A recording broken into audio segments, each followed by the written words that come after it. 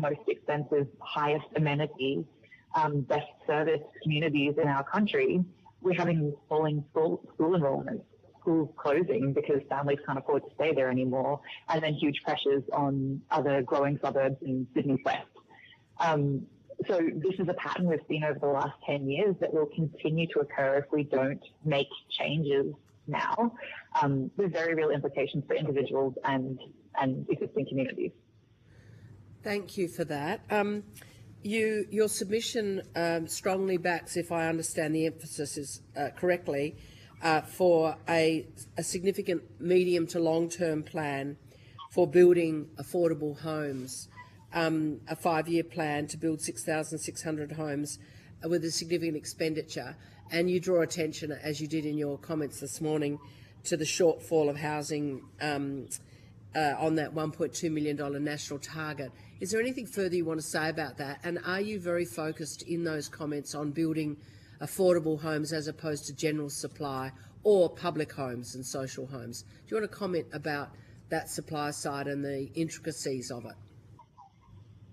Yeah, so we believe that we should be focused on supply generally, that we need to be building across the housing spectrum, and housing at all levels and income levels and cost levels is important. However, social and affordable housing is essential to delivering housing that is affordable to very low and low income households and increasingly moderate income households as well. This idea that supply on its own is going to deliver affordability is not backed by research. It's based on this idea of filtering, where you build more supply, other homes become more affordable. And we would argue that it's not possible to build supply at the scale that it would require to make a significant dent in house prices. So we need to be focused on social and affordable housing to deliver that affordability. So yeah, in summary, we need to be building across the spectrum, but it can't be supply on its own. It has to be very much targeted at those very low and low income households where the need is absolutely the greatest. Thank you. And just a last question before I go to Senator Daliga. You emphasise increasing job seeker and also Commonwealth rent assistance. Do you see it essential to see increases in both? How would you prioritise or weigh up those two different forms of income support? Yeah, I think job seeker is fundamentally important. And if we look at where job seeker sat compared to the poverty line, in the 90s, it was about 25% below the Henderson poverty line, and now it's half the Henderson poverty line. So in a relatively short period of time, we have seen the capacity for our unemployment benefits to provide quality of life kind of fall off a cliff. And when we look at experiences of housing stress, and we talk about older women over 55 being the fastest growing cohort, which is starting to shift, we actually see that once you hit the pension point, housing stress decreases because the pension is so much higher than job seeker. And it's, women in their late 40s and through their 50s, or older people in their late 40s and 50s who are feeling the most stress as they wait to reach the pension age. So I think job seeker is really important. I think Commonwealth rental assistance is also important, but I would point to the excellent work by Professor Rachel Ong-Reforge, who said, yes, we could increase Commonwealth rental assistance, and we do support that, but we could also be tweaking eligibility and having a similar outcome if we look at a smarter way of delivering the CRA. So I think they need to go hand in hand, but job seeker has a huge capacity to increase people's quality of life and cost of living issues. Thank you, Dr. Rayner. I'll go to you, Senator Daliga, just noting that Senator Bragg has also joined us. Hello, thank you for your evidence today, and apologies, the line was a little bit unclear for me to hear, so if I ask the same question again, I do apologise. My first question is that the government has made the increasing housing supply a priority through the National Housing Accord and the Housing Future Fund and the Housing Support Program. Would you agree that these incentives provide the right foundation, with the next priority being to continue increasing housing supply while ensuring it's supported by enabling infrastructure? Yes, this kind of goes to my previous response, and sorry if it's coming through a bit sketchy. We believe that the right forces, the right processes are in place, and we should be focused on supply, but supply on its own is not the answer. Just building housing will not deliver affordability. You need to deliver social and affordable housing. Absolutely, and yeah, the House is absolutely seeing lots of examples of that coming up now. Mm-hmm. Sorry, please finish.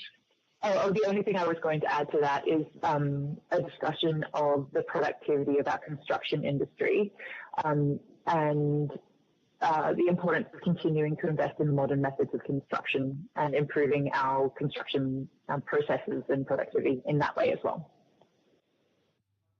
Thank you. Yes, absolutely. There are lots of opportunities with that. And your submission does argue that housing affordability is influenced by both supply and the housing household incomes. Can you explain how measures such as increased Commonwealth rent assistance and the investment in social housing complement the government's broader housing supply agenda?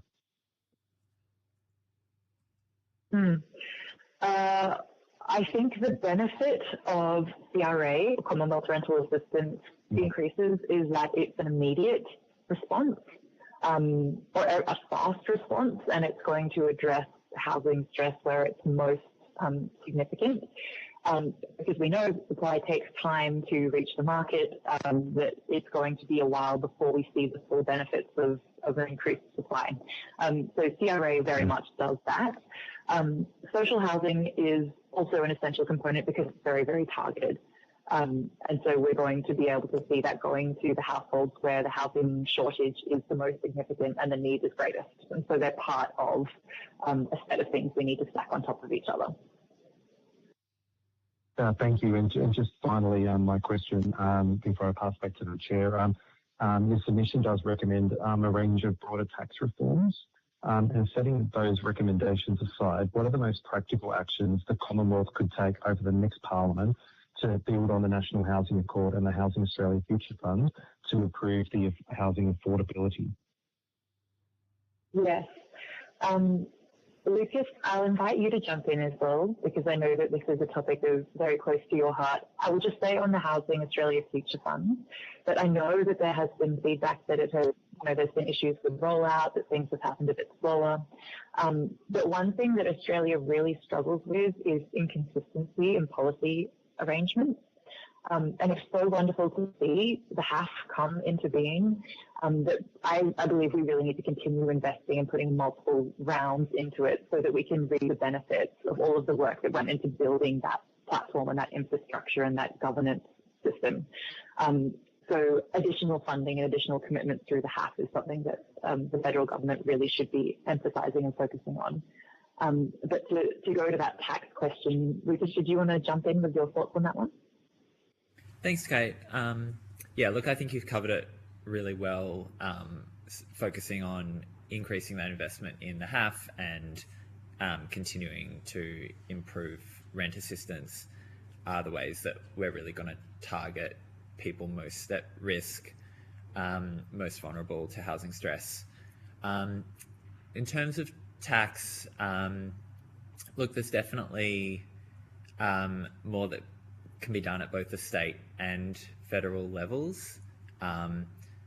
We generally want to be moving towards taxes that are less economically costly, and there is evidence that land taxes are generally less economically costly and will also tend to lower house prices, so that also improves housing affordability.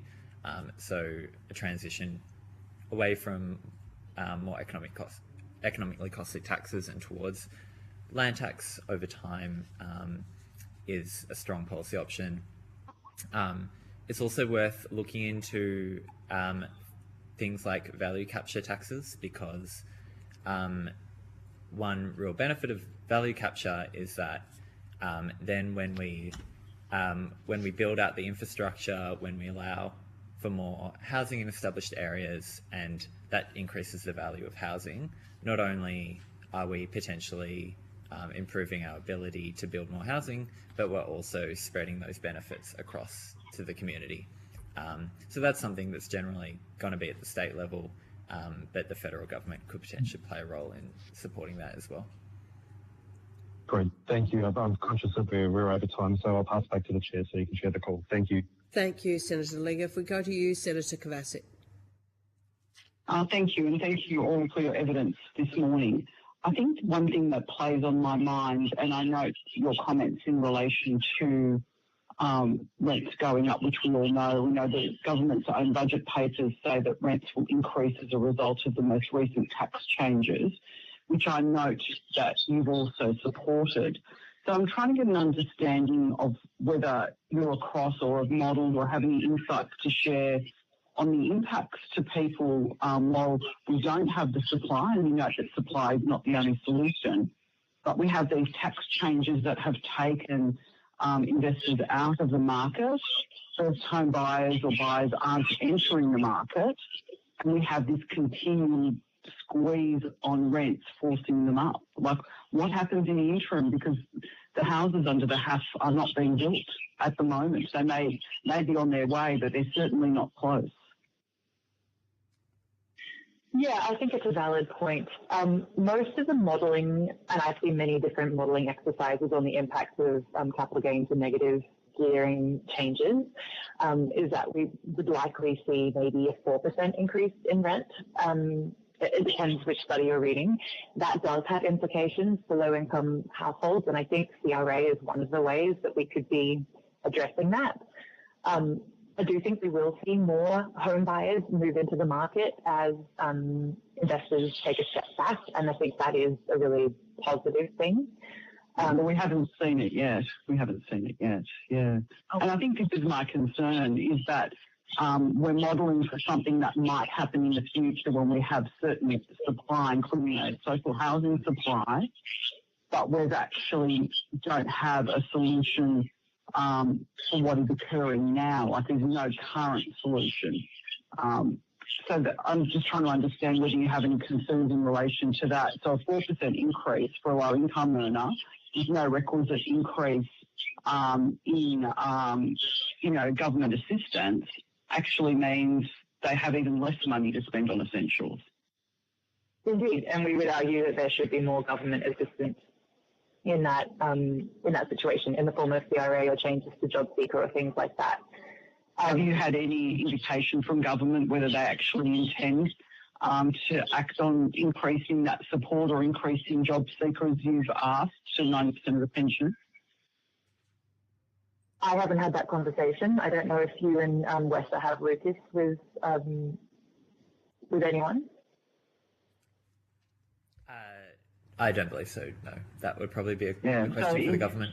Yeah, so in the absence of an increase in the Commonwealth rent assistance and in the absence of an increase in job seeker to that 90%, which is noted in your submission, the current tax changes will actually make it more expensive for anyone to rent a property, including low-income earners. Is that a correct assessment? It will depend how each individual market reacts. And we'll see how that happens across the market. I mean, rental practice... So that could change to your previous evidence of an increase in 4% as being the general amount. I've seen more. I've seen that figure. So are you saying that that's not the case? I just want to understand what your understanding is of what will happen to rents based on the changes that we do currently have to tax and the changes that we do not have, but that you are seeking to Commonwealth rent assistance and job seeker. Will that mean a higher rent for people on those payments and people across the board? It will depend how each individual market reacts. Like I say, different studies come out with different outcomes and they have different assumptions bedded into them. And to a degree, it depends on how much of that housing stock was, focused on investors and how elastic demand and supply is in that region. Can I say that will be 12% across the board in every instance? Absolutely not. It's a complex mixture and movement of different factors in a housing market. Okay. Perhaps if I reframe it differently, is it your expectation that rents will go up, the same, or go down, generally speaking? Generally speaking, the modelling would suggest that rents will go up a small amount and that house prices will go down a small amount. But the proof will be in what we see going forward. All right, thank you. That's all from me, Chair. Thank you. Thank you. And thank you, per capita, for your evidence today. The committee has agreed that responses to any questions on notice should be provided within 2 weeks of you receiving a copy of the Hansard transcript.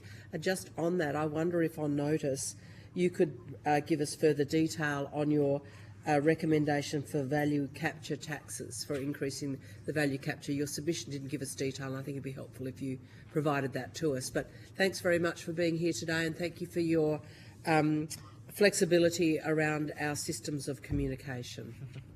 Thank you, Senators. Thank you. Right. Thank you very much. For having us. And we will now move to welcome representatives from the Lighthouse Foundation in person. Thank you. I'll just let you settle for a moment.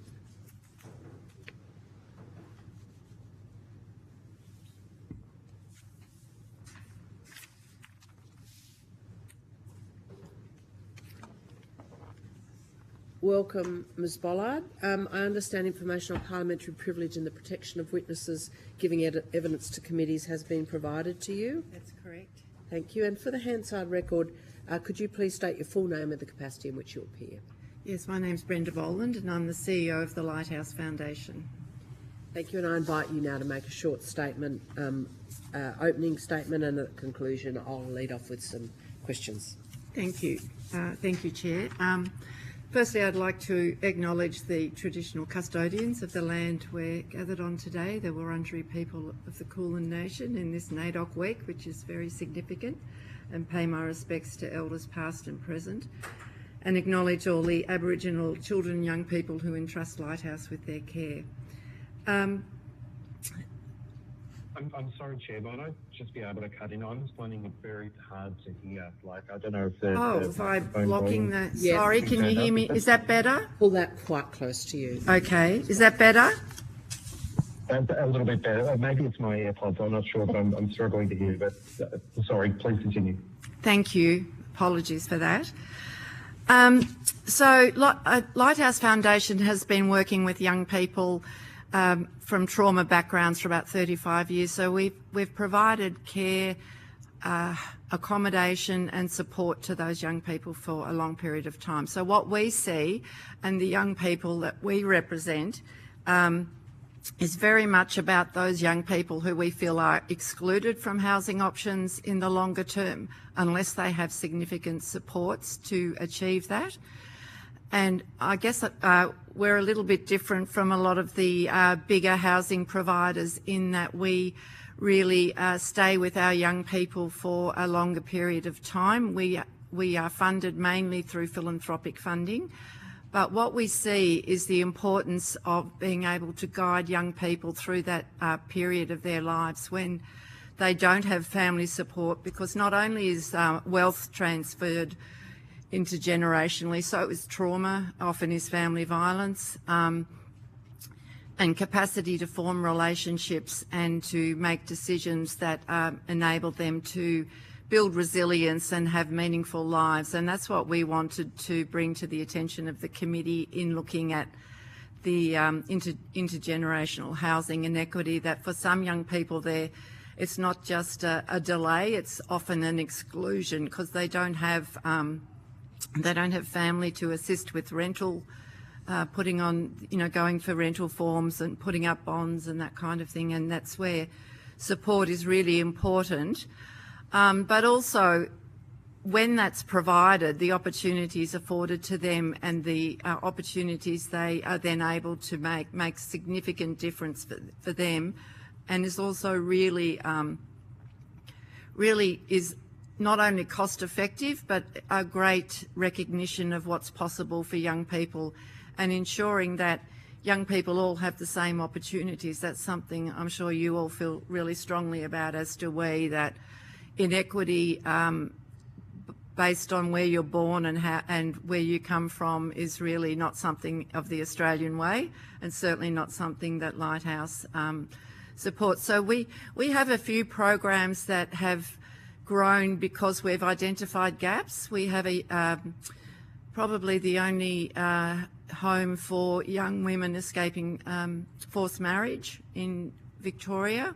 We've got 6 young people who live with us in a home in the southeast, and we've had many young women through that program, and they come to us with really different stories of family violence, of often being forced into marriages where there's a lot of violence, not a lot of choice, and they've made really brave decisions to escape that situation. And so for them, they just don't know where to go or what's available. So that's a group that we support strongly with many of our sector colleagues to find them long-term housing options. Sometimes they don't have visas, they've come from overseas, and so things can be really difficult for them.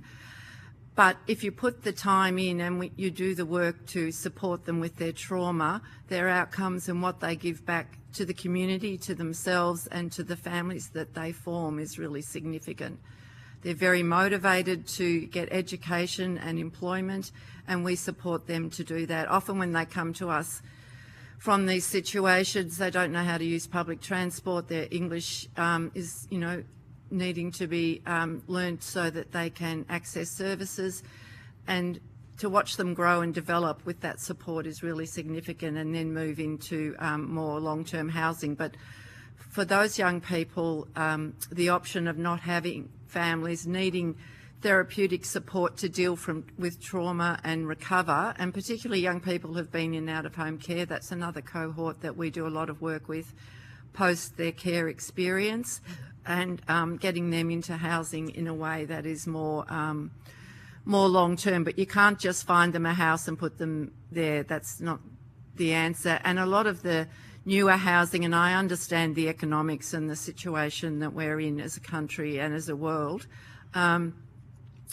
they'll often be an apartment in a huge blocks of community housing, and they struggle with relationships and they struggle with mental health often. And if they're not supported with community and places that support community, have communal areas, bring the community to them, they can become incredibly isolated and vulnerable to other more serious mental health or justice system integration, and sometimes drug and alcohol. So we work really hard through our On for Life. I think I sent you through a case study on our On for Life. So young people who come to Lighthouse, and most of our young people are referred through refuges.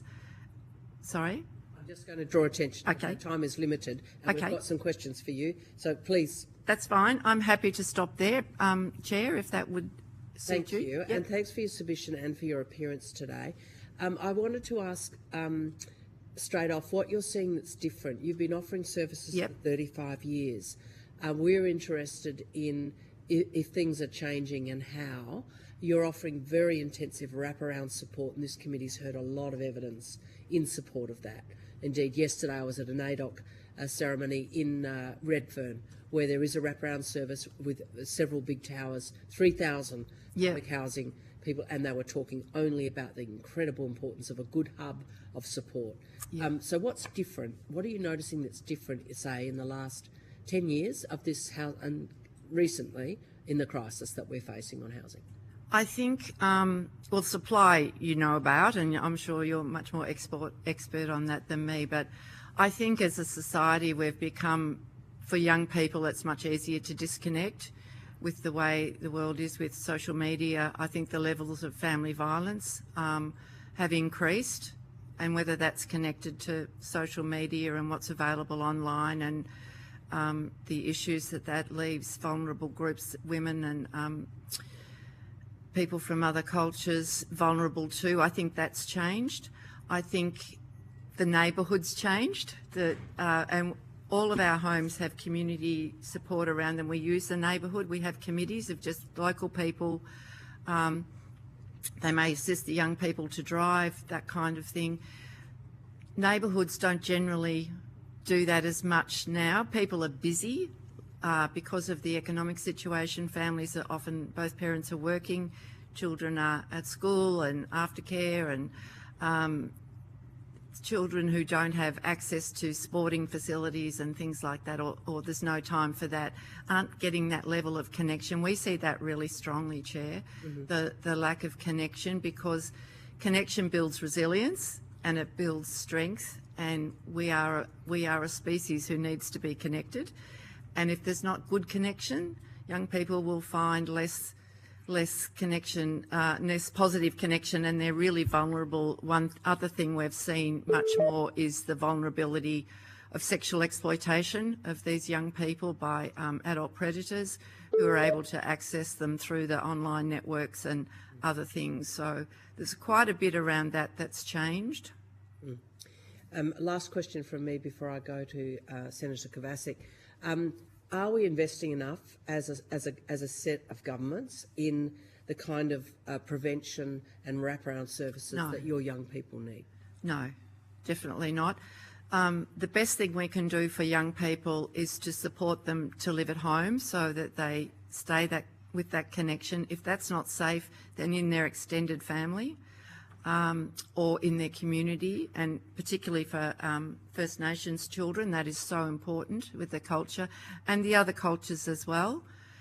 We've just opened a home for Jewish young people, the first one in Victoria, again, because we saw a Jewish agency came to us, saw a gap for young people not safe at home from ultra-Orthodox areas, and it's the same thing there, that they really need to feel that there is opportunity for them and really keeping that connection going. So the later you intervene, or the later they come to attention, or the later they get support, often there's so much damage done. So it's always a really hard one to argue for the early intervention, because it's, you know, governments are dealing with the crisis a lot, and I worked a long time in child protection in the state government, so I understand the competing priorities absolutely.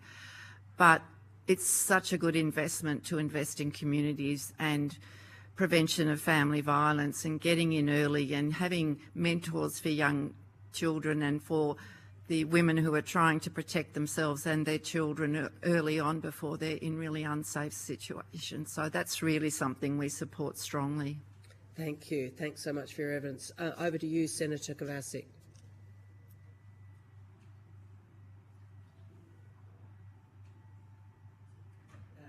Maybe Senator Kovacic's not able to hear me. If we could go to you, Senator De Liga. Are you there? Can you hear us? I'm here, and I'm still very much struggling to hear, so I do apologise. I'm sorry. No, it's that's not. Okay. That's okay. No, it's not your fault, Ms. Boland. I might just start by thanking you for the work that you do in the community, and particularly for young people. Thank you. Just reading about you before coming into this hearing, I had a lot of admiration for the work that you do. Thank you. The work. My first question to you is very similar to the first question to the previous witnesses. Is that this government is increasing social and affordable housing through the Housing Australia Future Fund. Now, would you agree that this investment provides an important foundation, with the next step being to ensure appropriate housing is available for young people leaving care and experiencing homelessness? Definitely. And the thing that is so important is the support that comes with that housing, because housing on its own won't deal with this, deal with the young people and their needs, and particularly at that transition point.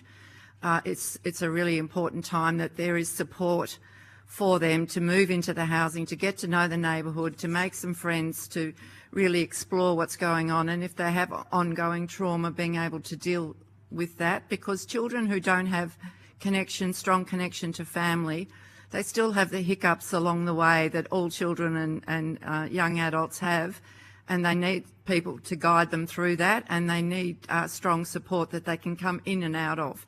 And so that's something that we think, alongside the actual building of the home, should go with it, and we argue very strongly here in the government here and with our other sector colleagues that is such an important part of keeping young people in housing, because once you're housed and safe, you can bring everything else in and you can grow and develop. But if you're wondering where you're going to sleep every night and you don't feel safe, people just, they're just treading water and often going backwards, and their mental health suffers, and that's just awful for everybody. And obviously, housing helps to have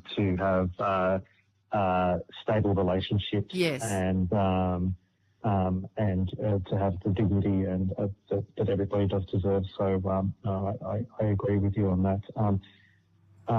Could you also please just let the committee know what practical actions the Commonwealth could take to build on the Housing Australia Future Fund to improve housing outcomes for vulnerable young people?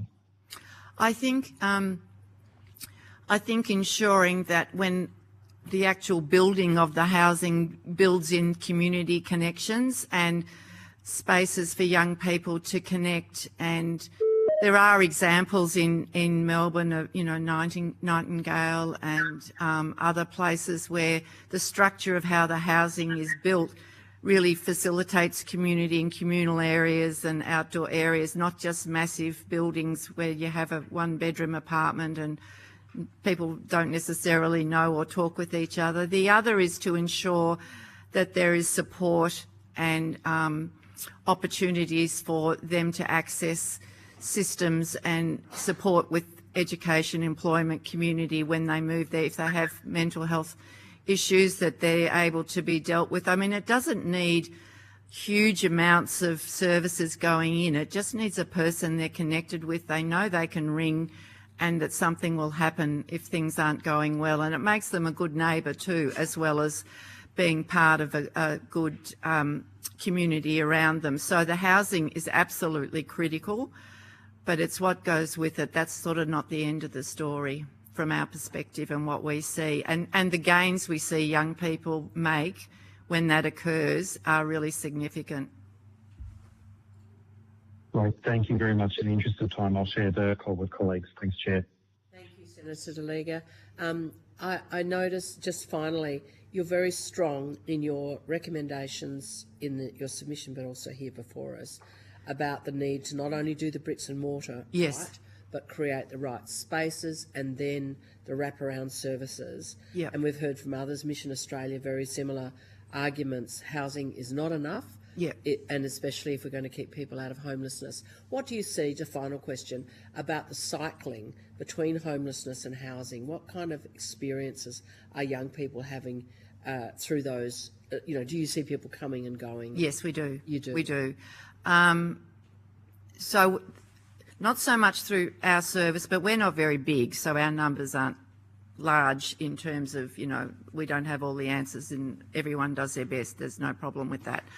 But that's our On for Life program, means that if they're struggling, so we've had a young man who, his mental health deteriorated. He had housing, community housing, and we didn't know, and then he came back to see us, and, he'd been hoarding and things had gone really pear-shaped for him, and he was about to be evicted. So coming back to us, because he didn't have family, he didn't have anyone else, there was no support, we were able to assist with that and go in and, keep it going, get him the supports he needed.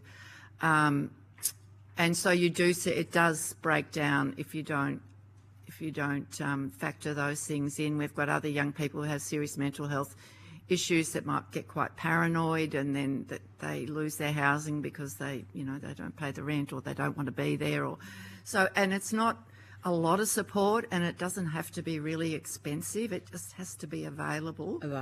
And they have to have that relationship, because we all heal through relationships. That's how they need to know. If they pick up the phone, I've got to move, blah, blah, blah. Yeah, we can take your stuff. We'll be round. We'll get the van. Don't worry. Chill out. We'll be there. And that keeps the home. Thank you. So that requires ongoing, trusting relationships. Yeah. Thank you so much for bringing your experience here to us. It's incredibly useful. Thank you, Chair. The evidence you've given us. And if you have taken any questions on notice, we'd like to hear your answers within 2 weeks of you receiving the Hansard transcript. And we appreciate you being here in person. Thank you for the opportunity. I really appreciate it. Thank you. We'll just suspend for a moment while we bring in the next witnesses. Yes.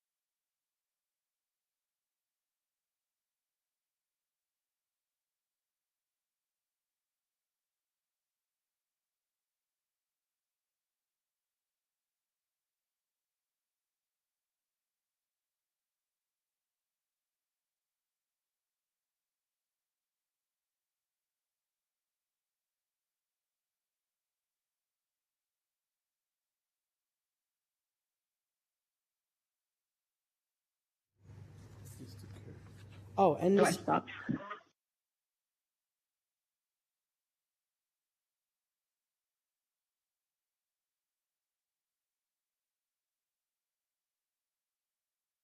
so much, everyone, for being here. We welcome you and thank you for your submission. I would ask you now to introduce yourself. I just want to check, have you received the information on parliamentary privilege and the protection of witnesses who give evidence to us today, and that it's been provided to you? Have you all received that? Yes. Thank you. For the Hansard record, could you please state your full names and the capacity in which you appear today? Dylan Kiernan, Renters and Housing Union. Melina Clark, Renters and Housing Union.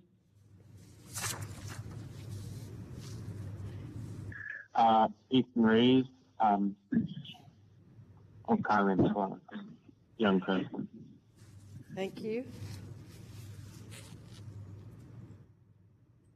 Leanne Dole from Foundation of Young Australians. Harry Millward from the Renters and Housing Union.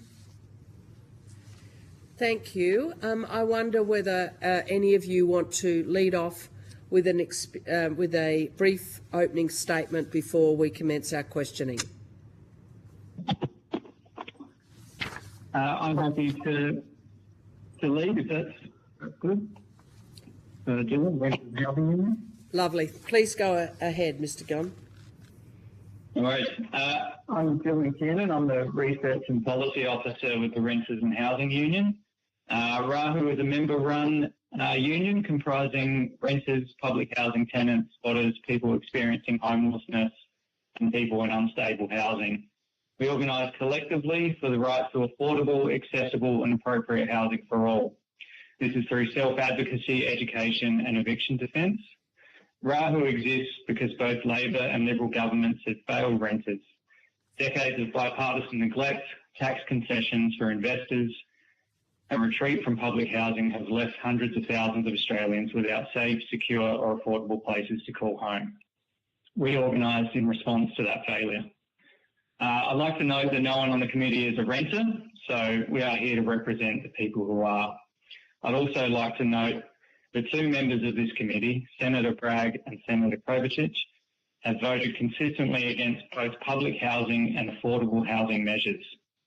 That is on the parliamentary record, and we raise this because of the people we represent, people on waiting lists measured in decades, people choosing between rent and food deserve to know the values within this room. I think most of us are pretty acutely aware of the scale of the crisis. We have 70% of renters currently in financial stress. Median income household now needs 50% of their income to service a new mortgage, and 33% of someone on youth allowance. Over 100,000 Australians are currently experiencing homelessness. 640,000 households are on social housing waiting lists, with the average wait list exceeding 10 years in every capital city. These are things that we're probably all quite aware of, but the concern is that whether people within government care and are willing to actually take the measures and steps to resolve these issues. 40 years ago, federal government was spending 30 times more on direct public housing than on subsidies for private investors. Today, that has completely flipped, and we now spend nearly 8 times more propping up private market through negative gearing and CGT discount. With a lack of national framework, renters' protections remain a patchwork of inconsistent state legislation. There are no national minimum standards, no national rent regulation, and no requirement for rental homes be safe and livable.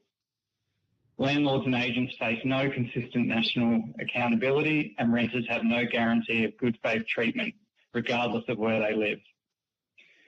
I'd like to just touch on the Rahu's positions and demands. So, starting off, we'd like to see rents frozen for rent freeze increase for 2 years, then cap future increases tied to minimum wage growth. I'd like to see abolish no grounds evictions nationally, establish and enforce national minimum standards, including heating, cooling, and accessibility. We'd also like to see a definition around affordable housing in legislation as no more than 30% of an individual's income. We also need to see immediate significant investment within public housing to eliminate the wait list that so many Australians are confronted with at the moment. Also, tax reform. I know Labor has taken small steps in the right direction, but this is not preventing a crisis. It's just grandfathering those who have won out from this crisis. We also need to see greater regulation on Airbnb and short stay platforms, and also a raise in Commonwealth rent assistance and remove caps upon them. I'm also joined with Harry from Rahu, who's happy to lead an introduction, and some of our members are present also. So I'll allow them to speak on their behalf. Hi there, just quickly, so I don't take all of FYA's time. My name is Harry, previous Secretary of the Union. I've been organising and speaking to renters all across the country for the last 4 years. Heard stories that still bring me to tears to this day. But also, really importantly, I wanted to make sure that Shasha and Kalina, his day, and Kalina's son, to speak to the real lived experience that they've had under the housing, the structural housing laws across the country that exists right now, and the intergenerational injustice that brings. And I'll just pass on to our friends at FIA to their introduction. Thank you, Mr. Kieran. Hello, and Mr. Goulard, please go ahead. I'm Leanne from Foundation for Young Australians, FYA. We're an NGO that backs hundreds of young people and youth-led groups across the country to create a fairer society with training and funding. Rahu is one of the many groups that I've worked with. We've heard from young people across the country that housing is a key issue, from rising rental costs, increased housing precarity and affordability. We've signed joint letters on tax reforms asking for those $20 billion savings to be redirected towards building more public housing. We applaud the tax changes, but more action is needed to ensure that there's housing for everyone.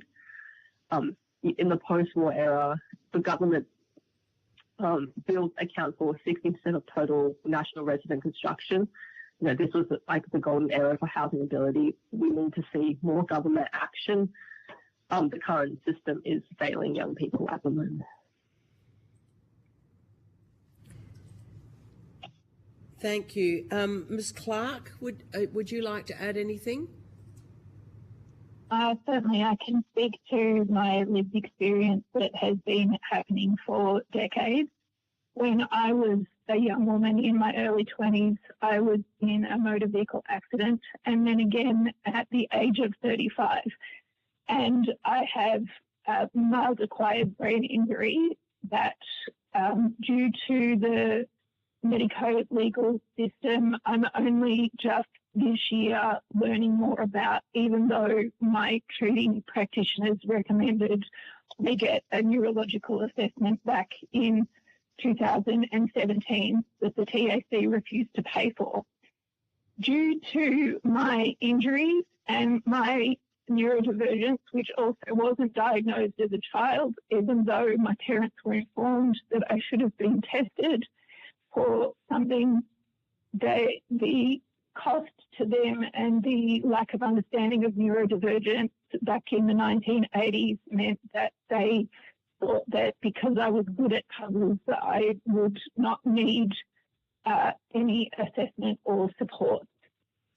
And there are aspects of my intelligence that are a higher IQ and have let me learn how to self-advocate and bring me to the point today where I'm here to represent myself in this democracy. So how this pertains to my housing situation is that I have suffered with chronic pain and been diagnosed with fibromyalgia, and yet largely I'm told that fibromyalgia is a pain amplification situation, yet my own investigations into scientific literature leads me to believe that the Institute for Pain that classifies pain as a physical pain or something that resembles pain is inaccurate. And what is actually accurate is the dozens of scientific investigations that emotional pain runs in the same neurological pathways as physical pain, and that the environmental stresses and social exclusions that I've experienced are so substantial that I am in physical pain as a result. I have, even in this year and last year, been mistreated by my own family, being abused and belittled when I tried to self-advocate for myself and my son. And I wasn't even seeking help for myself. I was just trying to seek some financial support from my family for my son to be able to have some schooling when he could not fit into mainstream schooling for free, rather than having to pay for TAFE prior to being at an age of 18 when he was at TAFE early. And I was told by my family that I would not be receiving any support from them. I did not deserve it because I was working. I wasn't working, even though I was home caring for a severely mentally ill child, neurodivergent child.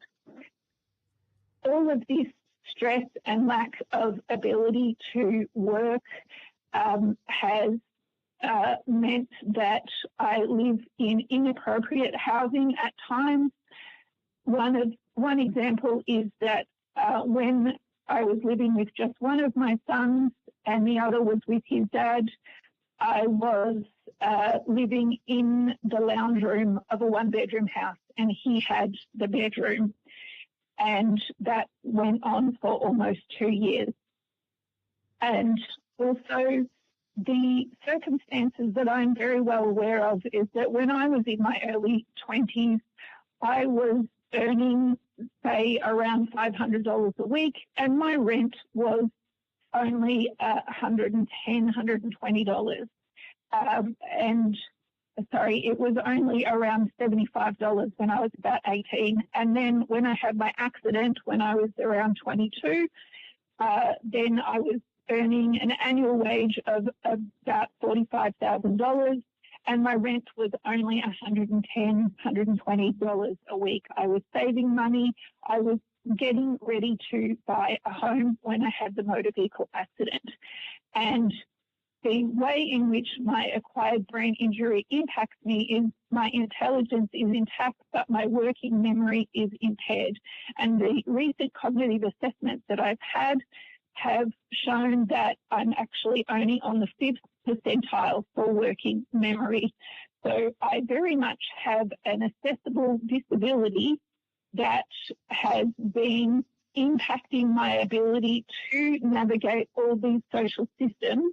I've been on the wait list for social housing since 2019, and I even feel bad that and don't try not to advocate for myself too much to get social housing, because I am aware that there are people living on the streets that should actually have social housing ahead of me.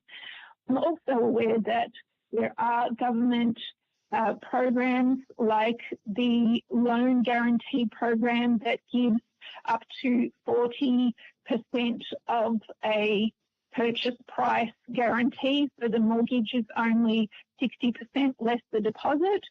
Yet, for instance, even though I live in Melbourne, I would consider moving out to a regional town like Ballarat. In Ballarat, a property advertised with these kinds of mechanisms in place, including first home buyers grant and the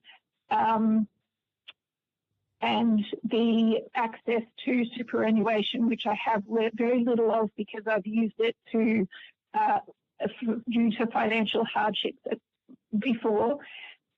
Even with those situations, the value of the property, the amount of the mortgage would be in excess of $350,000, which with my capacity to work, which is only part-time, somewhere between 10 and 15 hours a week, which tops up the disability support pension I receive, I am not able to service a mortgage of that amount. So I will never be able to access owning a home. And my sons have been along for this horrific ride their whole lives. They have been unofficial carers of me, helping me to get out of bed in the morning and remember to do the things that they have needed for their education. And they are now contributing financially now that they are 18 and 20, so that I have actually been able to afford the medical care that I've needed, because I haven't ever been able to afford to pay for the treatments that I've needed, because I've only just been paying for housing, food, schooling, and heating bills, all that sort of thing, occasionally buying a very small item for myself. Thank you. I believe that Thank you, Ms. Clark. Thank you for giving this committee very specific examples and evidence about the relationship between health and housing, and also for your clear illustration of the situation. As I understand it, even if you had access to everything available to you and willing to move to a region, it would be a mortgage that's unsustainable on your income. I want to come to the recommendations you're making as a group out of shared experience, and I want to start with rents, if I could. You talk about a rent freeze. I think it was Mr. Kieran who said 2 years of a rent freeze and then capped to inflation. Have I understood that correctly? And is there anything further you want to specifically say about the rental situation before I come to house prices? I think the position of Rahu is that, a 2-year freeze and then cap future increases tied to minimum wage growth. Thank you. And you also mentioned wanting to improve the conditions available to renters. For example, stronger enforcement of no grounds evictions. Some states have moved in that direction under the Better Deal for Renters arrangement, but you're telling us, are you, that the enforcement and the no-fault evictions arrangements need further improvement? Is that what I'm hearing? Yeah, well, I think the concern is that in the current state of it, it's quite of a patchwork throughout the nation, and we need like a national framework to enforce this legislation and entitlements for renters. Thank you. And then I hear in your recommendations of deep criticism, essentially, of the failure over decades. You called it decades of neglect, as I understand, and to invest in public housing. Are you talking about public housing specifically, or public and community housing? Have you got a view about between those two? And what sort of investment are you thinking about it? Do you want to make any proposals specifically about the nature and length of investment and the amount? Well, yeah, our position is our interest is public housing. Community or social housing, I think, still falls into the hands of private interests. There is a space and a need for it, but it doesn't have the same sort of security as actual public housing. If there's anyone that has experience within the community or social housing, I think we should hear directly from them. But we see things like $11 billion in foregone federal revenue from property tax concessions. I know Labor's sort of taken small steps to try and address that, but there was a time where, 1 in 3 houses built in South Australia, for example, were public houses. This isn't reinventing the wheel. It's something that we're used to do, and it was through decades of incredible advancements for the working class throughout Australia. We can't allow private interests to dictate the housing market. Thank you. That's very clear. Does anyone want to add anything? Can I add something to that? Sure. Please do.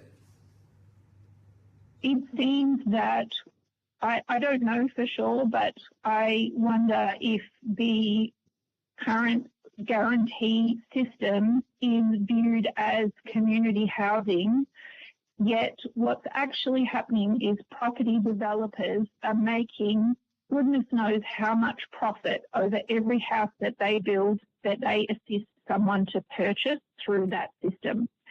And that is money that the government is putting towards for people, but it is largely going into property investors. Whereas if the government actually just built the houses themselves, there'd be no profit margin that would be needed for somebody to earn, and the cost of the houses would go down. Thank you for that contribution. Any other commentary from anyone else on that issue? Okay, thank you. If no one else, please do. Sorry, I think it's hard to tell when others are talking through voice only. I think just from speaking to many people throughout both the public and community system, there's a considerable rise in the cost of utilities, the stress of rent increases that may or may not be kept under 30% of one's income.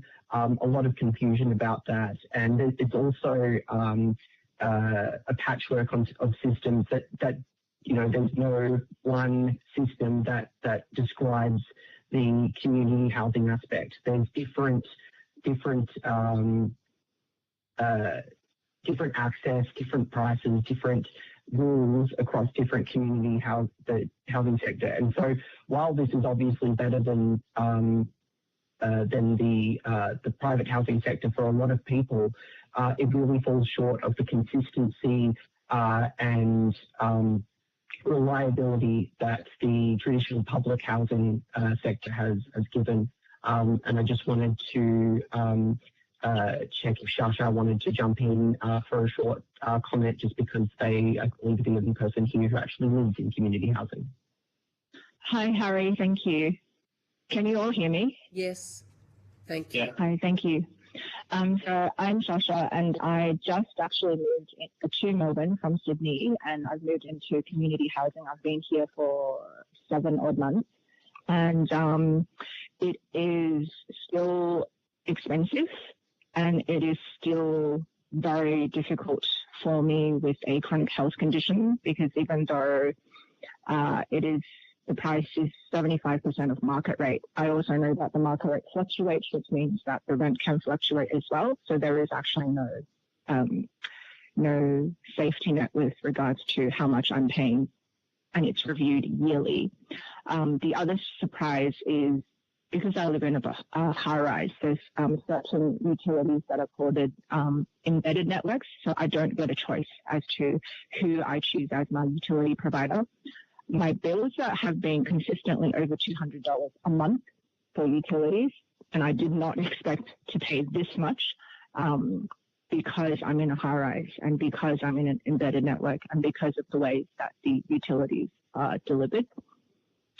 I moved here around November last year, and my room got up to 30 degrees at 9 a.m. in the morning on really hot days. So I had to turn on the air conditioning just to keep cool. It also triggered my migraine, and that was something that I was not prepared for. I thought that community housing meant there would be some stability and some security, but I did not expect to have these additional health impacts and additional utility costs. So I think community housing is really important, but also the quality of the supply. We need to look at that as well. Yeah, that's all I have to add. I'm just wondering, Harry, whether there's an opportunity later where I can just talk about how I got into this position as a migrant renter. Please feel free to add that now, Ms. Gong. Sasha? Okay, thank you. Okay, so I'll try and keep this as brief as possible. So that'd be great. I migrated to Australia about 30 odd years ago, and from the moment I finished high school, I started working full time to help with my family, paying the bills and things like that. My family was quite volatile, and we lost a house due to domestic violence. And so since then, we've just been permanently renting. Now, in 2012, I was able to put together a deposit, to put a deposit down to a place that was off the plan. But in 2014, because the builders had not started building anything and they wanted to change the plan, they were actually able to cancel the initial purchase. So not only did I lose an opportunity cost from my deposit to go to a different place, but also in that 2 years, the property prices went up to a point where I can no longer afford them. So I did try to get into the property market, but it was just not supportive, and the pricing grew so quickly that it was, at that point, I realized there was just no chance that I would ever be able to afford to buy any kind of property. And then it was navigating rental after rental after rental. In 2016, we moved into a property thinking that it could have been a forever home, but within a year, our rental got terminated because according to a real estate agent, the landlord wanted to move back in to do renovations. We believe that the real estate agent knew about this from the beginning, and it should have been something that they should have been able to tell us, so that we could then have made an informed decision not to move into a property where we had to move out like after a year.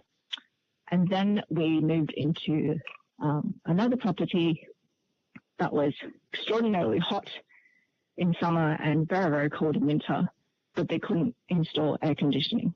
And then they increased our rent. So again, we had to move. This time we were lucky enough to get into affordable housing. So at this point, I should say that this is still my experience in Sydney, New South Wales. We got into affordable housing. However, it was a 2-bedroom house and there was 3 of us. So one of us had actually changed the living room so that could make it into a room. And this is what we had to do to be able to afford to live in Sydney. And this was in 2017 as well.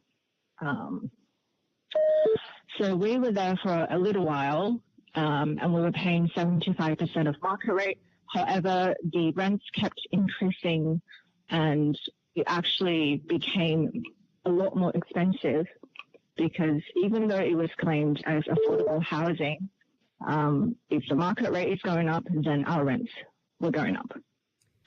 I was able to move into another property at that point in 2021, and the property was completely uninsulated, and I was able to confirm this because the roof collapsed one night, and I was able to see through the roof that there was no insulation. It was just drywall as the roof. Living in this property for 2 years, I actually ended up with a chronic health condition. I was actually diagnosed with fibromyalgia because of the significant impact of the property.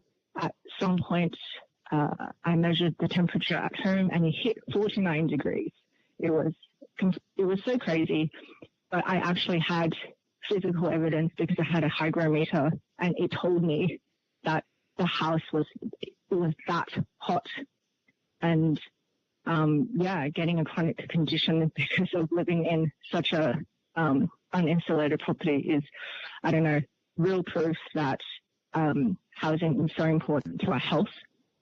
So after this experience, we had to move out, and also because they increased our rent by $150 as well. Now, this property that we moved into, and this was in 2023. Sasha. Right. Yes. Sorry. I'm just sorry to interrupt you, but I'm wondering if you could, on notice, it sounds like you have your account written down. Would you be able to give us that account on notice? I'm just conscious of the time. Absolutely. You're making very important points about, no, please don't apologise, but the connection between health and housing quality, unpredictable rents, and a housing career, which is impossible in this current situation. So thank you for your evidence. And if you could give us that on notice. I'm just conscious that Senator Daliga may have additional questions, and I want to make sure he has time to answer them. So, Senator Daliga, if you could... Sorry, can I just add one more thing very quickly? That this topic is intergenerational housing inequality, and the social housing means that myself as the parent could access it when the children were under the age of 18, and their incomes wouldn't come into factor in. Like, they didn't have an income, they were children. But now that they're adults, I as a parent cannot provide a family home for them without their incomes being factored into the social housing. And also, they have lived in 17 homes in their lifetime. I've lived in 34. And twice we also didn't have a home of our own and were living in people's houses, and even in a caravan and a shed on a family property at one time.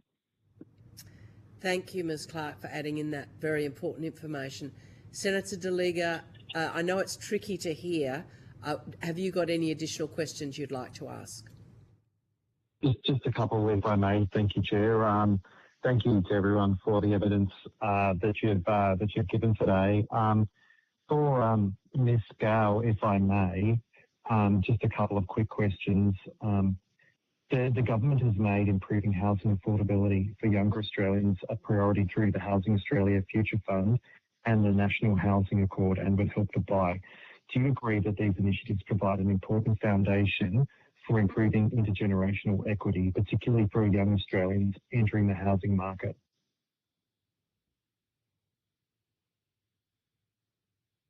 I can't speak on those specific things on the behalf of SYA, but I do want to say that, just working with young people and youth-led groups, that these models I just don't feel like they resonate. I feel like if you think about the day-to-day, what they feel is the increased rental costs, things that have been talked about them being, in short-term leases. I think all young people, myself, sort of been month-to-month leases where you don't know when you're being kicked out, and wanting to buy your own property and not be able to afford that.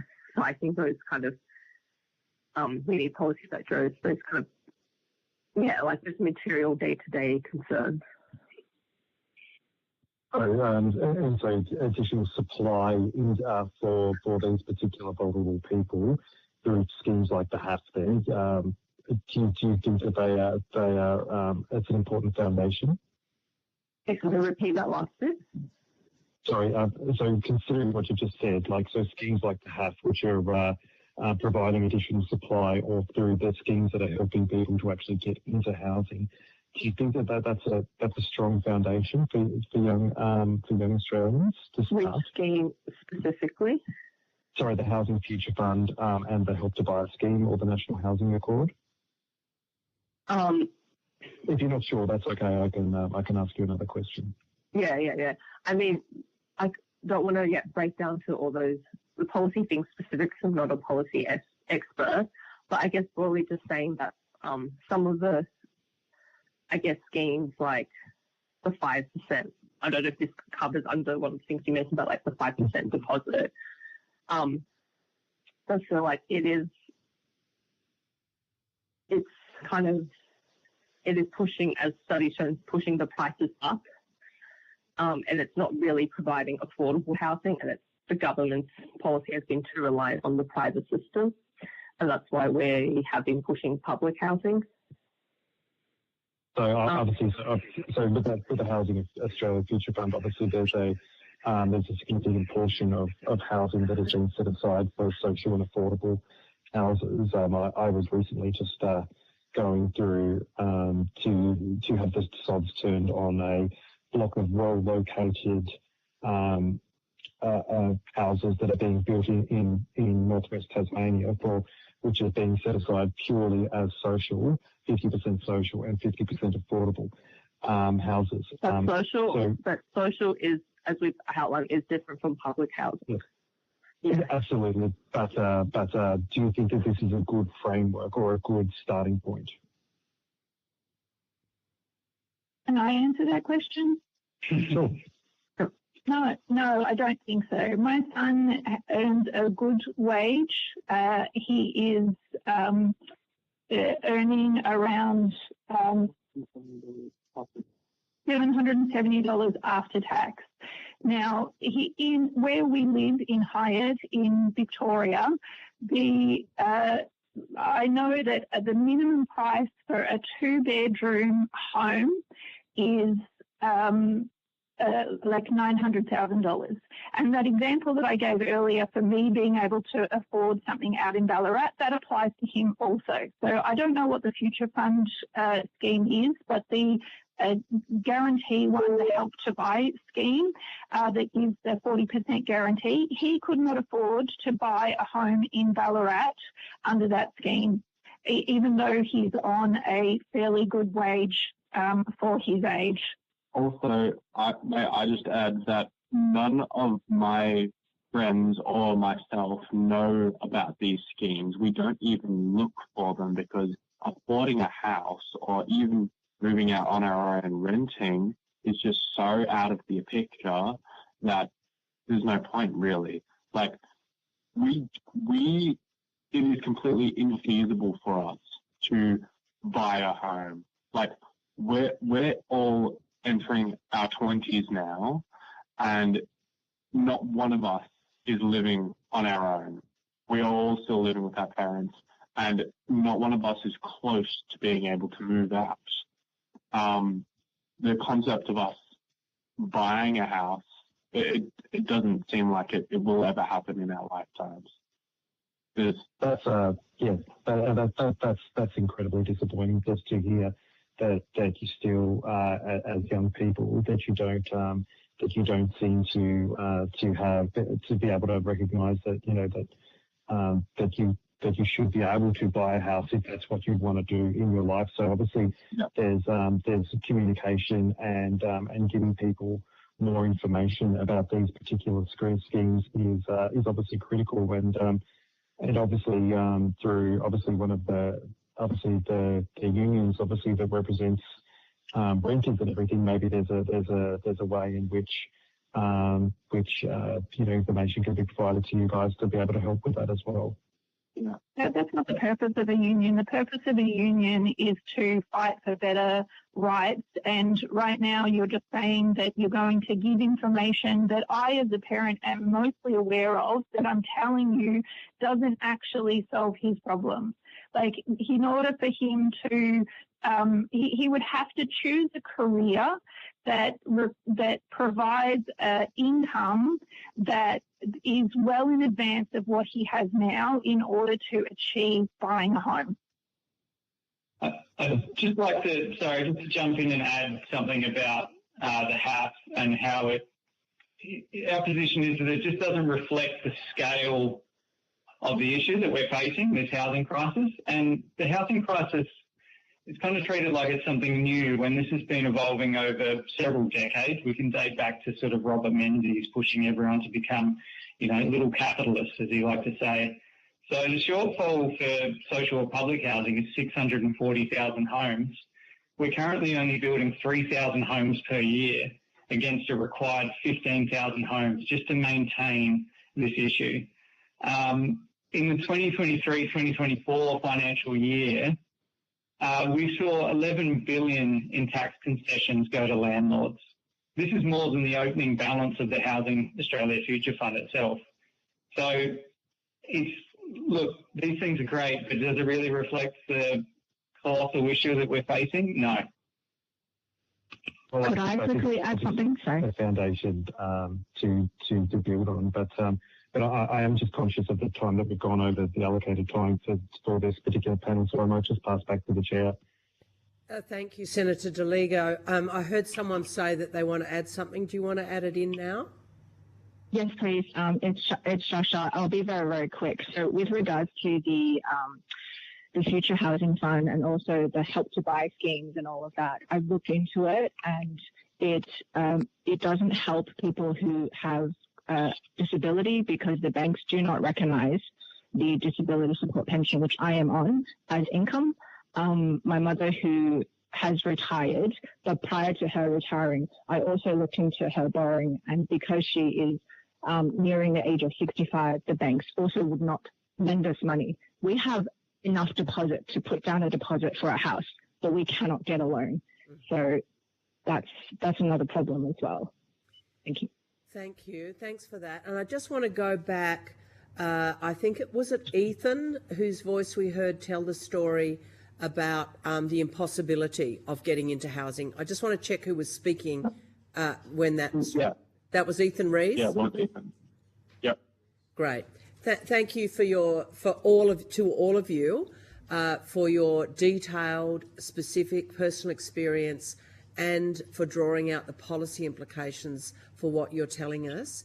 As you pointed out at the beginning of your evidence, hearing the experience of renters, of those who are unable to buy into the housing market, and of the relationship between health and housing is very important evidence for us to hear. So I want to thank you for bringing that to us. And I have one final question.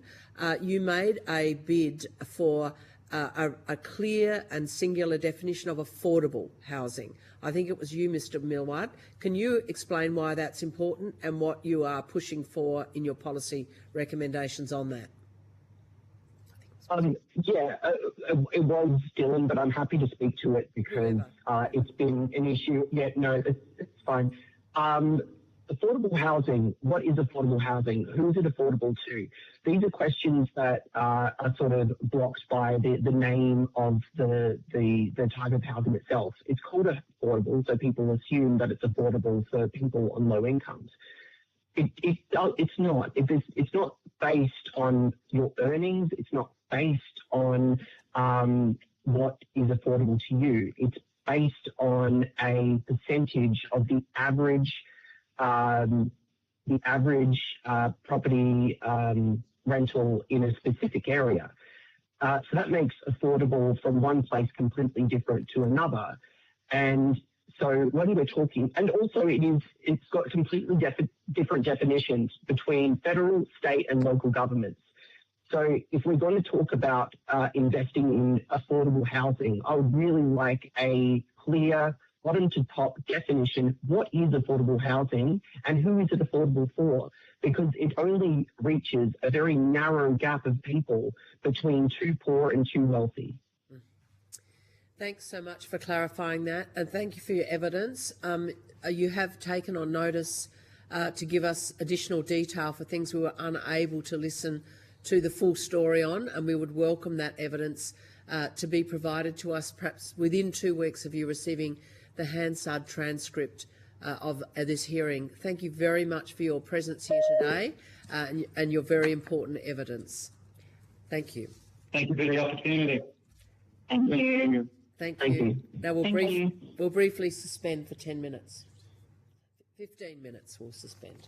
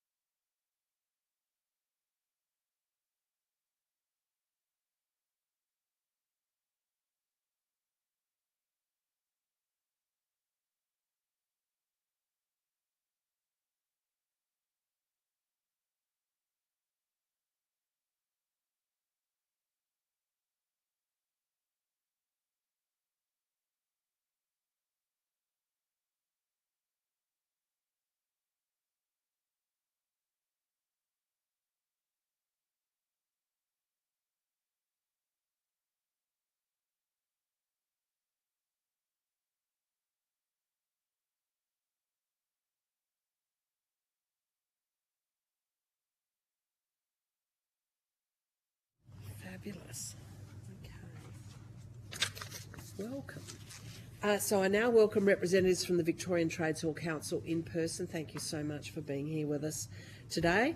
I understand that information on parliamentary privilege and the protection of witnesses giving evidence to committees has been provided to you? Yes. It has? Great. For the Hansard record, could you please state your full names and the capacity in which you appear today? So my name is Will Stark and I'm here as the Assistant Secretary of the Victorian Trades Hall Council. And my name is Oscar Caspi-Crutcher and I'm here as the Senior Research Organiser at Victorian Trades Hall Council. And would you like to make a short opening statement as we begin? And at the conclusion of that, I'll ask some questions leading off and Senator DeLiga will follow. Yes, I would like to do that. Thank you very much. So good morning. I'd like to thank the committee for the opportunity to speak on this very important issue. Just pull the mic a bit closer. Pull the mic a bit closer. Yeah, because you've got a soft voice. Testing. There we go. Gosh, no one has ever said that to me before. Victorian Trades Hall Council is the voice of Victorian workers. We're the peak body of the Victorian labour movement. We represent 500,000 workers and their families across every industry in the state. There are various diverse perspectives around the housing affordability crisis in Australia today, but one thing I think we can all agree on is that the system is completely broken. For decades, tax, regulatory and wage policies have been designed in ways that make wide-scale property ownership increasingly feel like a thing of the past.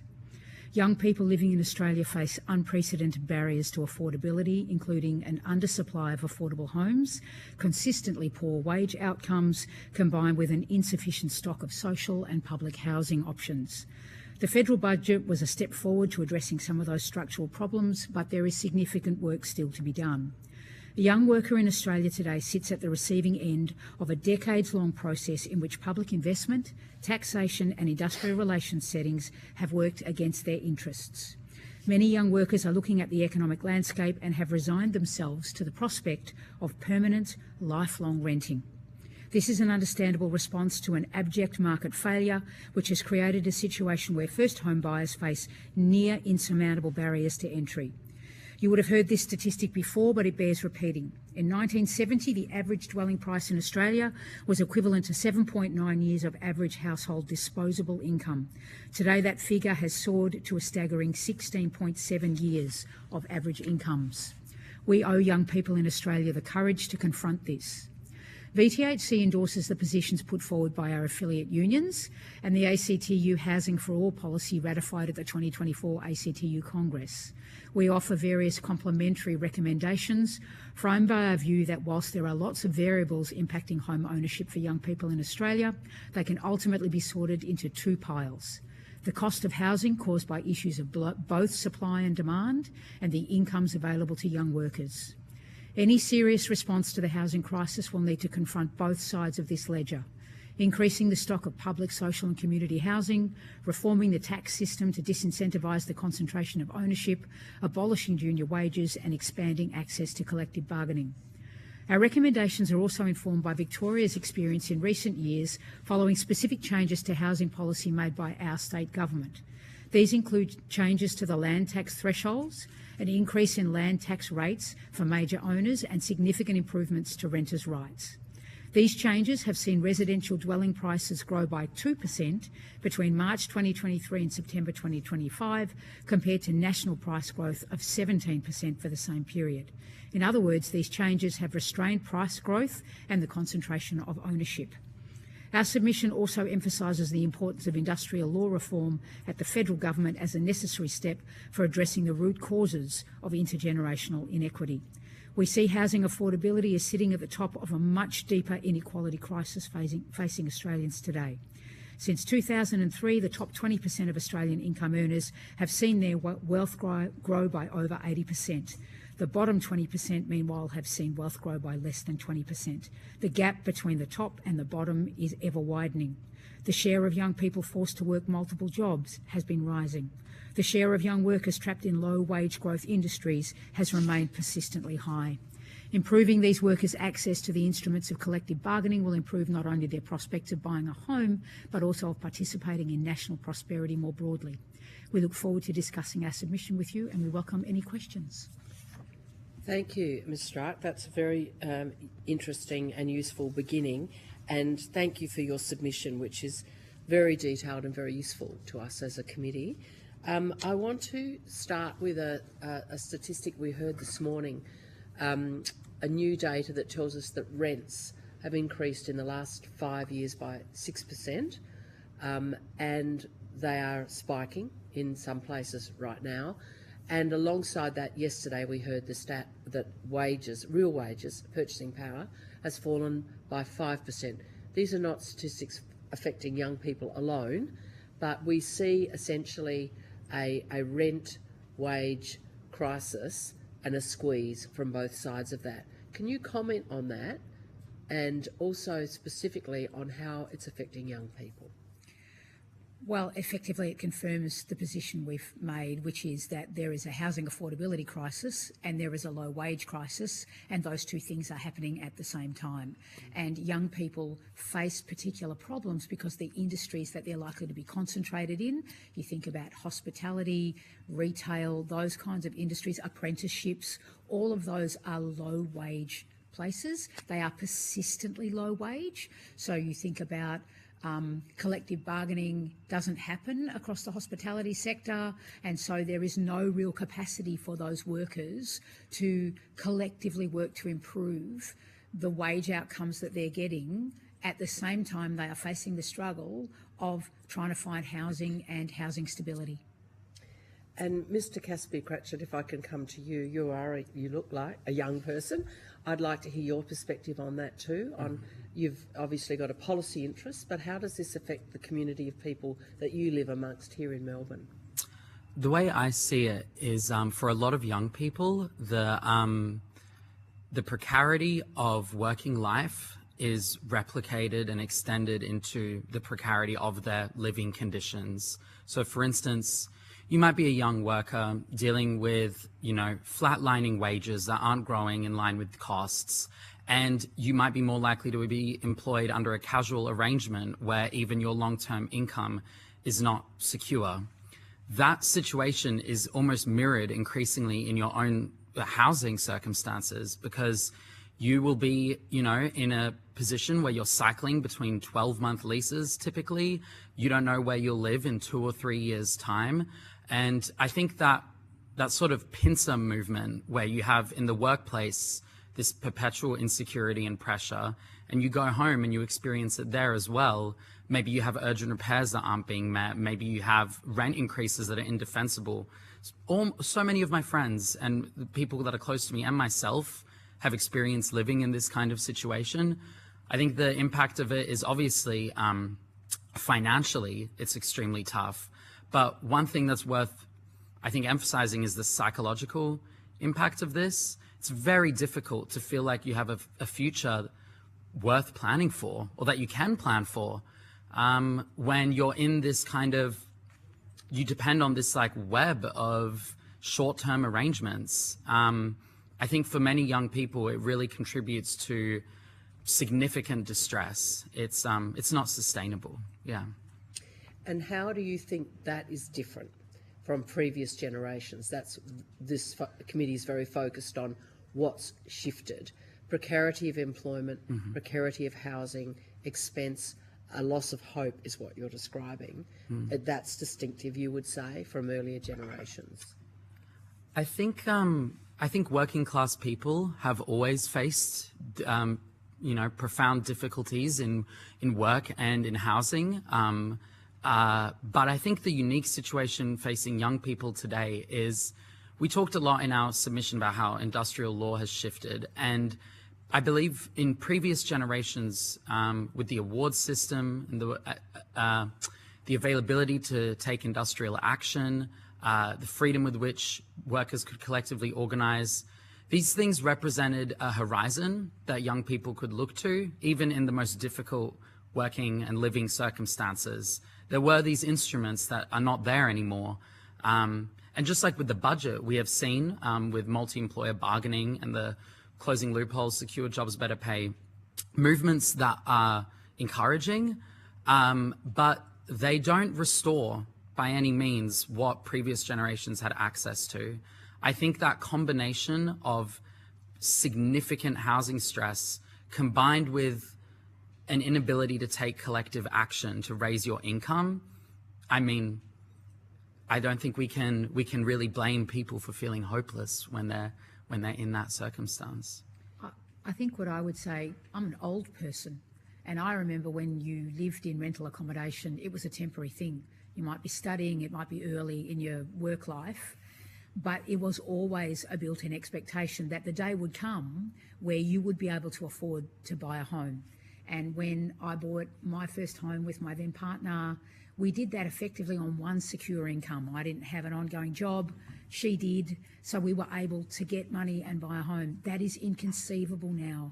There is a generation of young people who are facing the real prospect that they will rent their whole lives, and that means that they can't make decisions about whether they're making decisions about whether or not to have kids.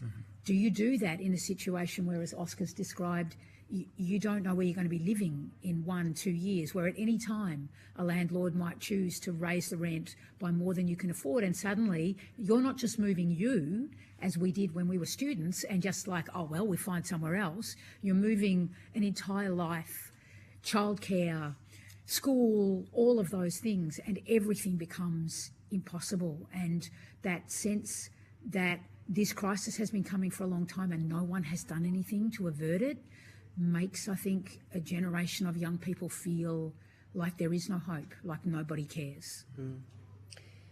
Your submission and your evidence verbally this morning is really giving us new information about the labour market side of it, the employment side of this crisis. We've had a lot of evidence, and we still seek it, in relation to the housing crisis, but you've particularly pointed to the fact that many young people are on junior rates or begin their working life on a lower rate of pay. They're in low-wage industries in many cases, often for extended periods of time, as I'm going to get you to just make sure that I'm getting this right, and that there is a decline, a significant decline in collective bargaining capacity, or the proportion of people covered by collective bargains who are younger, under 35, say. So that's an image of a really significant change in the labour market, which people then come to the housing market with. Am I explaining that correctly? Yeah, that's right. There has been an uptick in collective bargaining with the changes that have been introduced. That's a really good thing, but making collective bargaining widespread is really, that's the tool that we use now to lift wages and conditions and give people greater job security. You limit the ability for companies to outsource, you limit the ability for casualisation, labour hire, so you do regulation of labour hire so that companies can't just shoot everything off to people who work insecurely. Essentially, you know, there was a time where you started a job and you stayed at a company for a long period of time. That's not the case anymore. People cycle around jobs because they need to find something better rather than being able to stay and negotiate something better. And a more precarious labour market alongside a more difficult housing market, is that correct? Yeah. Absolutely. Okay. Hey, thank you for that. What are you hearing from young members of unions about this situation? You've talked about your experience, your generation's experience, but what would you say the Victorian Trades Hall Council is hearing from younger members? Or maybe older members also make comments on the experience of young people. I think that the young workers talk a lot about precarity. They talk a lot about insecurity. They talk a lot about the struggle that they are facing. We have at Trades Hall the Young Workers Centre, so we represent young workers in their struggles. The amount of wage theft that persists is significant. Workers being exploited remains significant. There are things like people still do unpaid trials where they do these, they do shifts and they don't get paid for them, even though that shouldn't be the case. That still happens. So we are hearing effectively that the labour market as it stands is not really providing enough support or protection to young workers. I think another distinctive thing we've heard come up through the Young Workers Centre and through my own personal experiences with young people, is that the law may very well lay down certain things, as Will has commented about wage theft, for example. It may also lay down certain expectations about minimum standards for rentals. But the reality for an overworked young worker who doesn't have security of employment, who is just desperately happy to have somewhere to live, is that no matter what rights are there on paper, a lot of things don't get enforced. If there is mold, if there is unsafe conditions with the entryway of a house, if there's break time violations or overtime violations, young people, a lot of them are in a position where they're focused on survival, they're focused on getting through the week, the month, and these transgressions are allowed to slide. And so we have a situation where you might have reforms that are really strong or legislative expectations that are strong, but functionally, young people are not in a position to enforce them. They're not in a position a lot of the time to do something like go to tribunal or to go to the Fair Work Commission. And I think that's another reason why we view unions as quite important here, because a collective enforcement model where the burden and the time cost and the resourcing cost of chasing these things up is shared is so much more effective, practically speaking, than just asking a young worker in whatever meager amount of free time they have to go and confront the person that is ultimately responsible for their shelter. That's asking a lot of courage from people who, may not be in a position to do that. Thank you. Senator De Liga, I'll hand to you, and I've got further questions, but I'm sure you have some also. Thank you, Chair, and thank you for coming along today. Just a couple of questions from me. The government has made increasing social and affordable housing a priority through the Housing Australia Future Fund. Would you agree that this provides an important foundation, with the next step being to continue expanding public and social housing over time? Yeah, it's our position, as put in our submission, that 10% of new housing stock, we should work towards a target of 10% of new housing stock being public or social housing. The mechanism that gets there, we leave greater minds than ours to think about how we actually achieve that, but I think I think broadly a number of submissions agreed that a target and reaching that target is really important. Great, thank you. And just noting your some of your evidence to Senator Pocock before.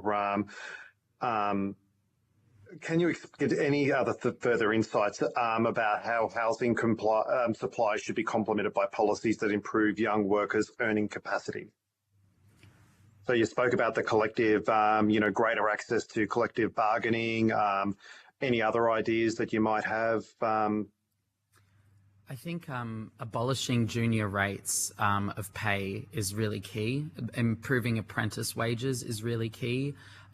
We're in a position right now where, workers on junior rates, we do know that there has been movement on this in the last year from the Fair Work Commission, but it's not across all sectors and it's not for all young workers. It seems to me that one very straightforward, very intuitive way that we can improve incomes available to young people is to enshrine the principle that for a fair day's work, you get a fair day's pay. A young worker doing the same job with the same duties alongside a worker from a different generation is still generating the same amount of value for the employer. So I would say, off the top of our heads, that's a pretty straightforward way to go. I'm not sure if Will has anything to add. I'd agree with that.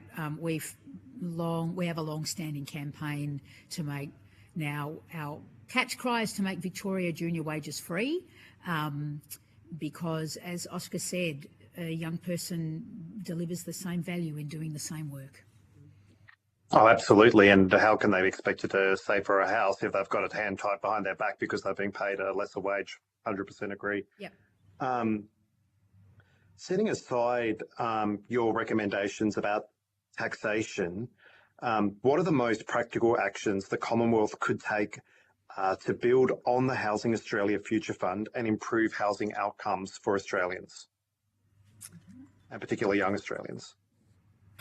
We share the position of the ACTU that they put forward in their Housing for All policy, which is that the Housing Australia Future Fund, we welcome it, but what we want to see is significant increases in the provision of public and social housing by both federal and state governments. One thing we commented on in our submission is that it really doesn't require, tremendous imagination to see how this could happen, because Australia has in the past, at several points in our national history, embarked on massive public housing drives, especially after the Second World War.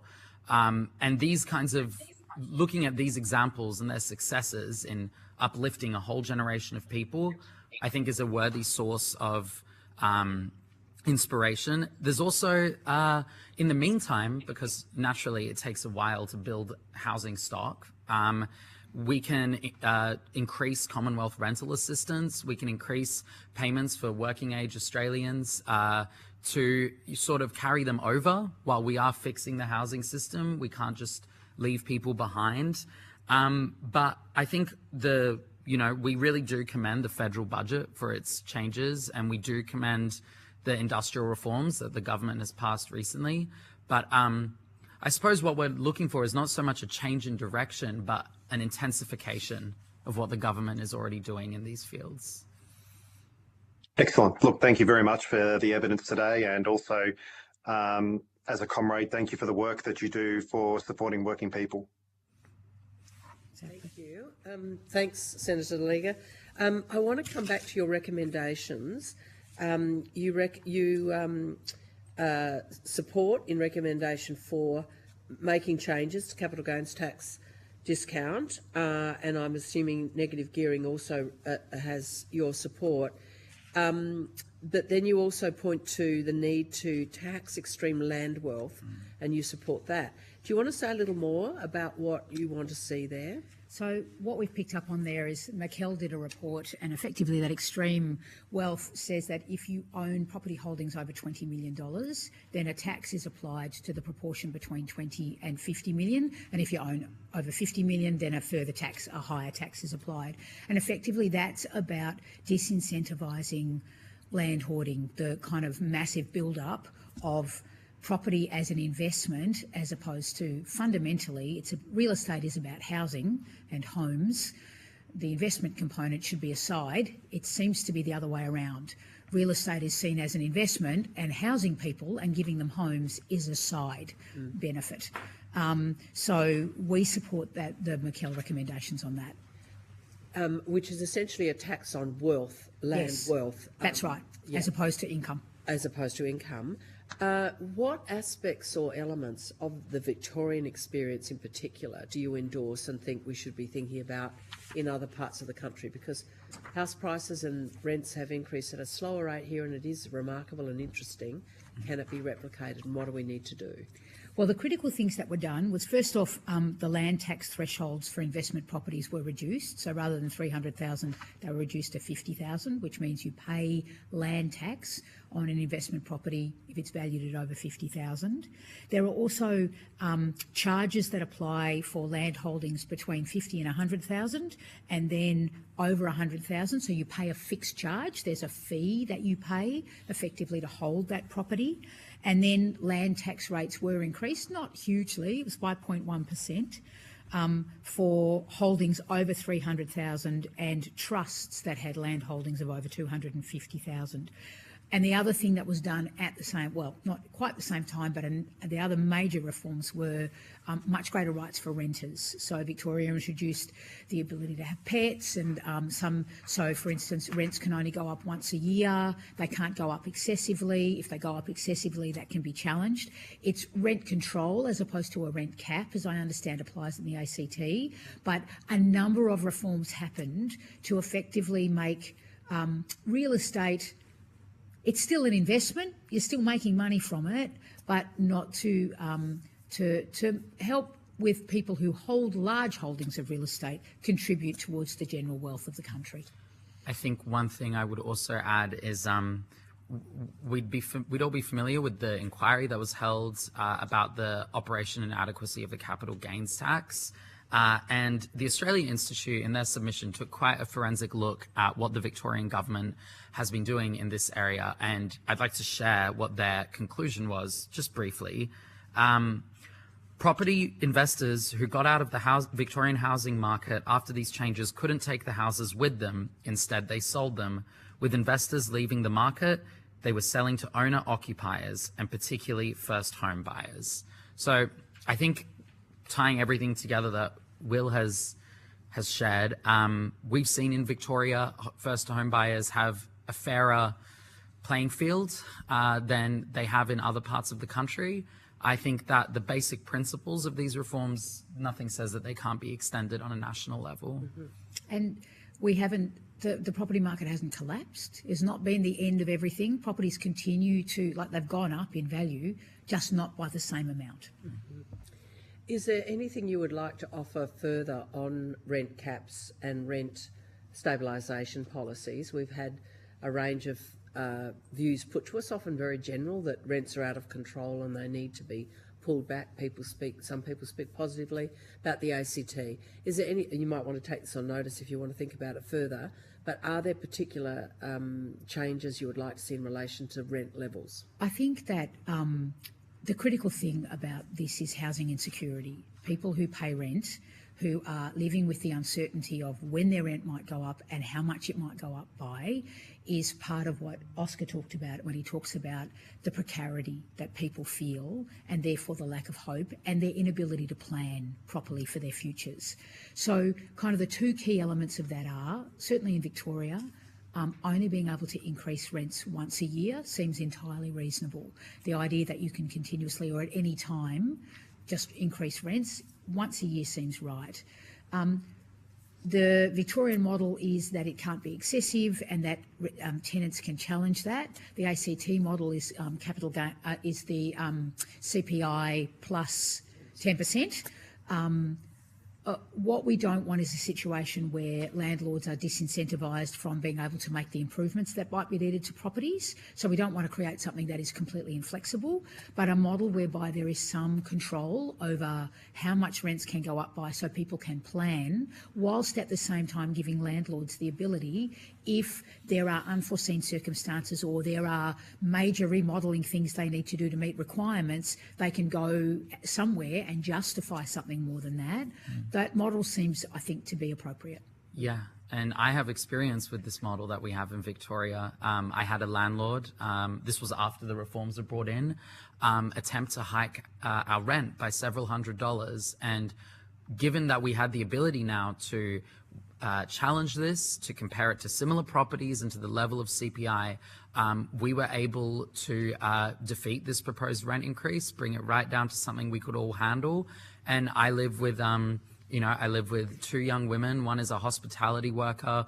One works in the social assistance and care economy. It's a very classic kind of young worker household. And rent restraint measures like that let us challenge it, we got to stay in our home. So expanding access to that or seeing measures like that around the country is something we'd be in full support of. So interesting that you were able to exercise a restraint like that and to argue, essentially, with your landlord. There's survey evidence saying many people don't feel that confidence because for fear that they will lose their property by one means or another. What would you say about what enabled you to hang in there? And is that precarity real for other people who might contest their landlord's proposal? I think, to be transparent, I think I have extraordinary privilege working in the union movement and being side by side to the Young Workers Centre. I have access to information about renters' rights that the average working young Australian doesn't. I think that is a really key part of it. I think that being in the movement and having access to this information does grant a certain confidence. I'd love to see all young people have access to this information and the ability to exercise their rights like that. I think that the perception that young workers, that you might have heard about this fear, this precarity, completely makes sense. It's entirely reasonable. So some of the solution is proper and clear information, but also access to some backup if you do contest the terms of your rental. Absolutely. I mean, there are reasons why trade union members earn more than people who aren't in unions, and that's because the power of collective is partly the power of information and resources that comes when you pull things together. So young people out there on their own who get notification of a significant rent increase, they need to have the confidence, they need to not only have the information that they can challenge it, but the confidence to do that. And that means providing support in whatever mechanism that might be, whether legal centres get funded to do that kind of work, whether there are collectives, there are housing collectives and others, but people need to have the information and the confidence. Thank you. I think the overwhelming message I heard from you at the beginning of your submission of your evidence was the need for us as a country to be courageous about our spend, for example, on public housing to achieve the 10% target that we used to have. And you're pushing the politicians, certainly, and our broader community to make that investment. I'd like to know what you think might be the barriers to it and how they might be overcome, because there is a pushback on massive expenditure on any item unless you're a submarine builder. What's your thinking about the possibility that will happen, and what do we need to do to get there? I think that we need to keep talking about the fact that housing or real estate, these are homes. These are not investments. I mean, they can be an investment, but their primary purpose is homes. They are shelters. They are places where people go for security and comfort. And so we need to continuously remind people that that's the world that certainly I grew up in, the world where that idea that you would one day be able to afford that comfort and security of your own is a world that we want. And I think the barriers are it's taken generations to get to where we are now, and unscrambling people's understandings of how the economy works and what might happen if we make change. I think we just have to continue to have those conversations. We need to keep campaigning around those concepts, like the 10% investment being 10% housing stock being public and community housing, social housing being a good thing for everyone. And that the economy isn't like running a household budget, that sometimes we invest in projects and large-scale projects because that's actually good for the future, and we pay them off over time, and they are the investment is returned to us in so many ways. We don't not build roads because we think it's going to cost us money. We don't just look at the cost. We look at what the community needs, and we look at what that investment returns to us. And we need to see housing in the same way. I think the primary barrier is for reform in this area is the naked self-interest of people that benefit off the system. As the purpose of a system is what it does.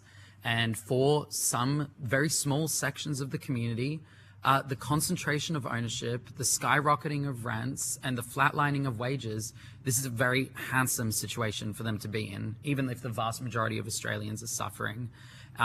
I think that it will take courage to stand up to these vested interests, but as we see it, the role of the government is to stand up for the national interest. Extremely wealthy property investors, it is more than legitimate for them to advocate for their self-interest, but it's also legitimate for the government to stand up for the good of the whole community.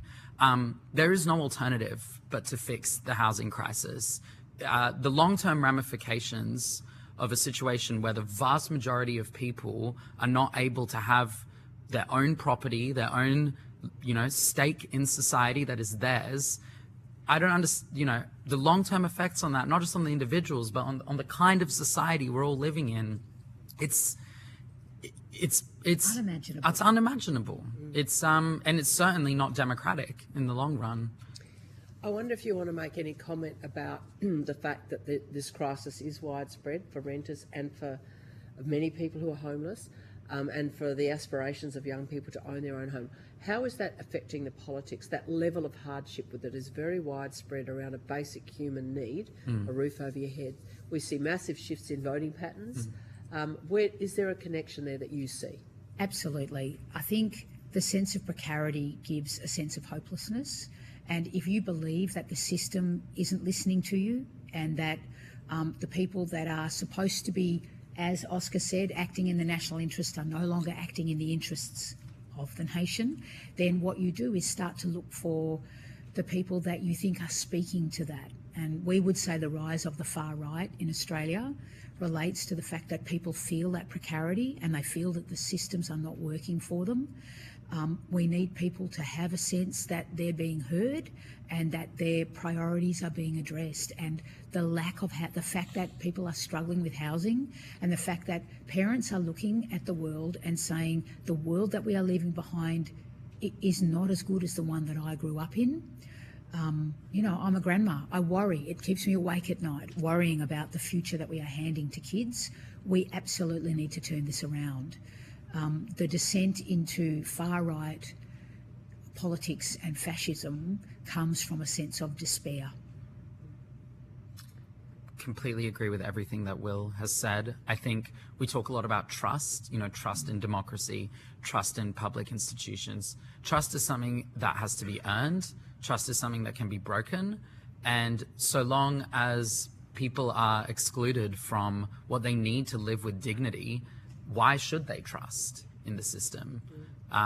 I think in the union movement, we really do believe that the housing crisis, the wages crisis, the jobs crisis, these things are inseparable from shifting voting patterns and the rise of the far right.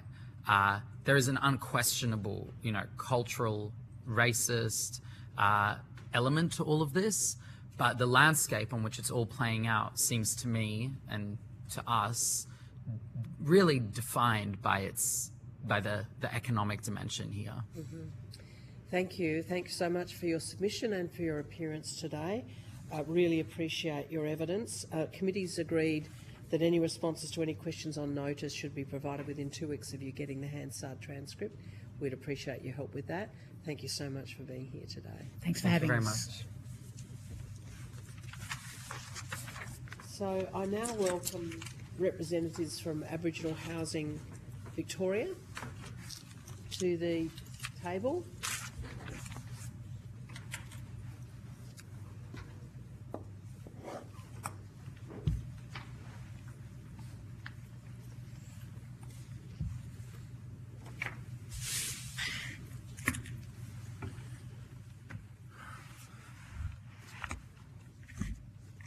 Thank you, Senator. Mr. Smith, Mr. Cronin, thank you for being here. I understand that information on parliamentary privilege and the protection of witnesses giving evidence to committees has been provided to you. Yeah. Yep. For the Hansard record, could you please state your full names and the capacities in which you appear today? So, Darren Smith, I'm the CEO of Aboriginal Housing Victoria and the Chair of the Aboriginal Housing and Homelessness Forum in Victoria. And I'm Tim Cronin, and I'm part of the Secretariat for the Aboriginal Housing and Homelessness Forum. Great, thank you. I now invite you to make a short opening statement, and at the conclusion I'll lead off with some questions. Senator DeLiga will follow. Sure. So I'd like to acknowledge that we're on Wurundjeri country, and I'd like to acknowledge the Wurundjeri people of the Kulin Nation and pay respects to their ancestors and their elders past and present. I'd also like to acknowledge that we're all on Aboriginal lands across Victoria and Australia that have never been ceded. Aboriginal Housing Victoria is the largest registered Aboriginal community housing provider in the country, providing culturally safe, affordable and secure housing to nearly 4,000 Aboriginal Victorians across over 1,800 properties throughout Victoria. Aboriginal Housing Victoria is the lead agency for Manana, Wonti and Marta Court, the Victorian Aboriginal Housing and Homelessness Framework, the first of its kind in Australia. Manana, Wonti and Marta Court is the lead policy framework for Aboriginal housing and homelessness policy and reform in Victoria and was developed by community for the community. The implementation of Manana, Wonti and Marta Court is guided and overseen by the Aboriginal Housing and Homelessness Forum. The forum brings together all Aboriginal community-controlled organisations and traditional owner groups that are delivering housing and homelessness services or have an interest in housing and homelessness in Victoria. with this in mind, most of the discussion today will be based on the Victorian context, and when we refer to Aboriginal, we are including and inclusive of Aboriginal and Torres Strait Islander peoples throughout Australia. In terms of opening remarks, the other thing that I just wanted to mention is around, and I agree very much with your former witnesses around housing being really about security and comfort for people. In its absence, it creates and magnifies disadvantage, and in its presence, it's necessary as an enabler of tackling disadvantage, and housing security provides the conditions for individual growth and families to thrive. So I've got a very long speech that I could speak to, or I can go straight to questions. What would you prefer? Could you table that for us? Yeah. That would be very helpful. More than happy. If you table it, then it's available to us to use in evidence for us. Okay. Are there any particular points you'd like to draw our attention to? I might just go to the headlines, and then if you want more detail, I'll go into the detail. So our overarching position is that for Aboriginal Victorians, intergenerational housing inequity is not simply a question of younger people being worse off than older people. It is a result of housing disadvantage being transmitted across generations, starting through colonisation, dispossession, exclusion from land ownership, economic marginalisation and systemic housing inequity. This makes Aboriginal housing inequity fundamentally different from the broader Australian debate. Many non-Aboriginal Australians were able to build security and wealth through land and home ownership. Aboriginal Victorians have largely, until recently, been excluded from these opportunities. The central question for this inquiry is therefore not why younger Aboriginal people have less housing security than older Aboriginal people. It is why Aboriginal people across generations have been denied the same housing, land and wealth building opportunities that enabled others to build long-term security and prosperity. Any response to intergenerational housing inequity must therefore address both the historical causes of Aboriginal housing disadvantage and the contemporary systems that continue to produce it.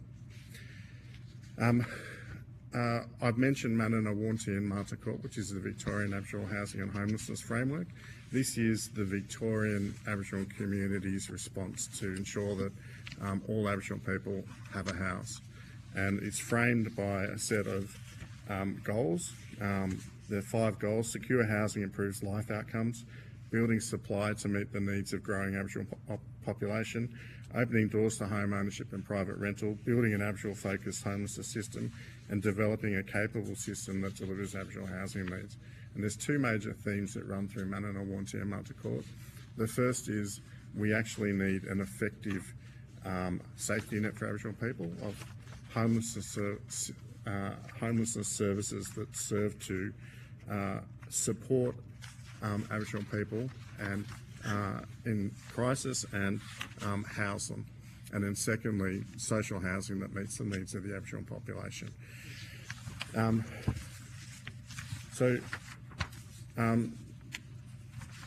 move on to the next set of headline, and I will come at the end to some recommendations for the Commonwealth, which I want to go through in full. So Aboriginal intergenerational housing inequity began with colonisation, dispossession and exclusion from land. The issue is not simply generational difference within Aboriginal communities, it is a cumulative transmission of housing disadvantage from generation to generation, caused by historical and ongoing exclusion. Aboriginal communities were excluded from the housing wealth that enabled other Australians to build security across generations. Home ownership has been a major pathway to wealth for many Australians, but Aboriginal Victorians entered the modern housing market from a position of profound disadvantage.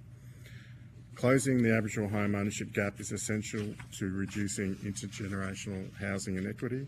A coherent housing strategy must include targeted measures that help Aboriginal people enter and sustain home ownership, build equity and transfer wealth to future generations. Aboriginal housing independence requires Aboriginal control over land, housing and development pathways. Mainstream market access alone is not enough. Aboriginal communities and traditional owners need the legal, financial and planning capacity to develop housing on land they own, manage or hold rights over. The decline of social housing has disproportionately harmed Aboriginal communities because Aboriginal households rely more heavily on social housing. Reduced availability has had unequal impacts and has weakened one of the most important protections against intergenerational housing inequity. Growing reliance on private rental is creating a new form of intergenerational housing inequity. Many Aboriginal households are becoming long-term renters without realistic pathways to ownership, leaving future generations with less housing security and fewer wealth-building opportunities. As I mentioned before, a strong Aboriginal social housing and homelessness safety net is essential to breaking the cycle of intergenerational housing inequity. Expanding social housing at scale alongside a homelessness system focused on ending, not simply managing homelessness, is fundamental to creating long-term housing security, particularly when delivered through a strong and sustainable Aboriginal housing and homelessness sector.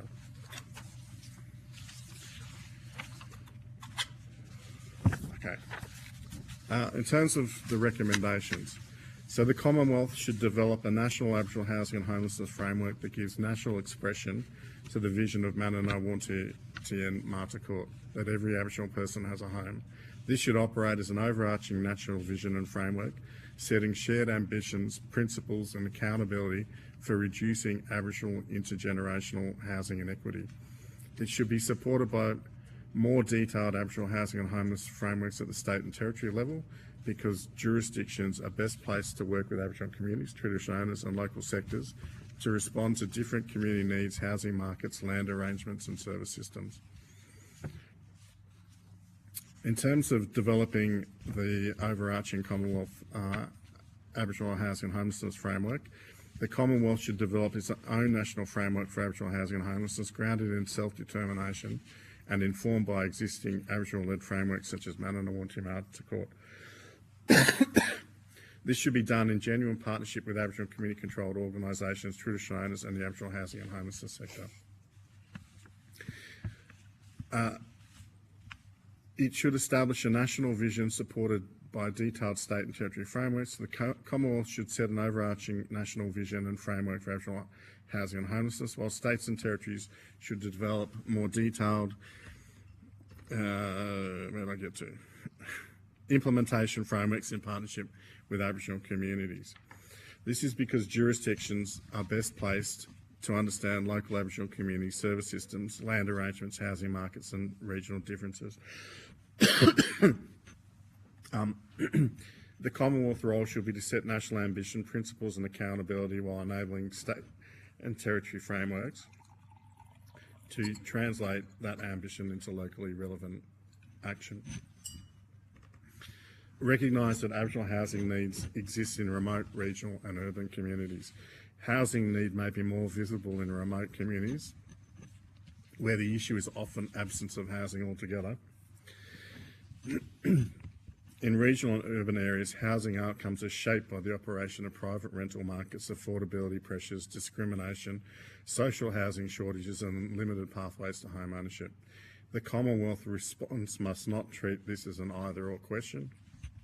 It must support Aboriginal people across remote, regional and urban communities. The Commonwealth has the opportunity to use funding mechanisms to drive cooperation between governments. The Commonwealth should use national funding agreements, including opportunities through the National Agreement on Social Housing and Homelessness, to require stronger commitments from states and territories on Aboriginal housing outcomes. This should include measurable Aboriginal housing growth targets, dedicated investment streams, transparent reporting, and requirements for partnership with Aboriginal community-controlled organisations and traditional owners. And lastly, there's a need to build the capacity and capability of the Aboriginal housing and homelessness sector. Closing intergenerational housing inequity requires more than individual programs. It requires a stronger Aboriginal controlled housing and homelessness sector with the capability to plan, develop, own,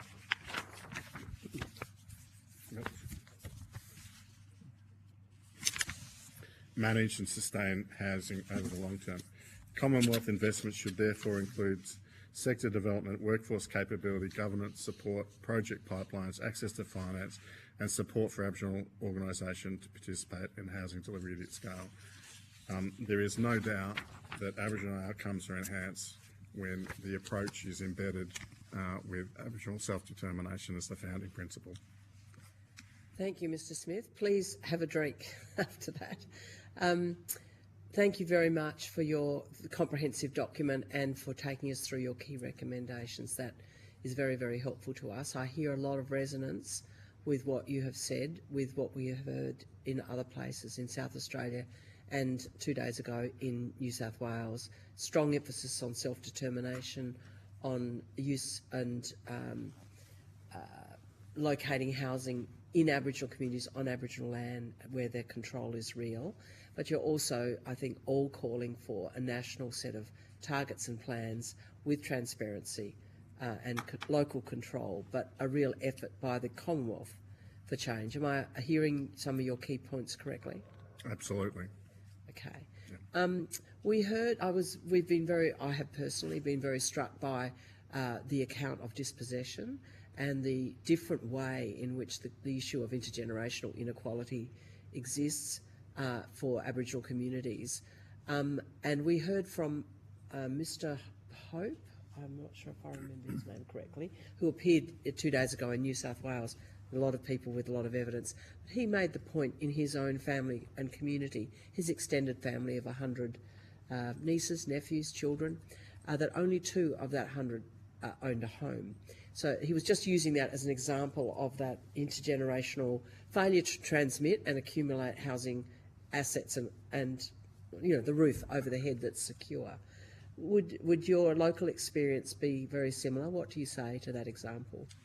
I think that's right. I think it's very similar in Victoria. We know that the rates of home ownership for Aboriginal people in Victoria, you know, from the ABS census, it's 46%. 42%. 42% for Aboriginal people and 68% for non-Aboriginal people. Yep. And, you know, the gap is being primarily being met by a higher rate of private rental in the Aboriginal community. So, and, you know, the issue with that, of course, is that rentals are becoming increasingly unaffordable. And we're seeing a rise in the number of Aboriginal people with unmet housing needs because of the affordability issue. And very low vacancy rates, so strong competition for any rental properties, and I assume still an element of discrimination in the rental market. Do you want to comment on that, about what's unique about Aboriginal experience in the rental market? Yeah. I think particularly in regional areas, and some of it comes down to you know, known Aboriginal families, and it's as simple as if your surname is one of those names that they connect with Aboriginal families, you are less likely to get housing or experience discrimination. So, yes, it's very alive and well today, unfortunately. And how important is housing to the general picture of the gaps in standards of living? Yeah, I'm probably preaching to the choir. I think it's foundational, and hence the opening remarks that I made that you know, without housing, there is no hope that we're actually going to reduce Aboriginal disadvantage, and it's also a part of, you know, safe, secure, affordable housing is absolutely a part of pathways out of disadvantage. It's an enabler of all of those other services that come in and can have an impact.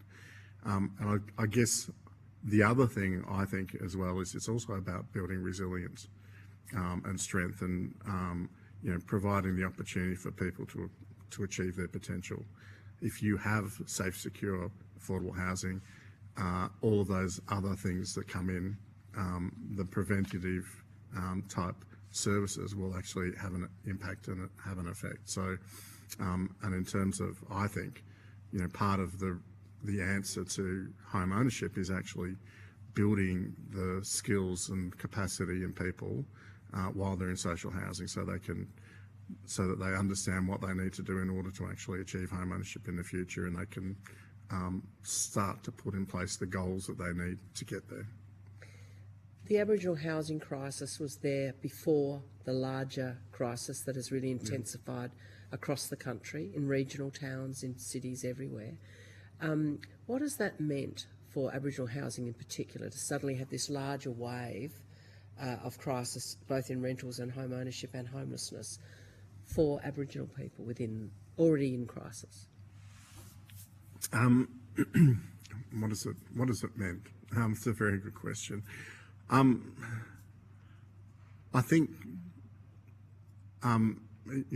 this mightn't sound quite right, but it's actually created the opportunity to be heard.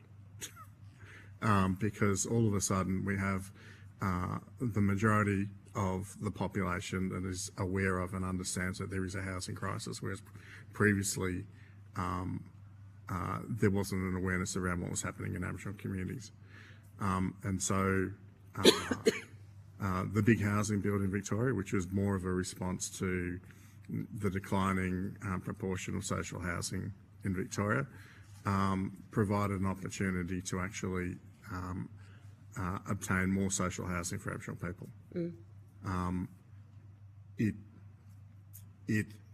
In a population where Aboriginal people are 1%, you have to have a megaphone in order to be heard.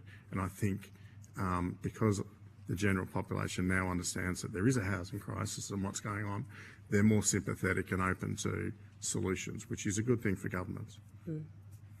Interesting, very interesting response. I'm going to go to Senator De Liga in a moment, but last question for you. You made an eloquent point that in relation to homelessness, we don't need to manage it, we need to solve it and end it. Do you want to say a little more about what is needed in that area? Sure. I think we need to frame it in terms of a response. That's the first thing we need to do. So what we've been advocating for is that we should have a target to reduce Aboriginal homelessness, to drive the effort that we need to do. Managing it and managing the crisis that people attend specialist homelessness services is very different to actually reducing it. There are a large number of Aboriginal people that attend homelessness services that have been there before. They've experienced repeat episodes of homelessness or chronic homelessness. So it really means you need to dig deep in terms of your service response. We need to be able to more effectively support people who have higher, more complex needs, provide them housing. The Housing First model is the leading model internationally. We need to actually adopt it, which means you need to have more housing coming online, and you need to effectively provide the supports so that people that come into that housing can be sustained. And it might not be a home in the suburbs that we're talking about. It might be other forms of housing that people need. I guess the first place is, though, and this is what we've been driving, is we actually need to understand what we need to do to actually reduce it and actually map it very completely. Because otherwise the system is not geared up to actually reduce Aboriginal homelessness.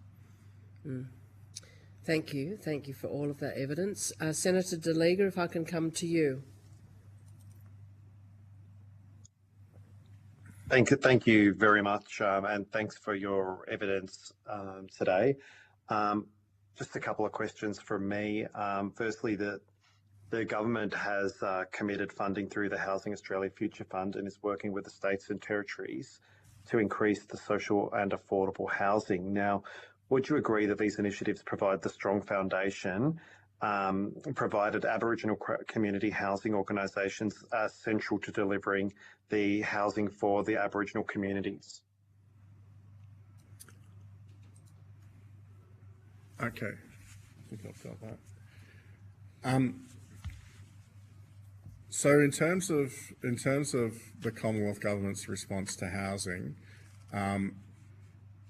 so there's There's initiatives that support home ownership, so the Help to Buy and the other related initiatives that are there. The 5% deposit. Yeah. Yes, they are useful. The difficulty with it is that there's no target that's placed on those initiatives. So I think we actually need to work harder to make those initiatives actually work for Aboriginal people. There are other things that you can do in terms of home ownership as well that need to be explored. So looking at the kind of how can you make Aboriginal land that's under community control through native title and similar veins, how can that be made available to support home ownership? Because at the moment, my understanding is it's not. And in terms of the Housing Australia Future Fund, we've had one round, the current round 3, where we've had an Aboriginal target and we've had funding set aside for Aboriginal housing growth, social housing growth. They're a good start, but they're not going to deliver unless we do more work. And you know, the 600 million for Aboriginal housing under the HAF is insufficient to meet the need, and in fact it's insufficient to meet the need in Victoria, let alone Australia. And one of the reasons why we're very supportive of the Commonwealth taking a leadership role is because every jurisdiction is very different in terms of the Aboriginal communities and the political makeup of Aboriginal communities in terms of their service delivery agencies, housing providers, homelessness providers. And so we can't just have a generic one-size-fits-all response that applies everywhere. Jurisdictions and Aboriginal communities actually need to sit down and work together to work through the issues and work out how they actually improve housing outcomes. We've got a sector that is largely exists because it was funded by ATSIC and its predecessor, but it wasn't funded in a way that built a sector that was operating at scale. It was more responding to the overwhelming Aboriginal housing need back then. And so what we've been left with is, you know, a very large number of organisations that have a very small number of houses that they manage for their communities. And the way that the HAF operates, the way that jurisdictions manage housing, requires organisations that are operating at a much larger scale in order to actually effectively manage housing, but also to be able to participate in the funding rounds to grow housing. So we've got a huge need. In Victoria, there's 7,000 Aboriginal applicants on the Victorian Housing Register. The current percentage of Aboriginal people that are fronting up to homelessness services is 18%. 18% of the Victorian Aboriginal population is fronting up every single year. The issues, if you've got a crisis, I don't know what you call it, it's an emergency of housing in the Aboriginal communities across Australia, and it requires dedicated resources to build a sector that can deliver the housing that we need and the homelessness services that we need. Thank you, and obviously it's a big problem, and I really do appreciate your evidence to that question. And obviously I'm a senator from Tasmania, but I understand after talking with colleagues that your organisation has been consistently advocating for Aboriginal-led housing. And can you just explain why the Aboriginal community-controlled housing providers do achieve better long-term housing outcomes for the community? Sure.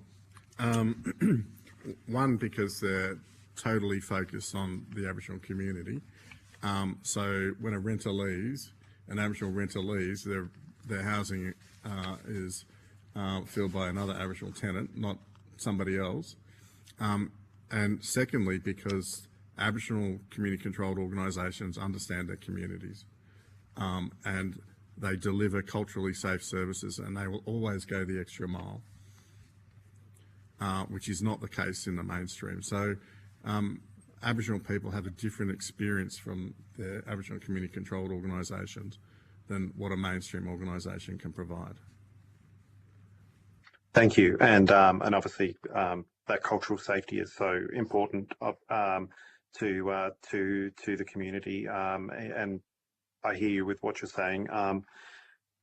And you've sort of touched on my next question a little bit, where you've sort of talked about a Commonwealth-led approach, but also, you know, working better with states and community organisations, you know, so it's not just a one-size-fits-all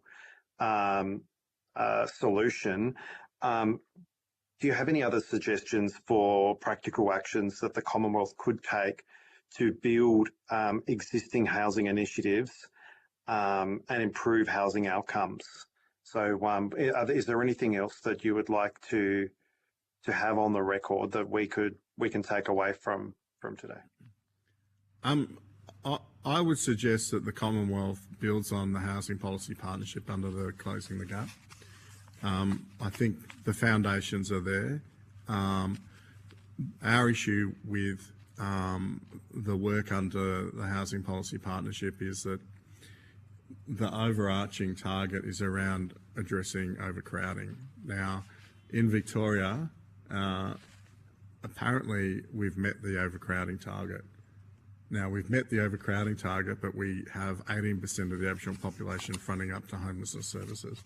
We have 7,000 Aboriginal people on the social housing wait list. So something's not quite right.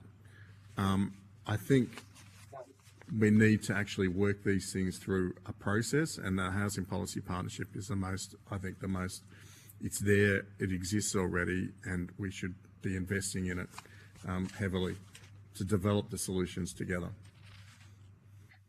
Okay, thank you, noted, and we'll look at that as part of the recommendations. Thank you for your evidence today and for appearing. Thank you, Chair. Thank you, Senator Daliga. Just a couple of questions further on the HAF. Has your organisation, and you provide a lot of services, as I understand it, in Victoria, is that correct? You manage over 1,800 homes in Melbourne and regional Victoria that house over 4,000 low income. Is that kind of the nature of your operation? Did you personally, or did your organisation have involvement in any of the HAF rounds? Yes. And what's that experience been like within the organisation? What recommendations or thoughts have you got out of that experience? It's a very interesting question to answer.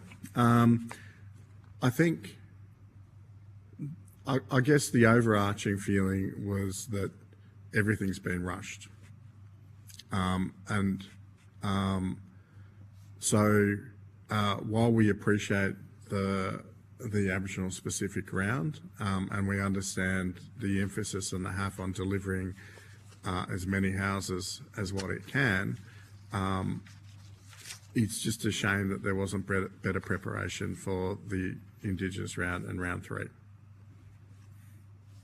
So I don't want to go into too much more detail on that. Okay, so more time, more consultation, better lead up would have resulted perhaps in a better set of outcomes, is what you're saying. There's some very specific barriers for Aboriginal organisations. So because most Aboriginal organisations have got a small number of properties, there's a requirement for security. Mm-hmm. Now that's gonna affect how much you can borrow at some point in your future. Most Aboriginal housing providers have never borrowed money, so there are risks associated with that. Some of them in their constitutions even ban the fact that they can borrow money. The HAF itself requires that you borrow money. In Victoria, there's been a really good initiative through Homes Victoria where they're providing upfront capital funding alongside the offerings from Housing Australia. So, and what that means is that it reduces the reliance on borrowing money. Now, to a certain extent, because of the way they have structured, you'll have to borrow money anyway, unless you've got some pretty deep pockets and you've got a lot of capital. But there's a whole range of barriers, and the first one is that for organisations that are small in scale, haven't borrowed before, haven't had the opportunity to grow their housing, they need more time to prepare. You need to bring the projects in. There's issues around holding projects. If you're required to provide a deposit with a developer, the timelines can be a barrier because you can lose your deposit, which is the absolute worst position you can be in. The cost of putting together developments can be prohibitive. You can, for 100 odd properties, you might be investing $500,000. And for smaller organisations, that might be $500,000 you cannot afford to not get an outcome. So there's a lot of things that need to be worked through, and this is again why there needs to be cooperation between Commonwealth and states and territories. What Homes Victoria's put on the table dramatically reduces the need to borrow money. So the better model, given the culture and scale of existing Aboriginal housing organisations, is a direct investment. Yeah. Thank you. Thank you so much for your evidence. We really appreciate you appearing. And if there's anything further you want to add? Sorry. You do? Yeah. I do. I want to come back to the homelessness response as well, because there is a range of other things that we think are really important to addressing and reducing Aboriginal homelessness. Where are they?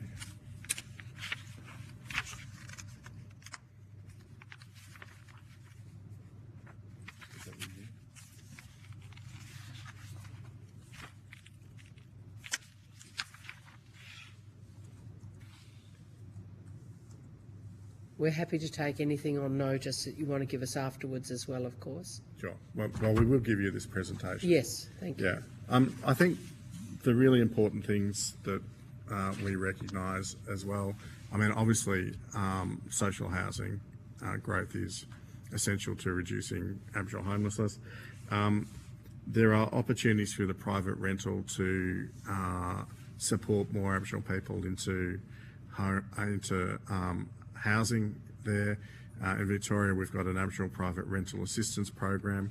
That program's been very effective in increasing the number of people who are supported in private rental. And of course, when you have a growing number of Aboriginal people in housing stress, in unaffordable housing, that's particularly important, that there's a bit of a safety net around sustaining those tenancies. Obviously, the housing first and those approaches that provide the long-term support for people who've had long-term experiences of homelessness are really important. In Victoria, we have gone through a process of establishing Aboriginal entry points into the homelessness system to make sure that Aboriginal people are getting very good access to the homelessness system and being supported. We think that needs to be expanded as well. We also think so there's statewide coverage. At the moment, there's only coverage in 2 regions. We also believe that there's a need for renter support programs, which are really framed around both responding to immediate needs, so essentially preventative and early intervention responses for Aboriginal renters in social housing. There are some programs, but they come in and provide support too late in the process. So often you won't be able to access the support until somebody's in arrears and they cannot dig themselves out of it. And often those support services are already fully committed by the time a renter needs that, gets in the front door for that assistance. So we believe that there needs to be renter support provided to the social housing providers so that they can actually get in earlier and support them, and also to provide those services that actually work with renters as well, the more vulnerable renters as well, support. So in a strength-based way. Great. Is there anything else? Yeah, and I suppose what's also required is the system to become more prevention and early intervention focused. And we know from, I guess, the data that we have access to is that majority of people are accessing services when they're children for the first time. So by the time a child or young person turns 18, 76% of them have already engaged with homelessness services, and that rate remains the same throughout adulthood. So what that's telling us is that by the time you get to adulthood, by the time you might be presenting on your own, you've already been engaged in the homelessness service system.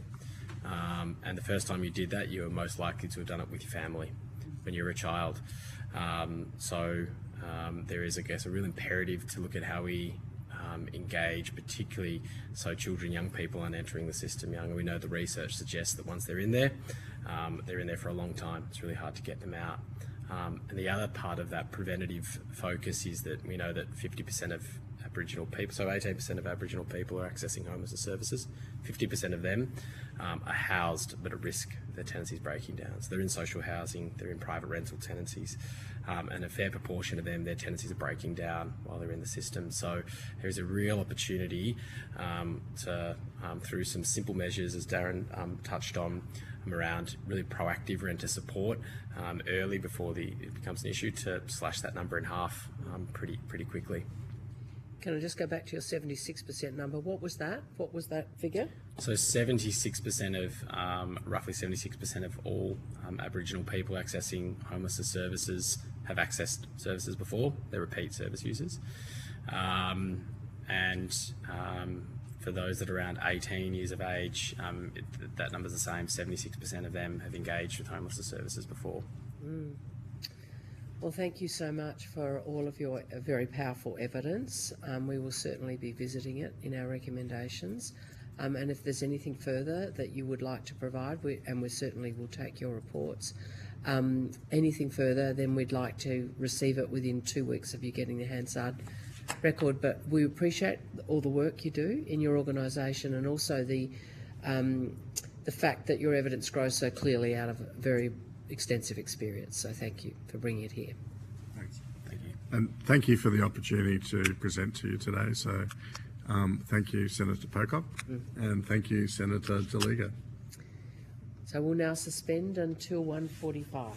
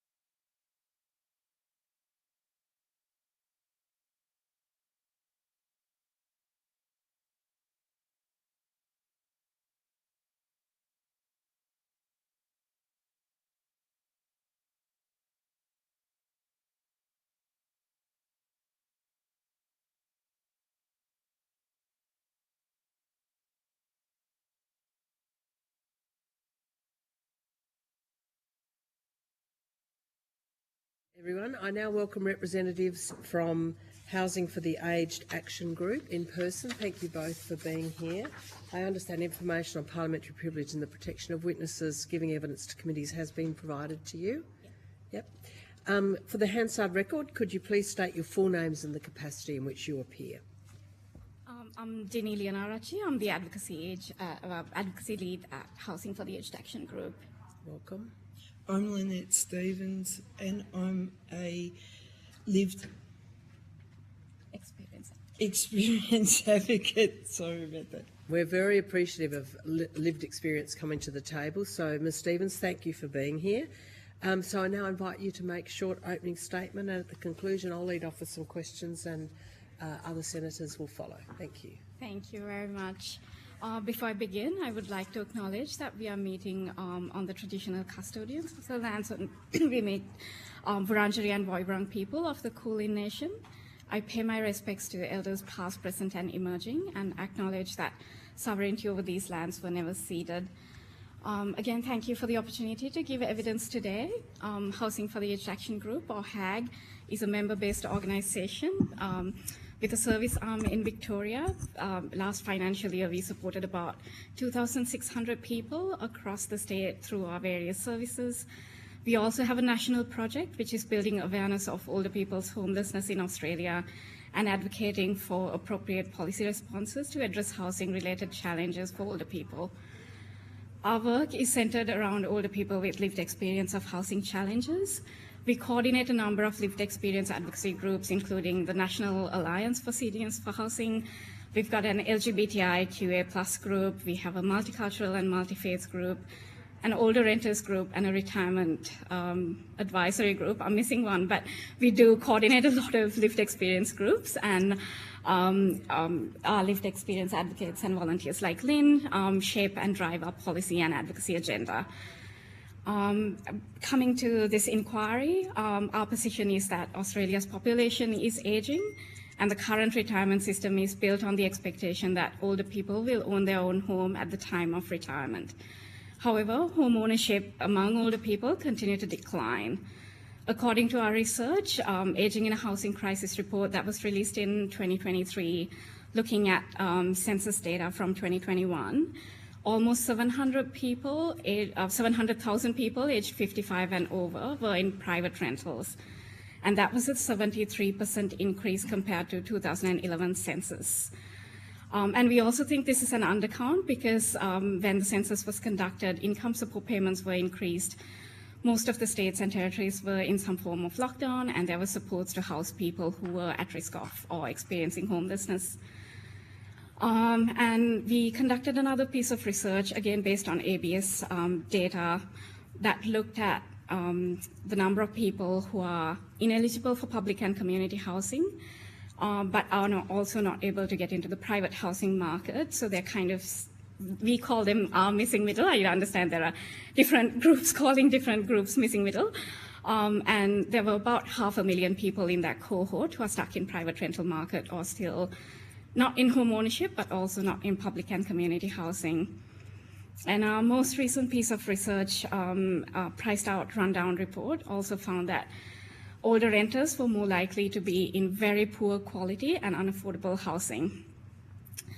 And that's the national picture, and these challenges are worse for some cohorts like Aboriginal and Torres Strait Islander older people, older women, older people from culturally and linguistically diverse backgrounds, LGBTIQA+ older people, and older people with a disability or mobility issues. With low rental vacancy rates, older people who are on fixed incomes, such as age pension or job seeker payments, are less likely to be seen as viable long-term tenants compared to those who are in employment or are able to gain long-term employment. Most older renters are one rent increase or life event away from being at risk of or experiencing homelessness. And the current supports to enter housing market are dependent on a lot of factors, and one of them is securing a 30-year commercial bank loan, which is not an option for a lot of older people. And in our view, housing inequality should be viewed as an issue of income and wealth distribution, rather than an issue unique to a generation or an age cohort. And with that, I'll pass over to Lynn to share her experience. Good afternoon. My name is Lynn. Thank you for the opportunity to speak today and share my story, which I'm sure many older women my age relate to. I was working, raising a son and a homeowner, but a terrible accident in 1985 smashed my left hip and pelvis. I was in hospital for months. It took me 2 years until I could walk properly again. Then I got back to work. It's what I've always done. Excuse me. In 2012, my marriage broke down and we had to sell the marital home. The divorce was costly and messy. I ended up with very little from the sale. I became a renter in the same year and worked hard to support myself. A 10-hour day was a short day for me. Several years ago, the injuries from the accident really caught up with me, and I find it really hard to get around. I have to use a walker and I've had some falls. Unfortunately, this meant that I couldn't work anymore and had to go on to job seeker payment. I don't like being on benefits because I was raised to look after myself, but I had no choice. It was really hard to pay my rent and other essentials as the payment was so low. I went without all sorts of things as paying my rent was priority. I went without meals, heating and cooling. It was hard and isolating. I couldn't even afford to have a coffee to catch up with friends. I tried to keep a positive front, but really was like the proverbial duck paddling frantically underneath the water. The condition of the house was terrible, and this impacted on my physical and mental health. The house was poorly isolated, so temperature was a big problem. When I was really cold, it made the pain in my knees and my mobility worse. There were steps inside the house and to the front door, which were really hard for my bad knees. I have been waiting for nearly 8 years to have both my knees replaced. There were lots of other things wrong with the house that the landlord didn't fix. There were leaks, birds in the roof, faulty wiring, and mice, rat and ant infestations. It was really stressful living with these conditions, but I couldn't afford anything else, so I had to put up with it, and I didn't complain in case I got evicted. The final straw came early in 2025 when the landlord put the rent up. I just couldn't afford it and fell behind in rent. It was very stressful. I was worried that I might be evicted and there were legal actions against me. Life changed for me when I was told about Housing for the Aged Action Group. They helped me apply for social housing. I'm now living in Summerhill Village, a great cooperative housing community for older women, and I just love it. 100% I love it. It changed my life for the better in so many ways. When I moved in, I felt like I had won the lottery, and that's also 100% true. It's physically and mentally harder for older women because you're at the end of your working life and have limited mobility to sustain even part-time work or moving multiple times. There are so many older people still dealing with stresses of private rental, not able to have the sense or security I do. There are many solutions to addressing this housing crisis.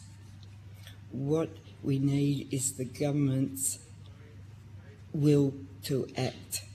I hope you consider women like me who worked hard, raised families and contributed to society in this inquiry. Thank you.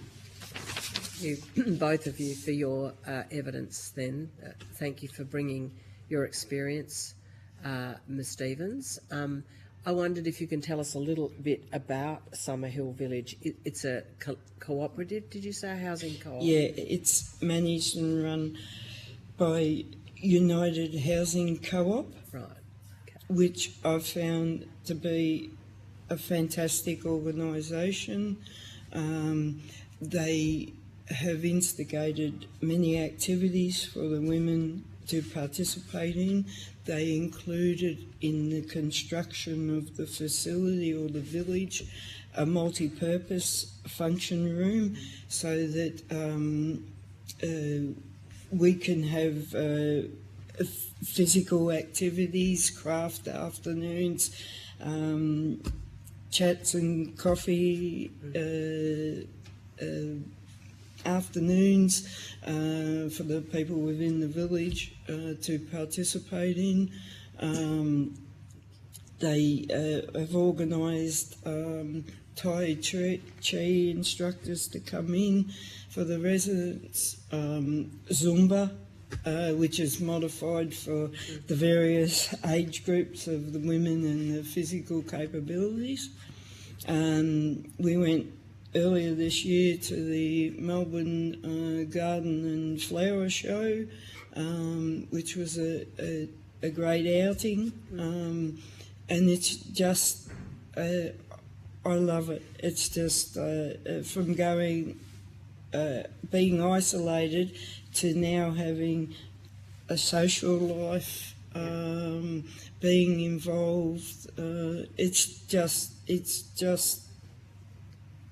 mentally, it's changed my life. I run a walking group within the village on a Monday morning. How has it changed the rent and your income now, circumstance? Yeah, if you could... It's 25% of your income, whether you work or like myself, I'm a job seeker.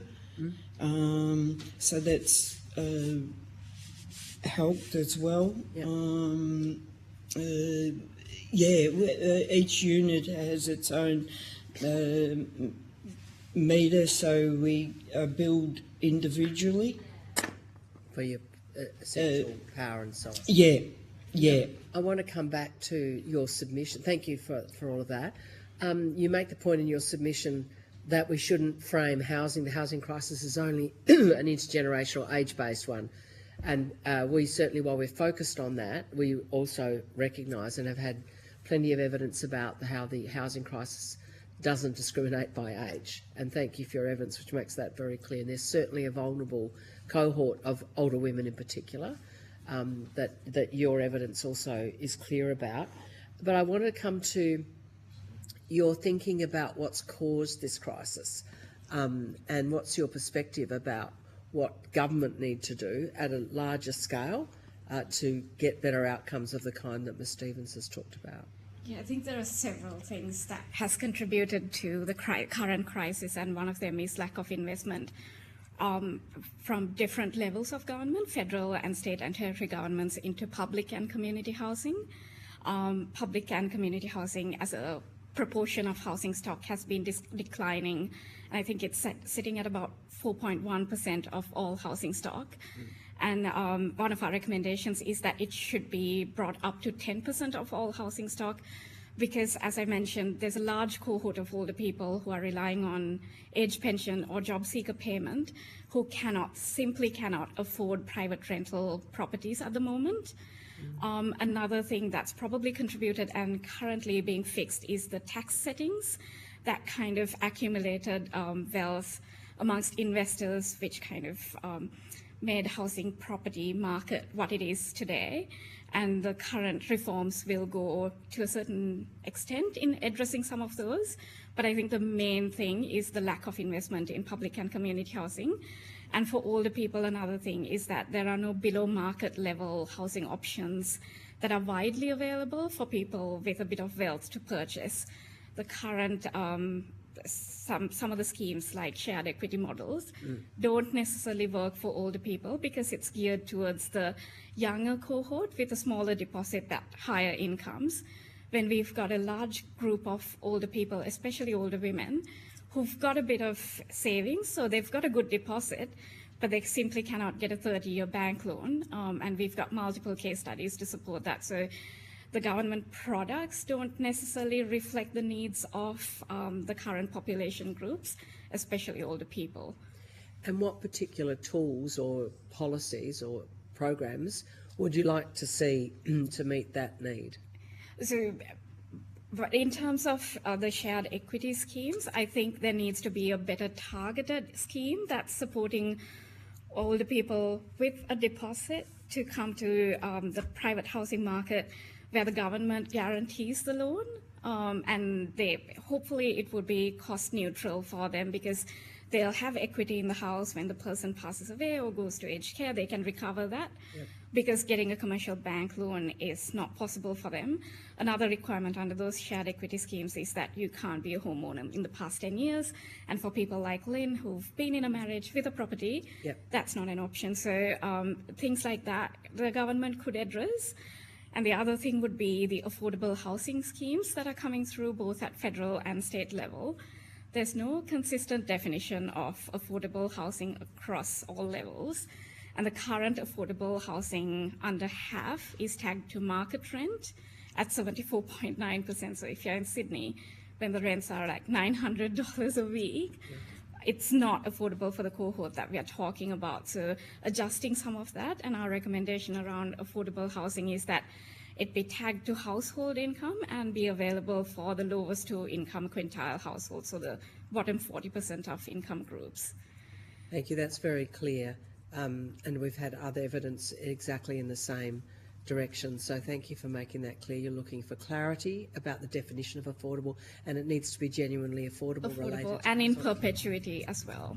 Explain what you mean by in perpetuity. So in some of the affordable housing models, the developers get incentives to deliver affordable housing, but it's only for 7 years or 15 years, and then it goes back to market. So our position is if developers are getting government incentives to build affordable housing, they should remain affordable housing in perpetuity, and it shouldn't go back to market rate. Thank you. Before I hand to Senator Taliga, is there anything you'd like to say about what you observe, either of you, about younger people and their experience in coming into the housing market now? We're not interested in the intergenerational fight about these things. We've got real disadvantage in many places.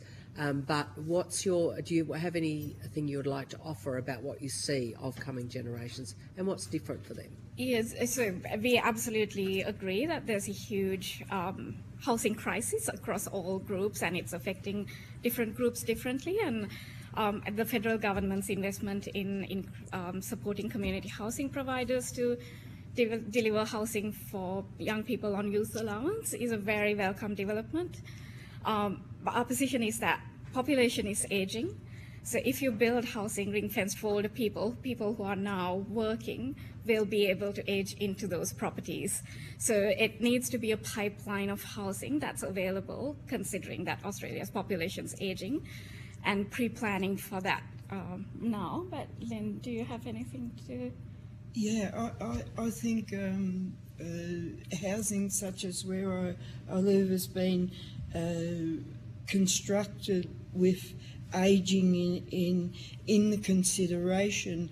Like I'm not always the best first thing in the morning, and I can use the bathroom facilities, whether it be the shower or the toilet, using my walker. If I was in a wheelchair, the same thing, because it's been constructed with wider door frames, enough space that you can turn around in. So there's been a lot of thought and thinking in the construction of the village where I live. And there's so many benefits, probably too many to list, how a community within a community can come together, work together and live coherently together, and the benefits of that I think are endless, because it's your forever home, and that takes the stress which can wear you down mentally and physically if you're living on that edge of like prior to HAG getting in touch with me. I was sitting there waiting for an eviction notice, and I thought, I'm going to be living in my car. And it wasn't my worry, because I thought I could deal with that, but I had animals, and that was the thing that worried me the biggest, not necessarily the thought to myself, it was my animals that worried me. And I was allowed to bring my animals to where I live now, and for me that was just huge, because an animal in someone's life they give you unconditional love in return, and that is just really comforting as you age, and they age too. So yeah. Thank you. I live with a small dog. I'm completely sympathetic. Much more reliable than children, in fact. If I can come to you, Senator Delegar. I've got no questions for this block, Chair. The evidence has already covered my questions, but Ms. Stevens, thank you for your lived experience story today. It was very moving. And I'm also an animal person. I have 3 cats, and they keep me very busy, and they're unconditional love. But look, thank you for your story. It was your bravery, and your story was very, very moving, and I really appreciate you coming to the hearing today. Thank you. Thank you so much, both of you, for being here and bringing that experience and your policy perspective to us. We really appreciate that. The committee's agreed that any responses to any questions on notice, if we could have your answers within 2 weeks of receiving a copy of the Hansard, we'd appreciate that. Thank you. Thank you very much. Thank you. We might just suspend for a couple of minutes as we change witnesses.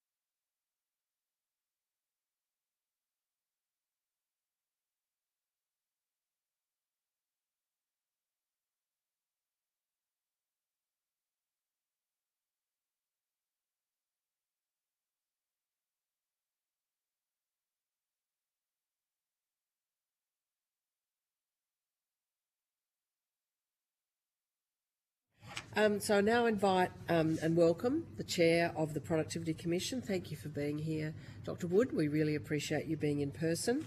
I understand information on parliamentary privilege and the protection of witnesses giving evidence to committees has been provided to you.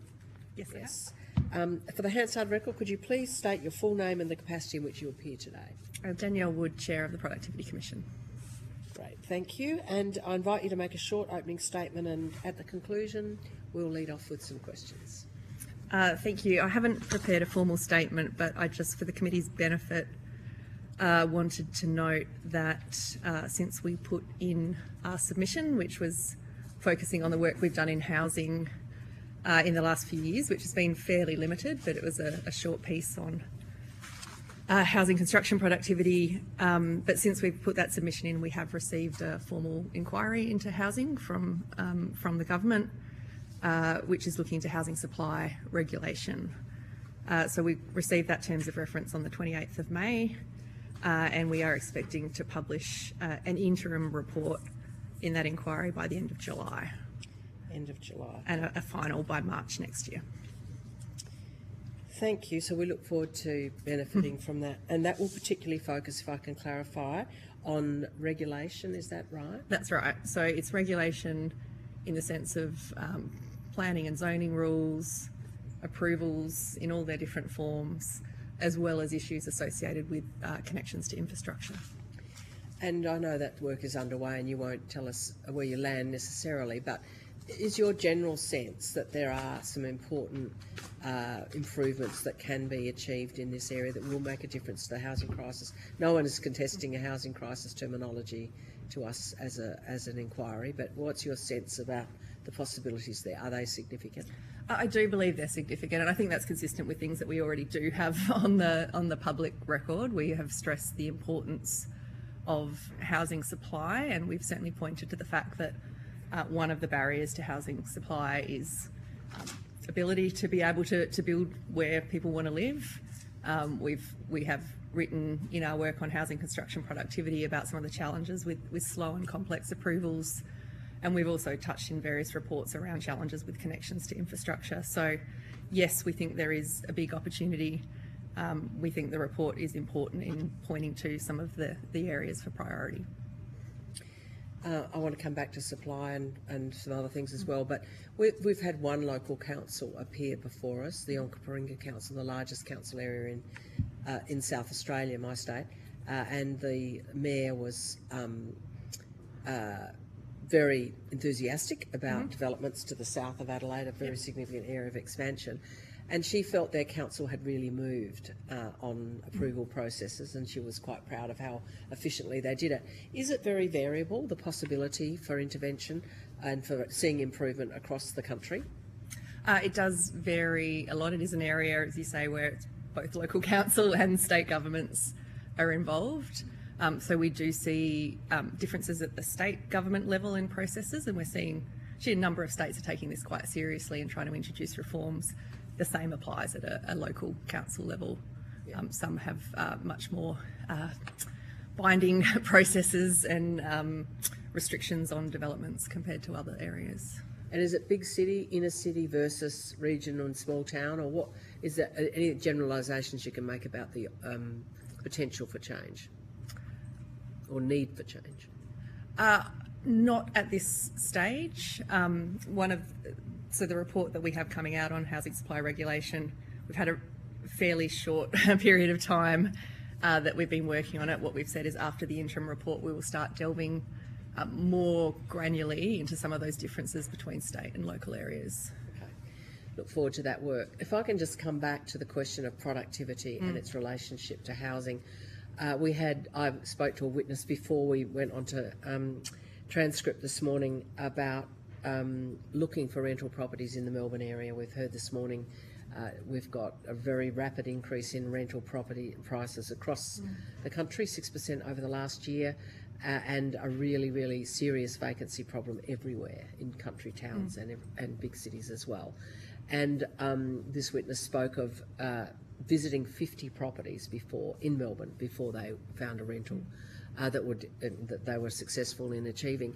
I'm just wondering what your observations are about the impact on productivity generally of a housing crisis. We've had evidence about sticky labour markets because people can't get a house where they want it, an enormous amount of time finding rentals in that example, and a very big burden on mental, physical health from the impacts of the crisis, and certainly impacts on participation in the labour market.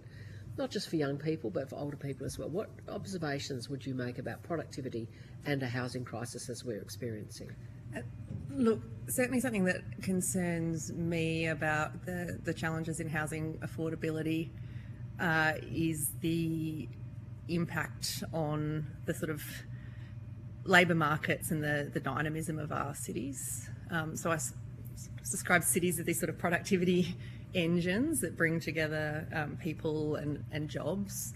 And in a world where people, and particularly young people, can't afford to live close to those jobs, they have worse labour market outcomes. But as a country, we lose the benefits of those spillovers, that having those people there close to others, sharing ideas. So it goes to things like innovation, it goes to just the broader productivity of our industries, as well as just the negative impacts on those individuals that can't afford to live near those well-paid jobs. What about the issue of extended commutes and what impact that has on productivity? We had quite a bit of evidence about the trade-offs that workers are having to make between time and money, and particularly, of course, for some of our essential workers who have to make that trade-off very carefully because they need to be at work quickly in many cases, can't live a long way from their jobs. What about the productivity impacts of those? Certainly some people doing very long commutes. That's right. Well, I mean, I think we can think of it in a productivity sense that a lot of that commuting time is sort of dead time. It's not valuable to the individual. It's not valuable to the broader economy, and in fact, to the extent it's contributing to congestion, it's negative to the broader economy. So that is one of the concerns that we have raised. It's not just supply; it's also supply near jobs, near amenities, where people want to live. So to the extent that we are kind of pushing people into longer commutes, that will have broader drag on the economy. It also, as I think you said at the start, can have impacts on participation.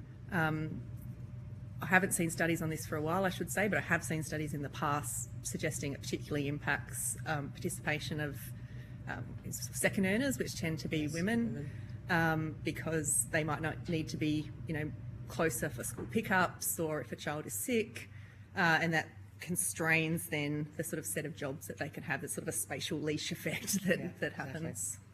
So in a city like Melbourne, a woman who trains as a lawyer, for example, who can't get accommodation for her family within reasonable distance from the inner city, finds themselves living a long way out of town, using a childcare centre, and feels they cannot use their legal skills and find themselves in hospitality. That's what you're describing as a spatial leash? That's right. So they will tend to be looking for a job within a certain proximity of that school or childcare centre, which very much constrains a set of job possibilities. So we often see the housing crisis framed in terms of the personal cost, the incredible stress for not just young people, but a lot of people. But there really is a significant economic cost. Are we having a look at the economic cost of that? Is there a way of quantifying that? How significant is it? We haven't formally quantified it. I haven't seen attempts to quantify it in the aggregate, but I have certainly seen discussions pointing to some of the themes that we've touched on. So the impact on the functioning of cities and agglomeration benefits, capacity for innovation, those types of issues are certainly well understood in the literature, but I haven't seen anyone be brave enough to attempt to put a sort of number on it. In the document you did provide as a submission, you have a really interesting figure. It's figure 1, which is the generation on generation income growth and how it has stalled. And you make, and I'll quote from the report, the intergenerational bargain is fraying. That is the bargain that each generation will be better off than the one before. You go on to say outcomes for today's young people are not improving like they have in the past. A person in their 30s now is earning roughly the same amount as someone in their 30s 10 years ago, adjusted for inflation. In other words, those born in the 1990s are the first cohort who experienced almost no growth in incomes compared to those born a decade earlier at the same age. This is really an interesting piece of data for us.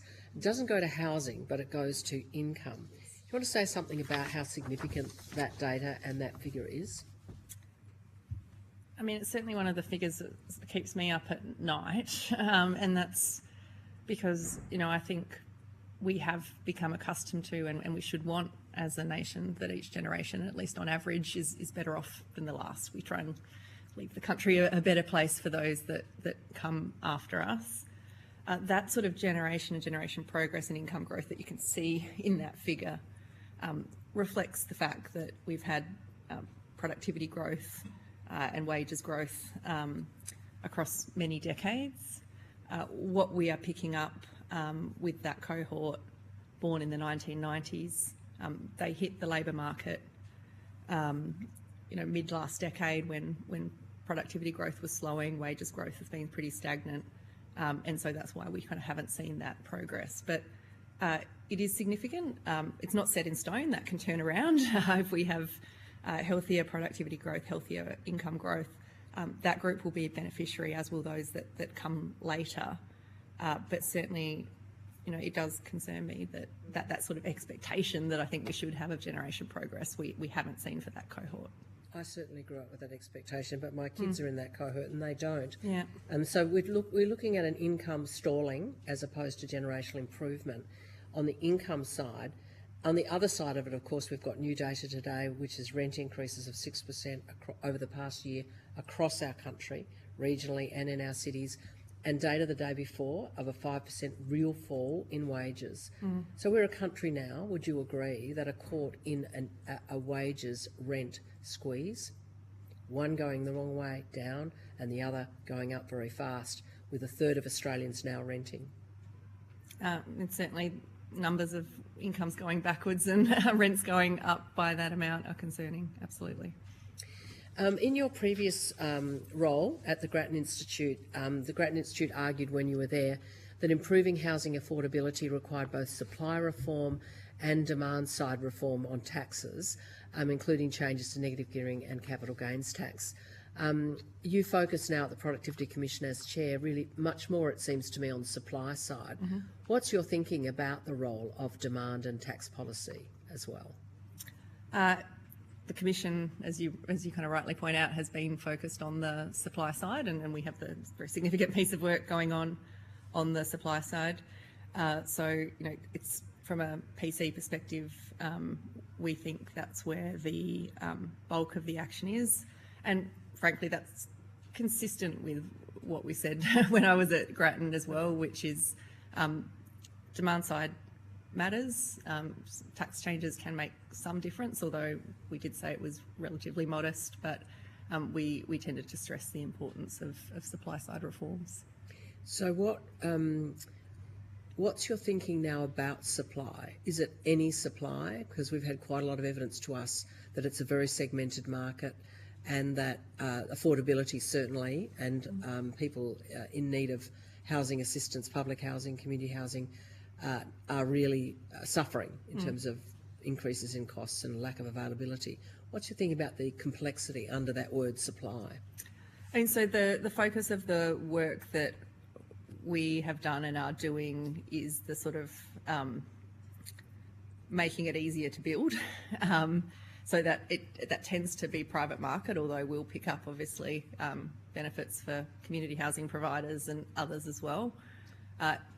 In the past, such as the review of the housing and homelessness agreement that we did a number of years ago, we talked about the importance and role of social housing, and obviously there is an important role there for government in supporting those who are most vulnerable to get a roof over their head. So do you think just on the demand side, do you think the tax settings are now appropriate? What's your thinking about tax and demand? Because we've still got quite a significant, of course, in recent times, investment demand. What's your thinking about that? We just haven't done analysis on that sort of calibration. Okay, I might go to Senator De Liga and then Senator Bragg. I'm happy if Andrew wants to go first, mate. Okay, sure. Senator Bragg, thank you. Well, thanks very much for being there. I guess at an overarching level, after 4 years of this government, I'm asking myself, well, what kind of progress has been made to enhance housing productivity. According to all your reports and all the research, housing productivity is not going well. What do you think now at this stage are the 2 or 3 major levers that the Commonwealth Government can pull to improve housing productivity? One of them, well, first of all, let me say, we have said for a long time that we thought it was a good idea for the Commonwealth Government to create incentives for the states to engage in supply-side reforms. A lot of the big levers do sit with state and local government, as we've just discussed. Yeah. And so the housing accord, the new infrastructure fund, which is tied to those types of reforms, I think is very sensible.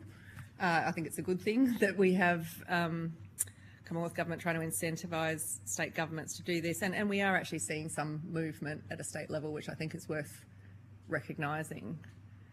So the report that we are now doing is sort of trying to set out what amongst those supply side reforms are the kind of next priorities. So I think it is appropriate that Commonwealth retains a role here, trying to incentivise the states, and we're trying to point to the things that will make the biggest difference. So I think that's probably the key role. There may be other roles in the kind of infrastructure connection, hold-up challenge, and Commonwealth has kind of come in and out of that. And then there's obviously the role that they're playing in the sort of social housing space that we've touched on as well. So the ABS say that construction labour productivity fell again last year by 2.9%. In the context of the big build and all the corruption in this sector and the CFMEU still being in business, what can be done to help labour productivity? Because the government is, for better or worse, spending a lot of money on housing. And my concern is we're spending a lot of money, but we're getting less stuff as a result. So is there anything that can be done? What are your thoughts on this labour productivity issue, and what could be done to help that? When we looked at that productivity data, as you pointed out, and it is fairly bleak. It is, not ever good to see productivity going backwards in a sector, particularly over an extended period of time. The causes of it are complex, as we pointed to in the report. Some of it is just the approvals and all the challenges with getting things built that we've been talking about and that we're doing further work on. It's a sector where we don't see a lot of innovation. And as you know, in lots of parts of the economy, it's really kind of technology and the technology frontier that tends to drive productivity over time. There have been developments in things like prefabricated housing, in things like digital tools around design and building, but take-up has been slow. Some of that is cultural, but some of that has been regulatory, and it's pleasing to see some of those regulatory barriers being addressed. It's an industry where you don't have much scale. I was very surprised to see such small firm sizes. So I think the average housing construction firm is 1.5 people. And so some of the kind of economies that you get in other sectors are not there. And then there are general challenges in workforce. IR, you've pointed to, it's not something we have looked at in detail, but it came up in some of our consultations as a challenge, particularly for high-rise development, less of an issue. You don't tend to have union activity in the lower-rise building, but also challenges in trades, barriers to entry into various trades, challenges in mobility across states. So it's not a simple picture. There's a whole range of things that feed in, some of which are responsive to policy, some of which are just more about the sort of nature of the sector itself. You have said in some of your reports that there are issues with the CFMEU in relation to the number of enforcement actions that have been taken in terms of bigger projects. So it is a factor, isn't it?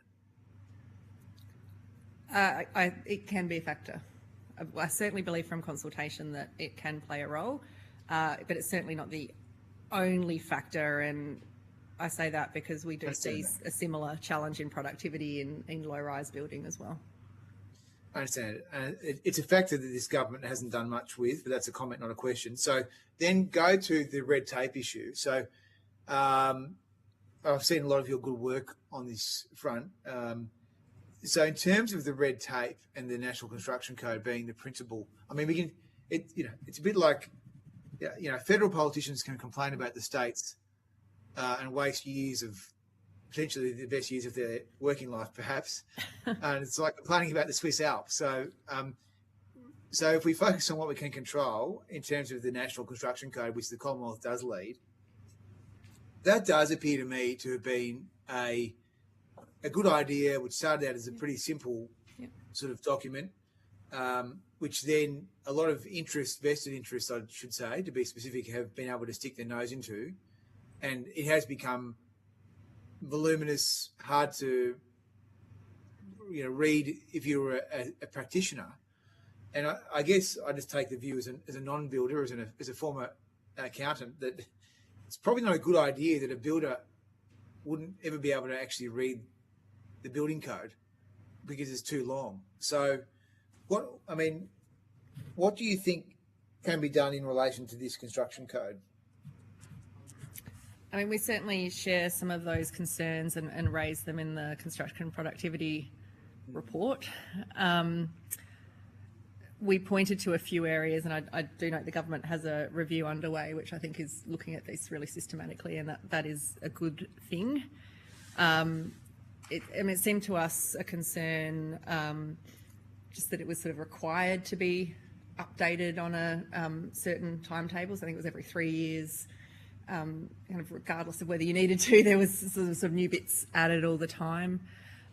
We were concerned that a number of fairly significant changes had been introduced that didn't pass the normal sort of benefit cost test through the the impact assessment process, but it had been added anyway. There is the fragmentation, different states, despite the fact it's a national code, and there will be occasional needs for variation because of different climatic conditions, etc. It has gone well beyond that, and we see a lot of variation in the way that different states are implementing the code. And so we... Sorry to stop you there, but it sounds like it's something that's just run its own race, that no one has really loved enough to push it back into the sort of shape it should be, that it's just almost like in an episode of Yes Minister, it's just sort of run its own race.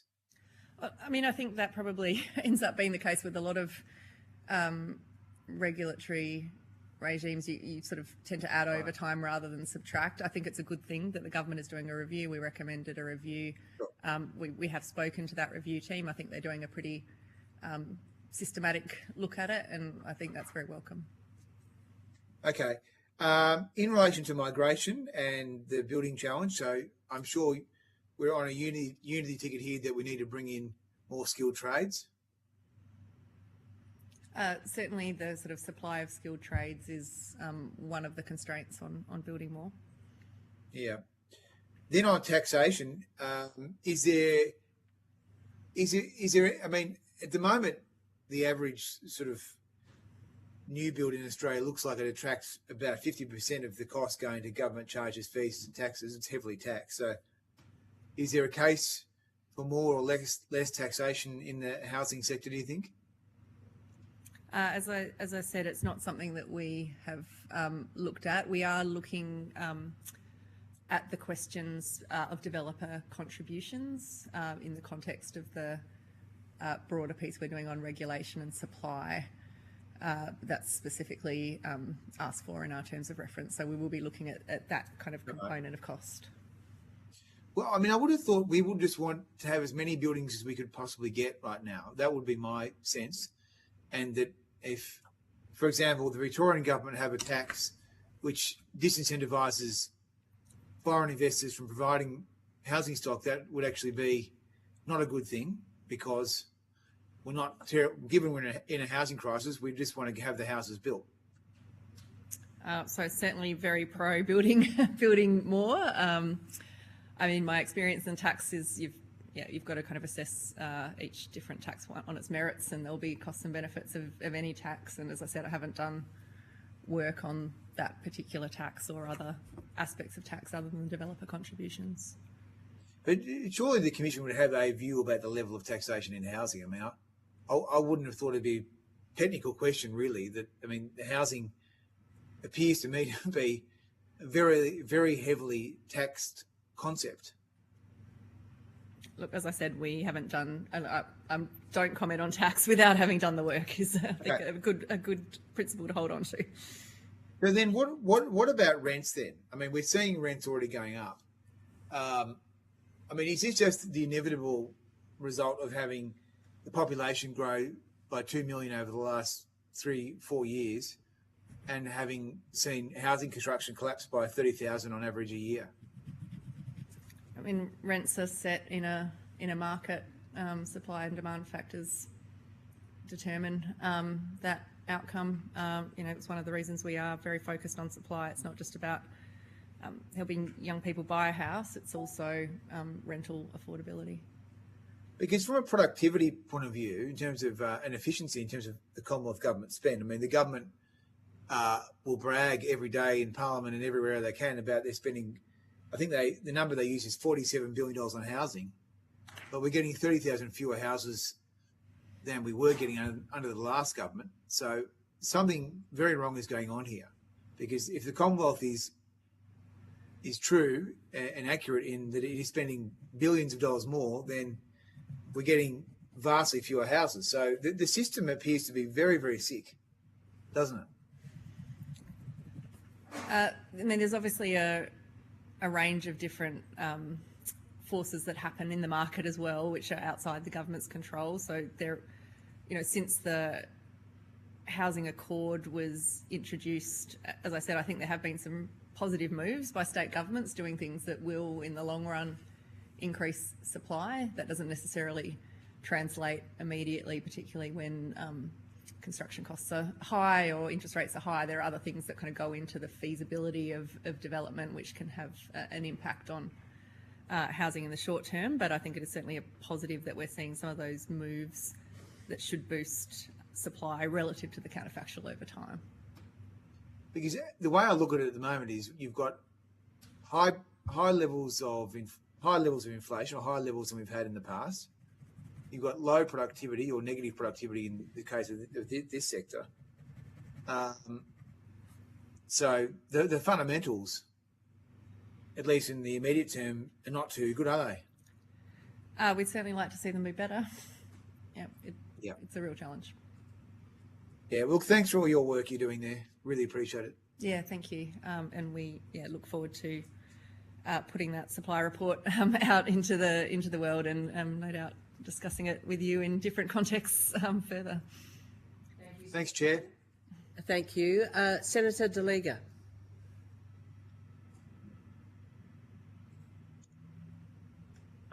Thank you, Chair, and thanks for coming along today.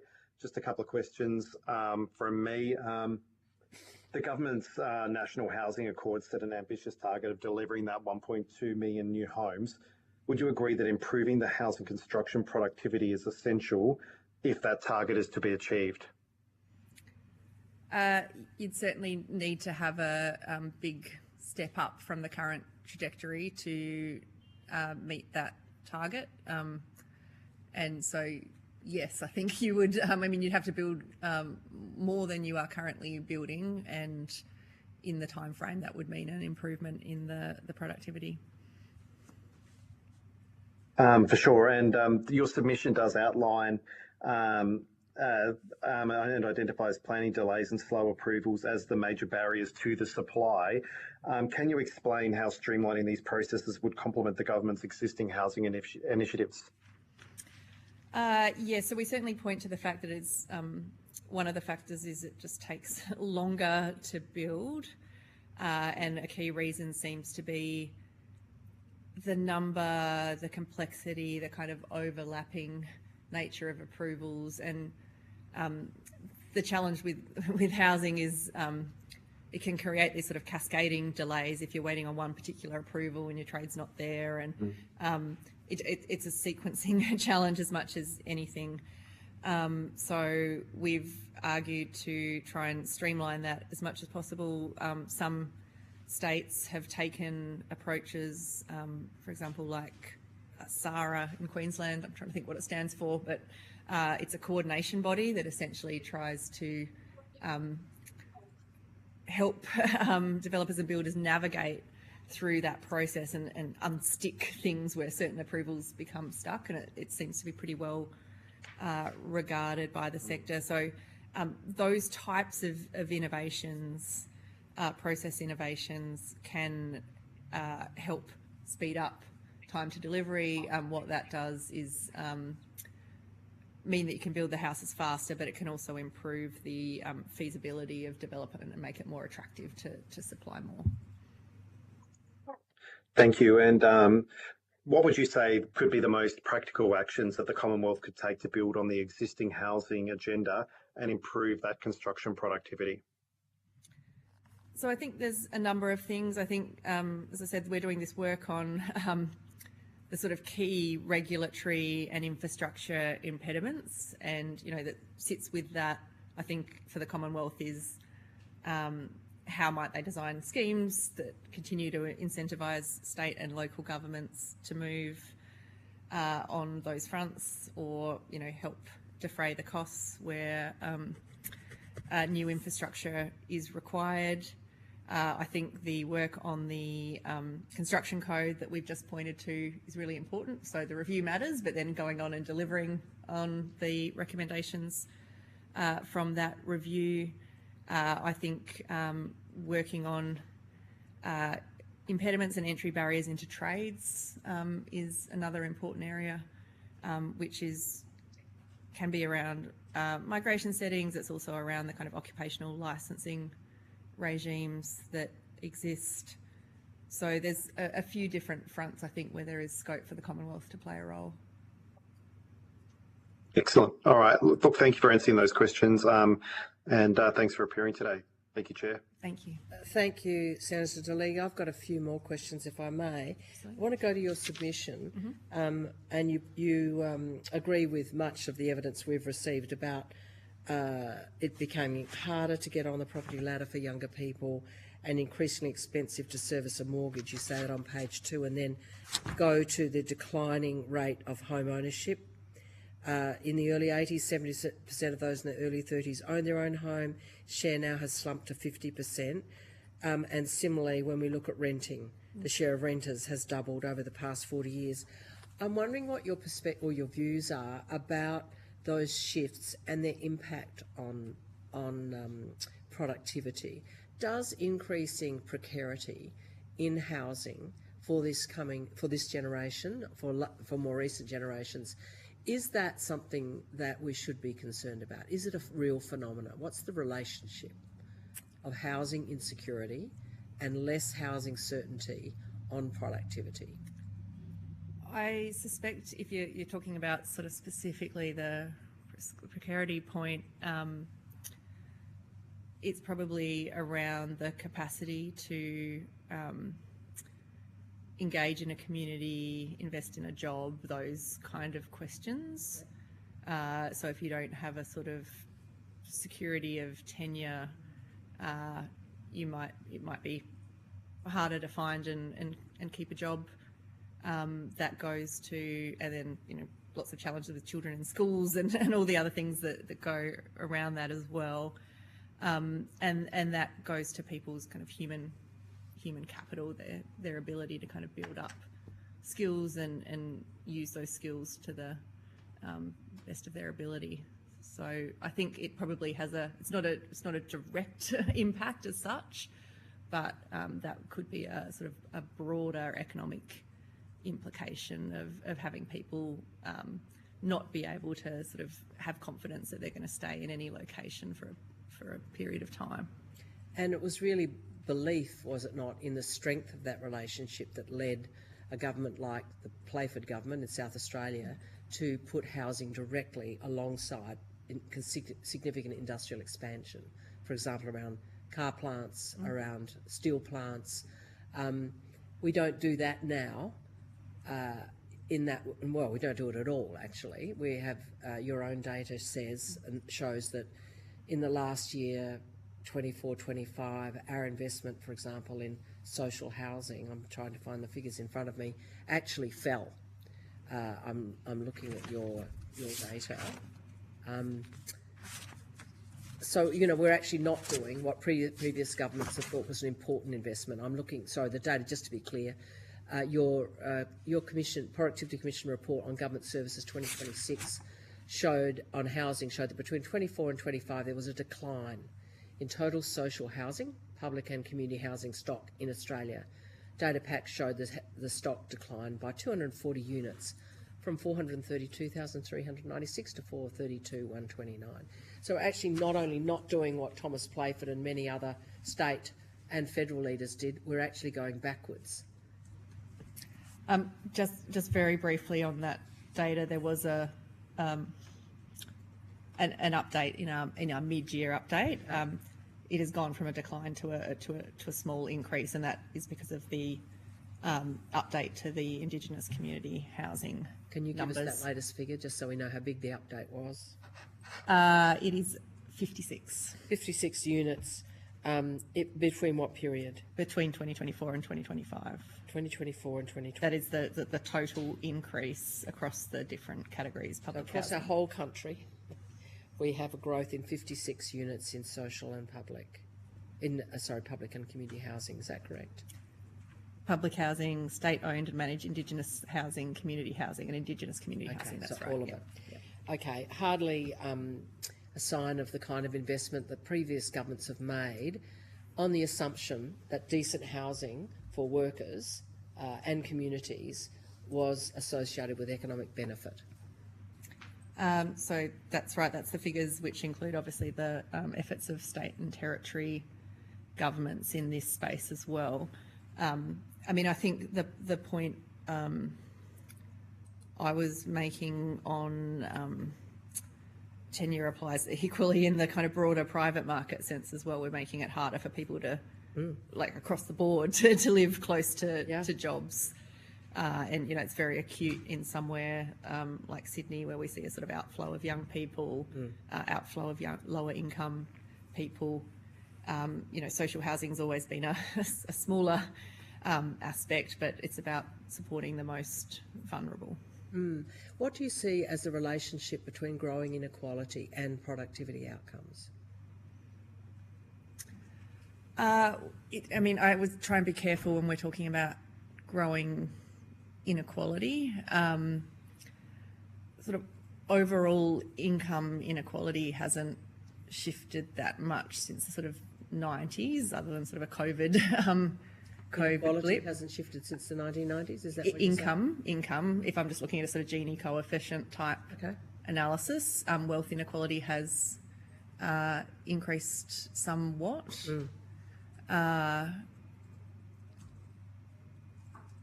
Again, I don't think there is a direct link to productivity, but I'm sure there's sort of indirect ways that will flow through. Okay. Do you have any data on social housing and what it would take to get us back to a 1990s level, for example, of social housing as a proportion of the housing stock? No, we haven't. We do the report on government services, or we're the secretariat for the report on government services, so we present those numbers, but we haven't done any policy work on social housing since we did the review of the housing and homelessness agreement a number of years ago. So in June 2018, you released a report, the Commission released a report called Competition in the Australian Financial System, and in that, on page 33, there was a graph that showed the change in the share of total lending between business lending, owner-occupier housing lending and investor housing lending between 1990 and 2017. I'm wondering if on notice we could see whether you can provide us with an updated version of that data. I think it would be of interest to this committee. And of course, at that time, the graph showed that over time business lending was decreased, owner-occupier lending stayed roughly the same, investor lending increased very significantly. Why do you think that investor lending increased, and how do you see that relationship to house prices? I'm not sure I have seen that chart before, but that sort of accords with my expectations of what happened over that period. Why did investor lending increase? Why were we seeing that 1990 through to 2017? I mean, there was certainly in that period has been really the kind of period where house prices took off relative to income. And obviously that relationship can go both ways. It could be an increase in activity that's partly driving higher prices, but I think there was perhaps greater expectation by investors of capital gains, which made it an attractive market to move into.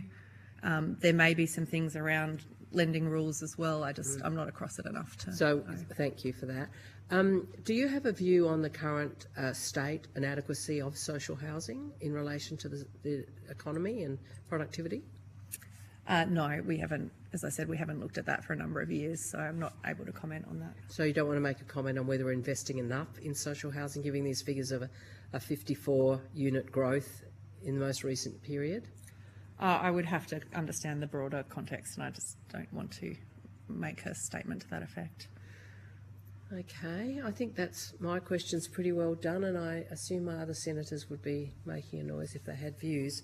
So I thank you very much for your appearance today, and invite you, if you have taken any questions on us. I think you did. I've just asked one. Yep. Thank you. If you're able to get your response back to us within 2 weeks of you receiving a copy of the Hansard transcript, and we look forward to the future work that comes out of the Productivity Commission that's relevant to our charter. Fantastic. Thank you, Senator. Thanks to the other senators. We'll just suspend for a few minutes. Where are we up to? Oh, we're on break. Suspend for 15? Unless we can find...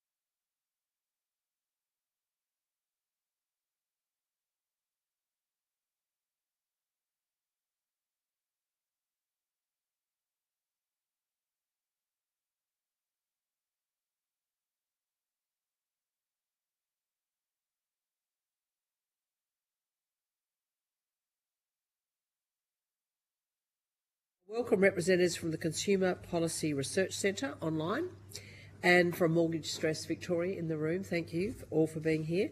I understand that information on parliamentary privilege and the protection of witnesses giving evidence to committees has been provided to you. You all have that. Great.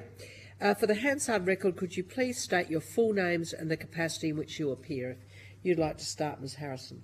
My name is Nadia Harrison. I'm the CEO of Mortgage Stress Victoria. Great. Erin Turner. I'm the CEO of the Consumer Policy Research Centre.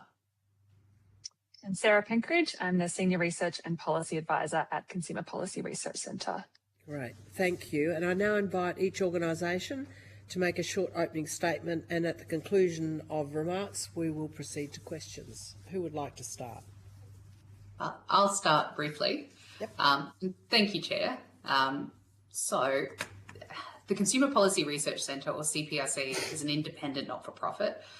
We conduct research to understand how to create fairer markets. And part of our research focus is on how rental and finance markets work and their impact on people. Australia relies on private markets to provide, or at least support, most of our housing. From the private finance sector providing mortgages to private landlords who provide most of our rental stock. One core problem we see across our work is that private companies involved in housing are less regulated than other essential services. There are fewer expectations on them to provide good quality, fair or affordable services. And this means that too many young Australians, including people with young families, are in insecure or unsafe housing, especially in private rental markets. As a comparison, think of an energy market. It's imperfect how we regulate them, but private companies in energy markets have clear requirements for how they treat their customers. If a person is experiencing financial hardship and can't pay their energy bills, they can access payment plans. They're supported and protected against disconnection. In the water sector, we have strict water quality and safety standards and clear regulatory frameworks. This level of protection just isn't available in private housing markets, even though housing is our most essential service. If you can't afford your rent, there's no hardship protections. If your rental home is unsafe, if there's a hole in the roof or the bathroom's covered in mould, there might be rules in your state and territory about minimum standards, but they're very hard to enforce. And finally, if you're looking to get your first home loan, you've got few options about the type of loan you'll get. Unlike in many other countries, there's no government support that makes long-term fixed-rate home loans possible. This means that mortgage holders are unable to predict how much their home will cost them beyond a very short period of time. We want private markets to be well regulated, to deliver safe, secure and affordable housing.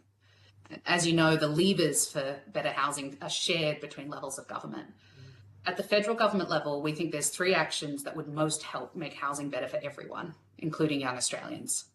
The 3 I'd like to call out are: first, action to make mortgages cheaper and fairer, including exploring how the federal government can encourage long-term fixed investment rate products like we see across Europe and the Americas. Better mortgages will offer borrowers price predictability for their housing. The second action is to fix lenders' mortgage insurance. This is the only insurance I'm aware of where a consumer pays, but they get no benefit or protection. It covers the bank.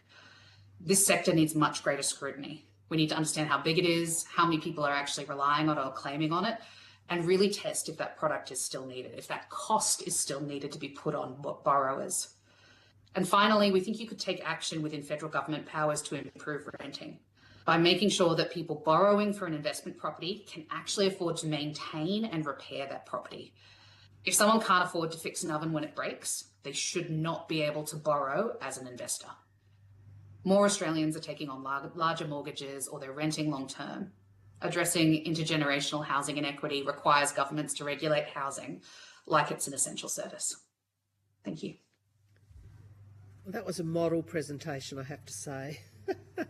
Clarity about the problem and 3 specific solutions. You're doing our work for us. Thank you. Let's move to Ms Harrison. Is that who? Yes. Yep, great. Thank you very much.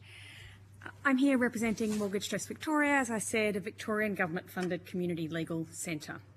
We support Victorians experiencing mortgage stress to maintain stable housing through an integrated practice model that brings together legal advocacy, financial counselling and social work. In February of this year, demand for our services spiked, and since then, monthly demand has been around 25% more than the average month in 2025. Due to that demand, we target our services to low-income households and people affected by family violence.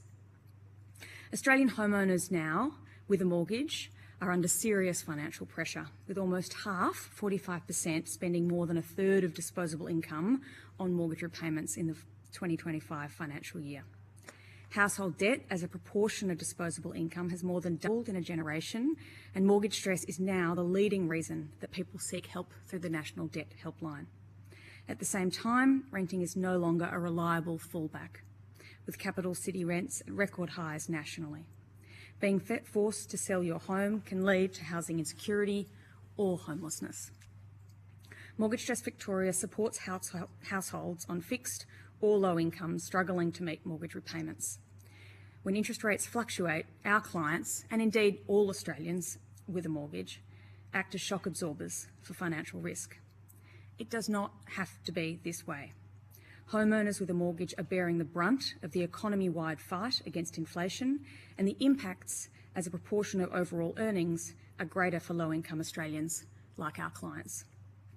Another driver for the Broken Mortgages Market report, which we've done in collaboration with the CPRC, was the fact that Mortgage Trust Victoria caseworkers frankly got tired of seeing wildly different responses from lenders to the same or very similar hardship circumstances and hardship requests. Currently, we have a lender's lottery in the home loan market. Who you bank with determines the rights and protections that are available to you and the support that you can expect when you reach out for help. Private lenders, such as the non-banks, the smaller lenders, are not required to meet the same standards as mainstream banks. It shouldn't be that way. Banks should not be competing on their hardship response. A mandatory Australian Mortgages Charter, which incorporates the highest hardship standards and mandatory AFCA membership, should apply to all residentially secured lending, including small business lending. In practice, those higher risk, lower income borrowers are most likely to need hardship protections and supports, are also most likely to bank with the lenders who offer the weakest protections. It's a regulatory absurdity. The government can act now to fix this anomaly through a mandatory Australian Mortgages Charter. At Mortgage Trust Victoria, we regularly see low-income people trapped on expensive loans as mortgage prisoners. They cannot switch to a better offer because of their risk profile and/or their poor credit score. And given that the lender is often aware of the limited options available to the borrower, there's limited competitive pressure facing those lenders to offer a lower rate or price. Variable mortgage products which require lenders to charge with reference to the bank's cost of doing business, for example, a tracker mortgage like exists in the United Kingdom, would reduce the loyalty tax and also assist mortgage prisoners who cannot switch. Australia has the capacity to do better for Australian homeowners to ensure that they can get access to fairer, cheaper mortgages and improve the likelihood that once they have broken into the housing market, they can keep their home. Thank you. Well, thank you, Ms Harrison. Once again, thank you for such a clear introduction with clear suggestions about how to move forward. I'll ask a couple of questions of each of you and then go to other senators. You make a very strong argument about how other markets that offer essential products, and as I was listening to you, I was thinking about the education market or system, and health similarly, very regulated with protections for the consumer, quality agencies established to ensure that quality is not only set at a certain level but then enforced at a certain level. If we think about essential services, education, health, housing is certainly up there, and you've used the example of water and energy.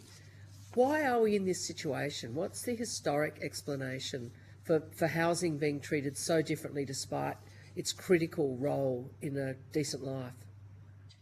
That is a wonderful question, Senator, and I suspect there's many answers to it. One thing that I observe, we work across state and federal government, and sometimes this is a really disconnected conversation, particularly thinking about the protections in rental housing. They all sit at a state level.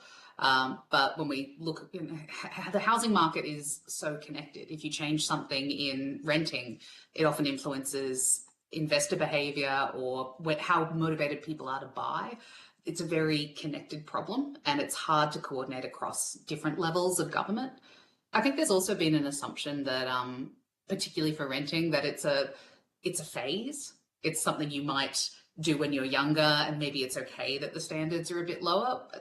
If that ever was true, and I don't think it's been true for a lot of Australians on low incomes, it's definitely not true now. There are so many young and frankly middle-aged Australians that will be renters for life. And it's why it's so important that we get those standards strong. We need really strong protections, but we also need great monitoring and enforcement. So it's not up to the individuals to enforce their rights there. Thank you. You talk about 3 solutions. Let's talk about the first one, which was about having products that have more long-term predictability and cheaper, especially for first home buyers.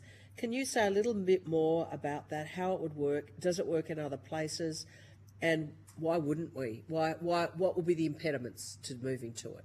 Clearly bank profits might be part of that story. Yes, our banks are doing well internationally. That is part of this problem. So in partnership with Mortgage Trust Victoria, CPRC looked at how mortgages work across the world, from South Korea to Canada, across Europe to the US. And what we found that is Australia and New Zealand, to be fair, we're outliers. We are much more likely to have variable home loans. The best data we have, the most recent data, is from September 2024. And based on the value of loans out there, 97% of Australian home loans were variable. They move month to month, or they move based on rate changes, typically. They are actually, to borrow the words of an Australian academic, variable at the bank's discretion home loans.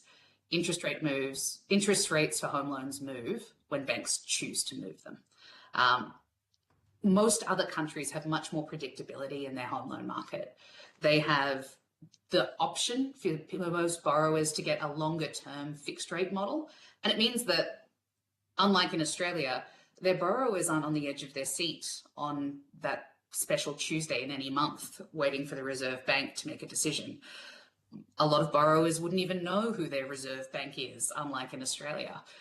We have really anxious borrowers because of our system. We're all on edge, unable to know how much our home loan will cost us in 3 months, let alone 3 years or 30 years. But in places like Europe, a 30-year fixed rate home loan is incredibly common. Similarly, in South Korea, there are targeted home loans that can run for up to 50 years.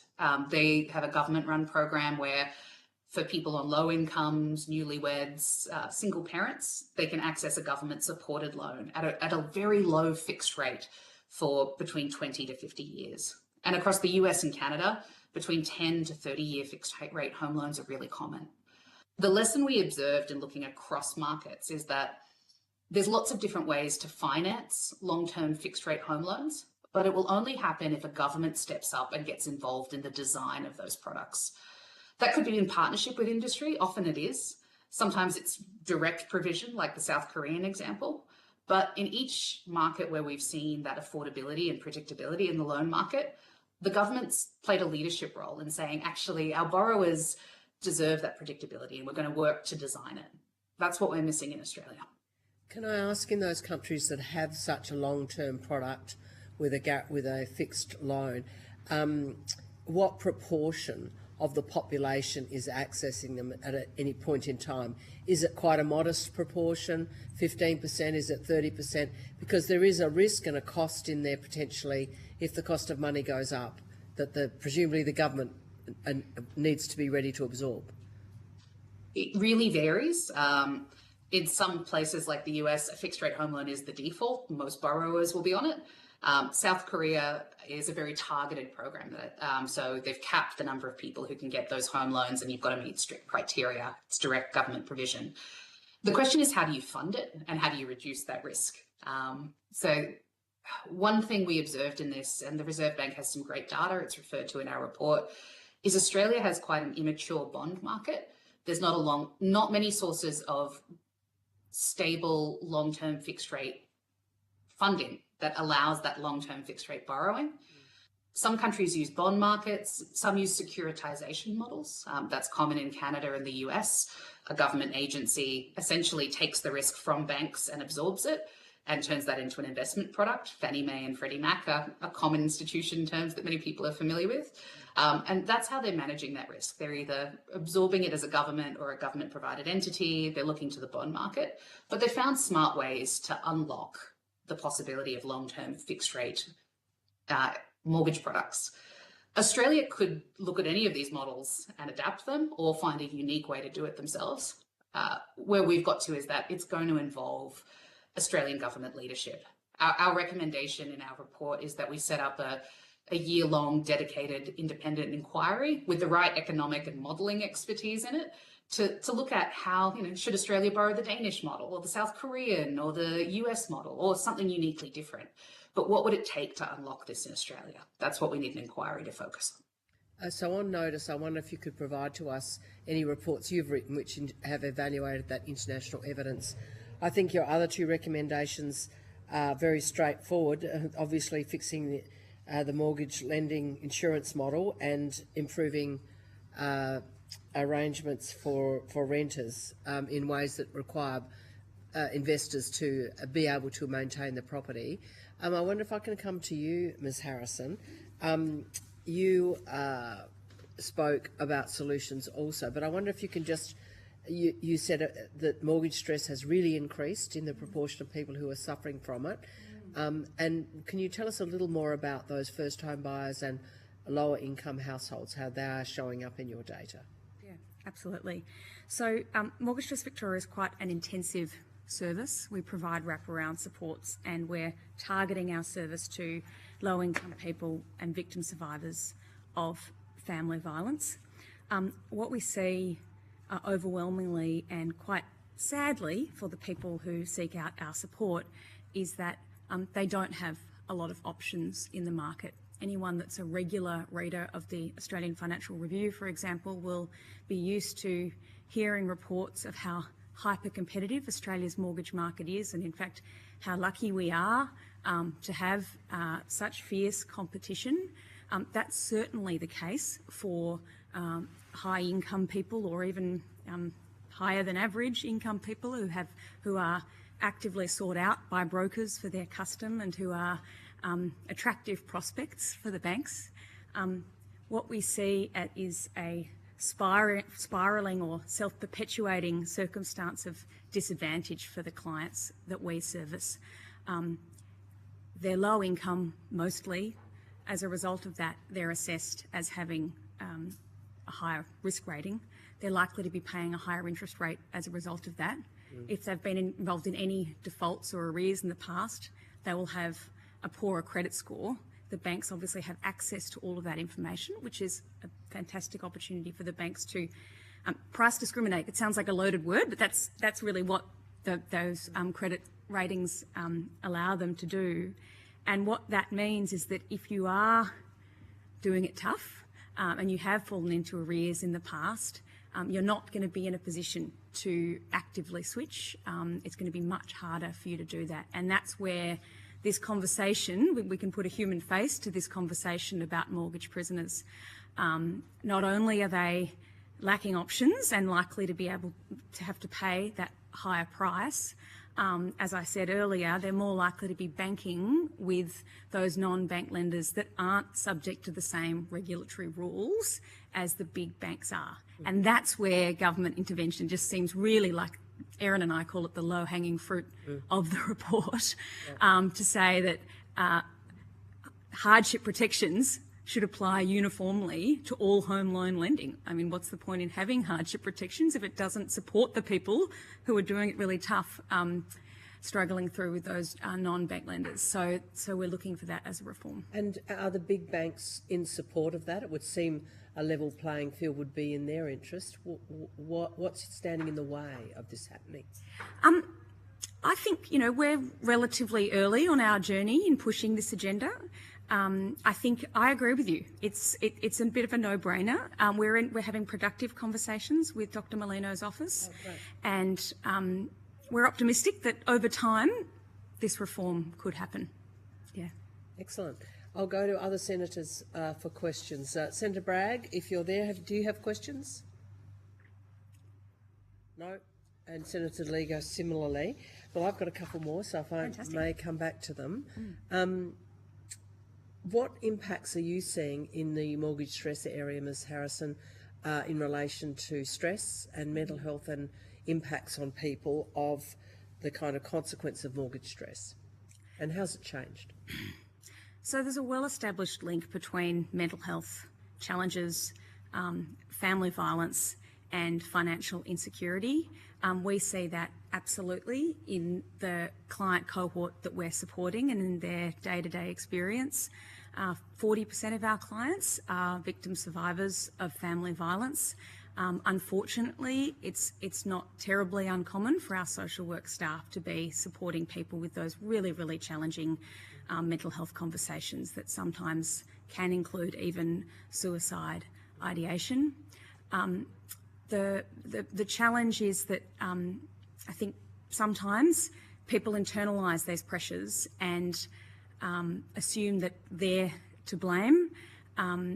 We see that particularly in the called communities that we support. I mean, frankly, it can happen to anyone, but we see particularly high levels of social pressure in multicultural communities, aspirational communities who've come to Australia to give their children a better life, and sometimes can really feel that deeply when things don't go well and they find themselves struggling to pay the mortgage and keep a roof over their family's head.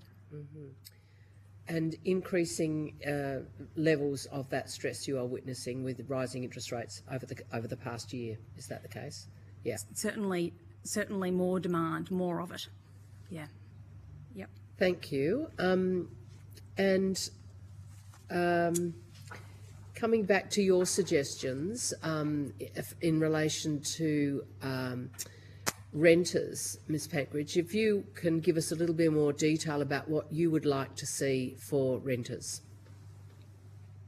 Thanks, Senator.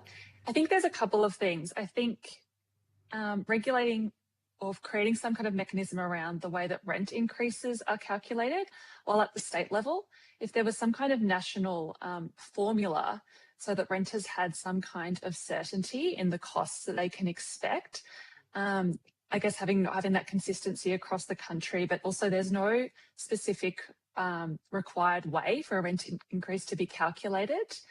It's sort of up to the market rate, which can be very obscure and just doesn't provide that certainty.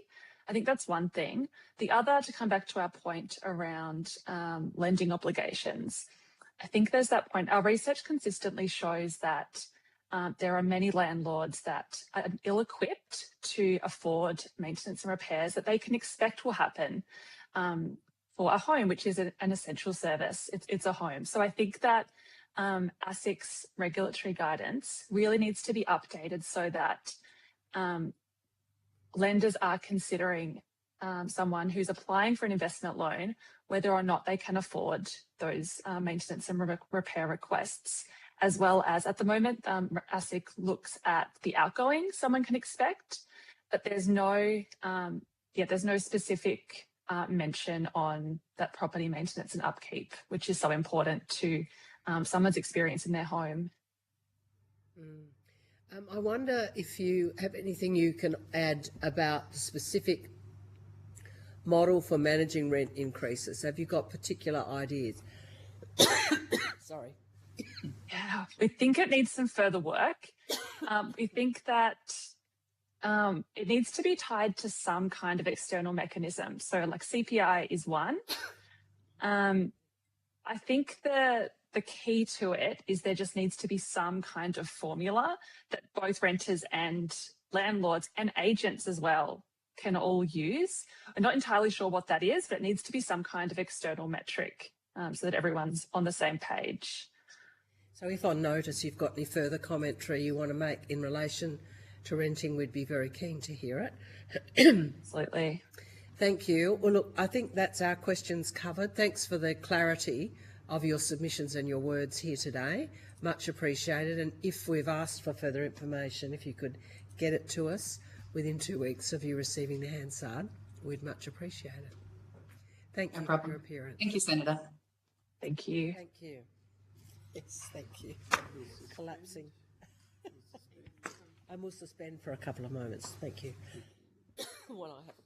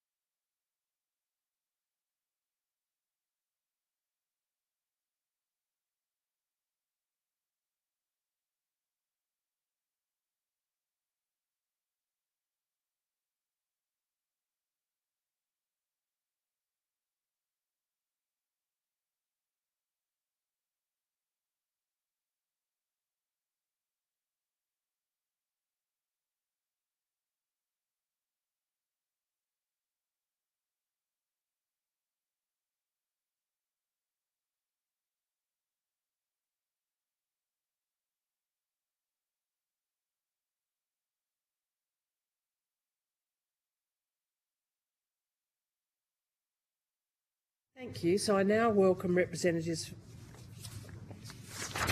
Start again. I now welcome a representative from Haven Home Safe in person. Thank you so much for being here. I understand that information on parliamentary privilege and the protection of witnesses giving evidence to committee has been provided. Yes. Yes, thank you. For the Hansard record, could you please give us your full name and the capacity in which you appear today? Yep, my name is Lisa May and I'm the Chief Housing Officer at Haven Home Safe. Great. And I invite you to make a short opening statement, and at the conclusion of that, we will ask you some questions. Thank you. Thank you for the opportunity to appear today. Haven Home Safe is a community housing and homelessness services provider working across Melbourne and regional Victoria. Every day we work with people experiencing homelessness, housing insecurity and rental stress. We provide homelessness services, community housing and support to communities facing some of the most significant housing challenges in the country. Through that work, we see firsthand the real consequences of Australia's housing system on individuals, families and communities. We welcome this inquiry because, from our perspective, intergenerational housing inequity is not a future risk. It's already being experienced by the people seeking assistance from our services every day. In recent years, we've seen a marked and sustained increase in homelessness, housing stress and housing insecurity.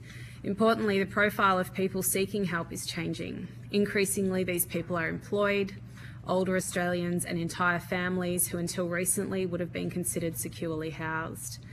They are seeking help because housing that is both available and affordable is becoming almost impossible to find. We are seeing renters forced to choose between paying rent and buying food, accessing healthcare or meeting other essential costs. We're seeing people remain unsafe and overcrowded and unsuitable housing because there simply are no alternatives. We are seeing housing insecurity disrupt employment, education and well-being, diminishing people's capacity to contribute to society, and we're seeing growing numbers of older Australians approaching retirement in the private rental market without the security that previous generations experienced. One of the most important findings from both our service experience and our research is that Australia does not simply have a housing shortage, it also has a housing mismatch. While lone person and smaller households are growing rapidly, much of the housing system continues to prioritise larger and less affordable housing formats. Research undertaken by Haven Home Safe and Cushman & Wakefield found that lone person households are projected to grow to around 3.7 million over coming decades, yet housing supply is not keeping pace with the types of homes these households need. The challenge is particularly evident in regional Victoria, where Haven Home Safe operates. We are seeing increasing numbers of older renters on fixed incomes, rising rents that are outpacing local wages, limited availability of smaller and affordable homes, and growing pressure on already constrained social and community housing supply. The people most affected are those with the least capacity to absorb rising house costs. Older renters, particularly women, young people, low-income workers, people with disability, people experiencing family violence, and many regional communities. Research suggests that by 2031, around 440,000 older Australians across Australia may be unable to find or afford suitable housing. At the same time, the number of renters aged 65 and over is expected to increase significantly, highlighting the growing risk of housing insecurity later in life. From our perspective, homelessness is often the endpoint of cumulative housing inequity, where people experience years of insecure renting, unaffordable housing, limited supply and lack of viable alternatives. A single event such as a health crisis, unemployment or family violence can result in homelessness. When housing becomes unsustainable and you have no one to move in with, where do you turn? We believe addressing intergenerational housing inequity requires 4 priorities. First, a sustained expansion of social and community housing with a national ambition to grow social housing to at least 10% of all homes. Second, reforms that recognise renting as a long-term tenure to provide greater security and stability for renters. Third, housing policy that better aligns with the homes being built with the households that need them, particularly smaller and more affordable housing options. And fourth, a coordinated, long-term approach that treats housing as essential social and economic infrastructure. The core message we'd like to leave with the committee is that intergenerational housing inequity is not inevitable. It's a result of policy choices and it can be addressed through deliberate reform. The challenge before us is not only to build more homes, but to build the right homes in the right places at prices that people can afford. As a community housing and homelessness provider, Haven Home Safe is uniquely positioned to provide practical evidence about how these issues are affecting people on the ground and what solutions can make a meaningful difference. And we look forward to assisting the committee today. Thank you, Ms May, for such a succinct statement of the issues as you confront them as a service and as a research body, and also for 4 very clear solutions. Can you tell us a little bit more about where you're based and the kind of clientele Yeah, that absolutely. you have, and how things are changing for you as a service? Yeah, so we're based in the west. So we do have Metro, we do some in the east, down to Geelong, across to Horsham, and straight up to Mildura and Swan Hill. So that's kind of our section of the state, if for lack of a better word. Yeah. That's quite a large geographic area. It is. And how many people would you be assisting? I've got some numbers. So in 2024-2025, we delivered 6,000 IAP, so intake, assessment and planning support periods. So that's homelessness people coming in. But in terms of tenancies, we've got 2,000, around about 2,000. And when you say you have 2,000 tenancies, what do you mean? What does that mean? So tenancies are considered, one tenancy agreement. So that might be made up of rooming house, where you've got multiple people sharing one property, and then you might have those standalone tenancies. You'll have high density in our more metro regions, and then you might have townhouses, walk-ups, and then just your normal standalone properties as well. And are those tenancies within your portfolio as a provider? Yes, all ones that we either manage or own. So we manage on behalf of other entities as well, including the department, and we manage on behalf of other providers. So it's a bit of a mix. And within the Victorian landscape, are you big, small, or in the middle? We are a tier 1, so Okay. yeah. Right. And what are the biggest challenges for your organisation? I think just the change in the people that are presenting to us. So because we've got that unique position of seeing homelessness right through to someone being housed, sometimes long-term, if that's the program they go into with Haven Home Safe, but sometimes it's transitional, sometimes it's crisis. We're seeing a different sort of demographic that are coming in. The employed homeless is, a new and emerging, and the issue with that, among many things, is that people who are employed and coming in, they're coming in for our services because they can't find somewhere to live. So what we're seeing is that we're not getting to the people who don't have the capacity to find somewhere to live. So those traditional homeless representations that would be around, I don't have the capacity to look myself. I need some help, or I've got support challenges I need to meet first before I can even entertain housing. That was usually where we were meeting people, but now we're meeting people like, I'm employed, I just can't find something. I can advocate for myself strongly, but I can't find something, help me. So that's the shift, I guess. Right. So sort of up the hierarchy from people with the greatest need, who you traditionally see, to people who you would not have seen 2 years ago. Absolutely. Thank you. And so when you look at your solutions, your 4 proposals, is it the failure to build social homes in particular that has landed us where we are? How do you see the origins of this crisis? Yeah, it's just that there was no investment in social housing for 30 years. So we're trying to catch up now. We're really trying to catch up, but that won't happen overnight. I think where we're headed is good in terms of, but you need that bipartisan support to make sure that those funding streams continue to come to us. We kind of pick up where we can to get the funding where we can, and we're very good at doing that.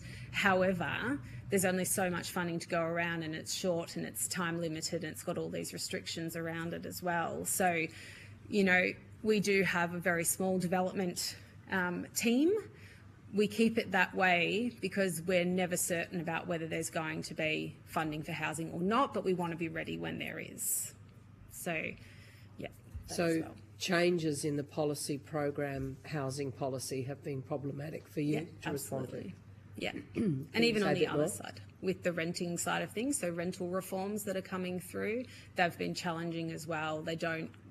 Nothing looks far enough ahead to see how it's going to play out. And I think when policy reform occurs, whether it's, you know, at an RTA level or much broader policy reform, it doesn't capture all parts of the housing continuum. So it looks at home ownership, for example. It doesn't look at, well, what's going to be displaced by that, and then what pressure that's going to put on the pointy end, which is that sort of social and affordable end where there's no safety net. We haven't built it for so long, they're just displaced and then homeless. So in your portfolio of housing options, your 2,000, do you have a proportion which have been, that are still state-owned, state-run, or state-owned, I should say, public housing, and then your own community housing? We do. So we've got the general lease, which I don't know if it's a term that the committee's heard. So that's properties owned by Homes Vic that we manage under agreement.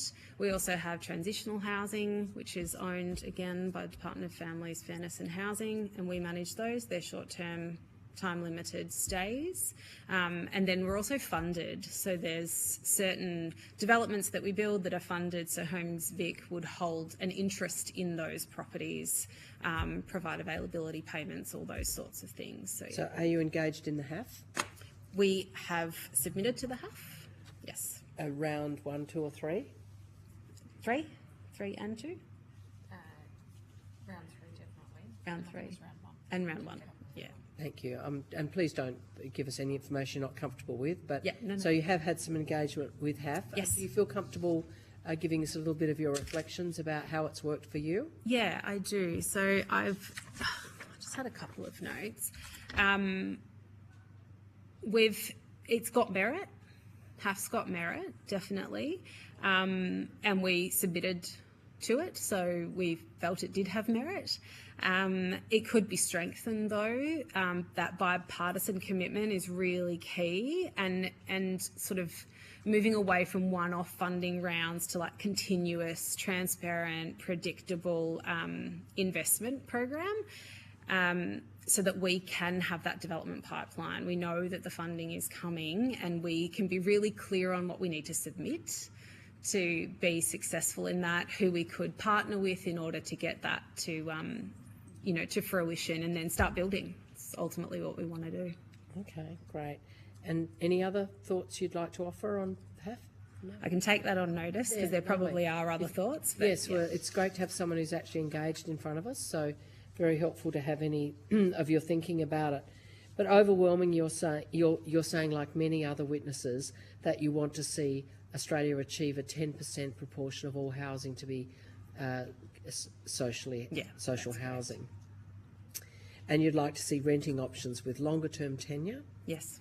And a more adaptable, smaller set of housing types that meet the demand, which are smaller households, and a coordinated long-term approach. Yes. That's across party, rather than switching and changing with political climate. Yes. Thank you. I'll hand over then perhaps to Senator Bragg or Senator DeLiga. Do you have any questions for this witness? Not for me, Chair, thanks. Thanks. Senator DeLiga. Senator Bragg, anything if you're there? Okay. Let me then ask you a couple of questions. How do you think, are you feeling hopeful about the possibilities for change, given the attention that housing is now receiving around our country? Yes, the attention is good attention. And it will hopefully, the thing to see now is whether it actually leads to change that's needed, that's appropriate, and that kind of goes across the housing continuum. But yes, a spotlight on housing has been required for quite some time, and this inquiry feeds into that. Yeah. So yeah, it needs to keep that momentum. And when you are a younger person appearing before us, is there any comment you'd like to make about your generation and your perspective as a user of housing, not just someone running a service, about the conversations that you have and your perspective on the housing crisis? Yeah, I think for me, I'm securely housed, and that is a privilege. However, I have a brother, grew up in exactly the same family, not as privileged to have somewhere that's he's securely housed, and his has come about through employment. I have friends who are in various stages of housing, one of which is in living out the back of a friend's house, for example, while they get on their feet. I have another friend, they're so mortgaged that if someone gets sick in that family, they are homeless. There is no way that they could overcome that. So I think if you look at like mum and dad, they're very secure. They've got all the things that they need. But then I'm coming from a privileged white background where we've all worked. What I'm seeing in terms of work and the clients that we serve, you can see how people got there. We have some case studies around, one life event becomes life changing, and then you're in social and affordable housing. If you're escaping family violence, even if you work, you can't get into a rental property unless you line up with 40 other people. So you just don't have the same security, and trying to buy a property while you're renting and keeping all of that sort of going financially just doesn't work. You keep getting outbid. But more importantly, those who are renting, that is not something that is secure tenure. Your rent can go up by $80 a week in one rent increase, and then you can't go with that. And then you've got, social and affordable housing, which is where we're working in that area, and increasingly you're seeing the families coming through, you're seeing the employed coming through, and they're all my age or younger, and that's concerning, that state of play. And there is no safety net. I have to keep going back to the fact that there is no safety net. So if you can't get a rental, even though you have an income and you're working, where are you going? Well, thanks for that personal perspective. Just a last question then in relation to rents. We've had a number of people say that we need to make rents more predictable, that $80 increase becomes, a real threat to your security in your housing. Have you got thoughts on what sort of model or how we should be regulating rent increases or managing them? I'll take it on notice, but also add to that, we are doing social and affordable rents. So for us, it's income-based rent. However, and we do put a cap in of 74.99% to keep it affordable. However, what we're seeing is because of income, because we're seeing such a rapid increase in market rents, when we get our properties valued, that cap of 74.99% of market rent as your cap of income is fast becoming far too expensive. So if you have someone on a fixed income and they're in a property, you've got 3 adults, so 3 adult incomes that are fixed incomes through Centrelink, they're very quickly going to hit that 74.99%. And when the market rent is already high, that's a lot of stress on the family, when they've got to pay for electricity and gas and food, and all of that is going up as well. So even though we're income-based assessments, sometimes you'll hit that soft cap, which still feels very high, and it still can be quite a jump as we get these properties valued. So we've had some submissions to us about looking for a tighter agreed definition on affordability that should be, set at a % of your income. Have you got thoughts on that? I don't have thoughts around, and I'd have to take it on notice, a percentage of income as the affordable limit. However, defining affordable would be a great first step. There's too many definitions of what affordable is. Thank you. So on notice, if you have further thoughts about the rent capping system or any other related issues, we'd love to hear from you. Great. Thank you so much for your submission and for your appearance today. It's very helpful to have someone who is a practitioner out there and bring that experience as well as your policy learnings out of that experience. So appreciate your evidence, and if you could give us any responses within 2 weeks of receiving the Hansard, we'd very much appreciate it. Perfect. Thank you for your time. Thank you. Thanks. We might just suspend for a moment.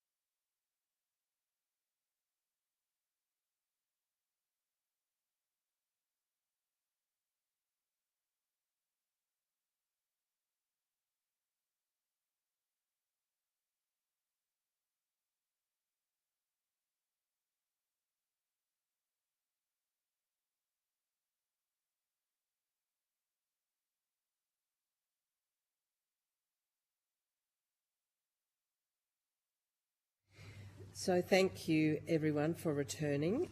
We now resume with a representative, a student who is completing a significant project, Mr. Finn Larkham-Brooks, who's travelled from Geelong and is completing a project in your Year 12 project, and you have made a submission to this inquiry, number 170. And I really appreciate the flexibility of my fellow senators in having a short session with you, if I may. If we could you just begin by telling us your name and who you're representing here? Yep. Thank you, Chair. My name is Finn Larkham-Brooks, and I'm a student from Geelong. And you're under 18, and you have the permission of your parents to do what you're about to do? 17 years old. Great, thank you. What's the name of your school, Finn? Cardinia International College. Okay, great. And I now invite you to perhaps give us some summary points from your submission, just very briefly. What did you cover? So I focused on just one of the terms of reference for the committee, particularly on the factors that could potentially impede action on housing reform. And I'm not an expert on many of these areas, but I thought the banks clearly have an interest as a key stakeholder in the price of housing continuing to increase, because they, when they provide the mortgage, they charge interest and then they get a cut of the loan. Obviously the banks make pretty large profits, and from what I've researched here, it looks like they have quite a significant influence over the major parties through political donations. So some data that I've compiled shows that since 1998, the big four banks, so Commonwealth Bank, NAB, Westpac and ANZ, have donated about $244,290,562 to the Labor Party, $53,773,998 to the coalition parties, $152,878 to the Greens, although that stopped 12 years ago, and $240,000 and $452 to One Nation, which is primarily in the last few years. Also looking at those donations over a graph of time and comparing it to when the different parties were in government, it looks like there's a spike, quite a large spike to Labor in 2007 when they come into government. When the Liberals are in government from around the 2014 to later period, it looks like their donations increased significantly.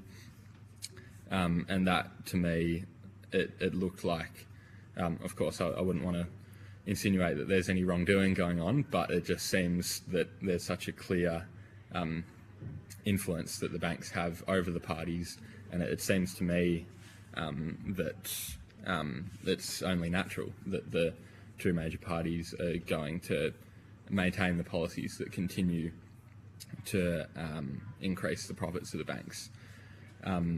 Also, I think I'd just like to note that public housing has been really neglected. As part of my project, I'm also looking into the state government's plan to demolish the 44 towers here in Melbourne. And across the country there's been, as I'm sure I've heard from lots of other witnesses, really no real investment in public housing over the last few decades. I think we sit somewhere around 3% now, when I note that in 1966 we were at 18% of all housing stock that was public. So that's the general summary of my submission, that the banks maintain their influence so that prices continue to increase. Thank you, and thanks for drawing our attention to an important issue which is hasn't had a lot of discussion in our inquiry. I wanted to, our time is short, I know you'll appreciate that, but I wonder what took you to do your project on housing as a 17-year-old, and then what the conversations are like with your peers about their expectations about housing and their hopes. What's the conversation like in Geelong? So for me personally, housing is probably one of, if not the biggest political issue. So I'm 17. From next year, I'll be looking at probably moving out of home, trying to get into either the rental market or paying for university accommodation. So I'm going to have a very big interest in housing affordability over the coming years. I think for my peers, I do go to a private school, so generally we are more privileged, so people aren't doing it as tough as a lot of other people, but there's certainly probably a pretty strong consensus that it's going to be quite difficult to get into a home, and certainly for people, if they didn't have any assistance from their parents, if they weren't in a position to be able to receive that, I think a lot of people that are my age would just accept that it's not going to be possible to get into the housing market, that they're going to have to rent for years and years, probably even half of their life the way we're going. And although I do note I had a good conversation with some of my peers the day after the budget was handed down, and we were all quite happy that the government had taken some steps to cut back on those concessions for the property investors. I don't have the graph in front of me, but I believe there was a graph of the capital gains tax that showed that the benefit flowed mostly to wealthier and older Australians. So we were all certainly happy to see that the government was taking some action, although it's quite a small step, and obviously I think a lot of us would be quite happy to see some more action. So I'll just check with my fellow senators to see if there are any questions from you, Senator Bragg or Senator DeLiga. No? So we're going well. There is, last thing then, just in your comment just then, the media was saying that your generation would be feeling like the ladder had been pulled up and that they wouldn't be able to take advantage of capital gains tax or negative gearing. That wasn't a conversation you were having? There was much more positive feeling about what had been done? Yeah, certainly. Look, certainly as a 17-year-old, I'm not looking at buying many investment properties anytime soon. I think that's part of a broader, and thanks for raising that point too, because I think this is part of a broader situation where the media often seeks to influence the price of housing to go. I'm not 100% sure on this. I could take it on notice, but I believe the News Corp has a pretty significant stake in realestate.com.au, more than their actual news business, which is one of the things that influence it. But no, certainly we don't feel like the ladder's been pulled up behind us. I think there's probably a very, very small percentage of people who are young who would look to invest in property, but that would just be a tiny percentage. We don't want to buy investment properties, most of us. I think I can probably speak for my friends on that. I think we just want to be able to have one day in the future a place for ourselves that can be our own, that's affordable, that we can get into. Senator DeLiga, did you want to... Yes, please. I've just got a quick question, if I may. Thank you for appearing today. I just wanted to ask, in your view, as a young person, and we appreciate you've travelled down here today, what reforms or policy changes do you think would have the biggest impact on improving housing outcomes for younger generations over the next decade? Well, thanks for the question. Certainly, of course, the first thing is the thing that's already happened with the budget, where some of those concessions for the property investors have been reduced. I think that was a very big step, and I'm very happy to see that, like a lot of my friends were. In terms of what happens from here forward, I think the big one is probably public housing. I know that obviously that Australia used to build a lot of public housing with the Commonwealth state housing agreements coming out of the post-war period, and that sort of all came to a halt by the 90s, and then since then there's really been no public housing, essentially no public housing built. So that would really be one of the things that I think would benefit younger people, but also older people, anyone who just doesn't own a house yet.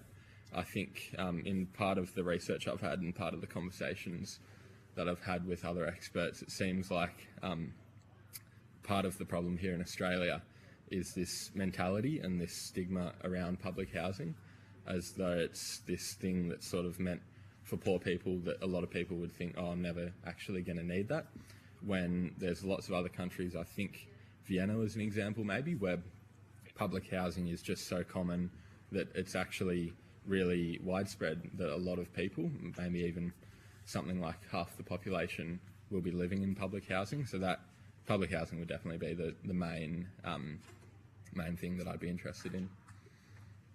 Absolutely, and I think private housing, public housing plays such an important role, and even our Prime Minister has openly shared, his story of growing up in public housing himself and how it set him and his family up, so him and his mum when he grew up, and just going back to what you were saying about the conversation and how it's shifting in Australia, obviously.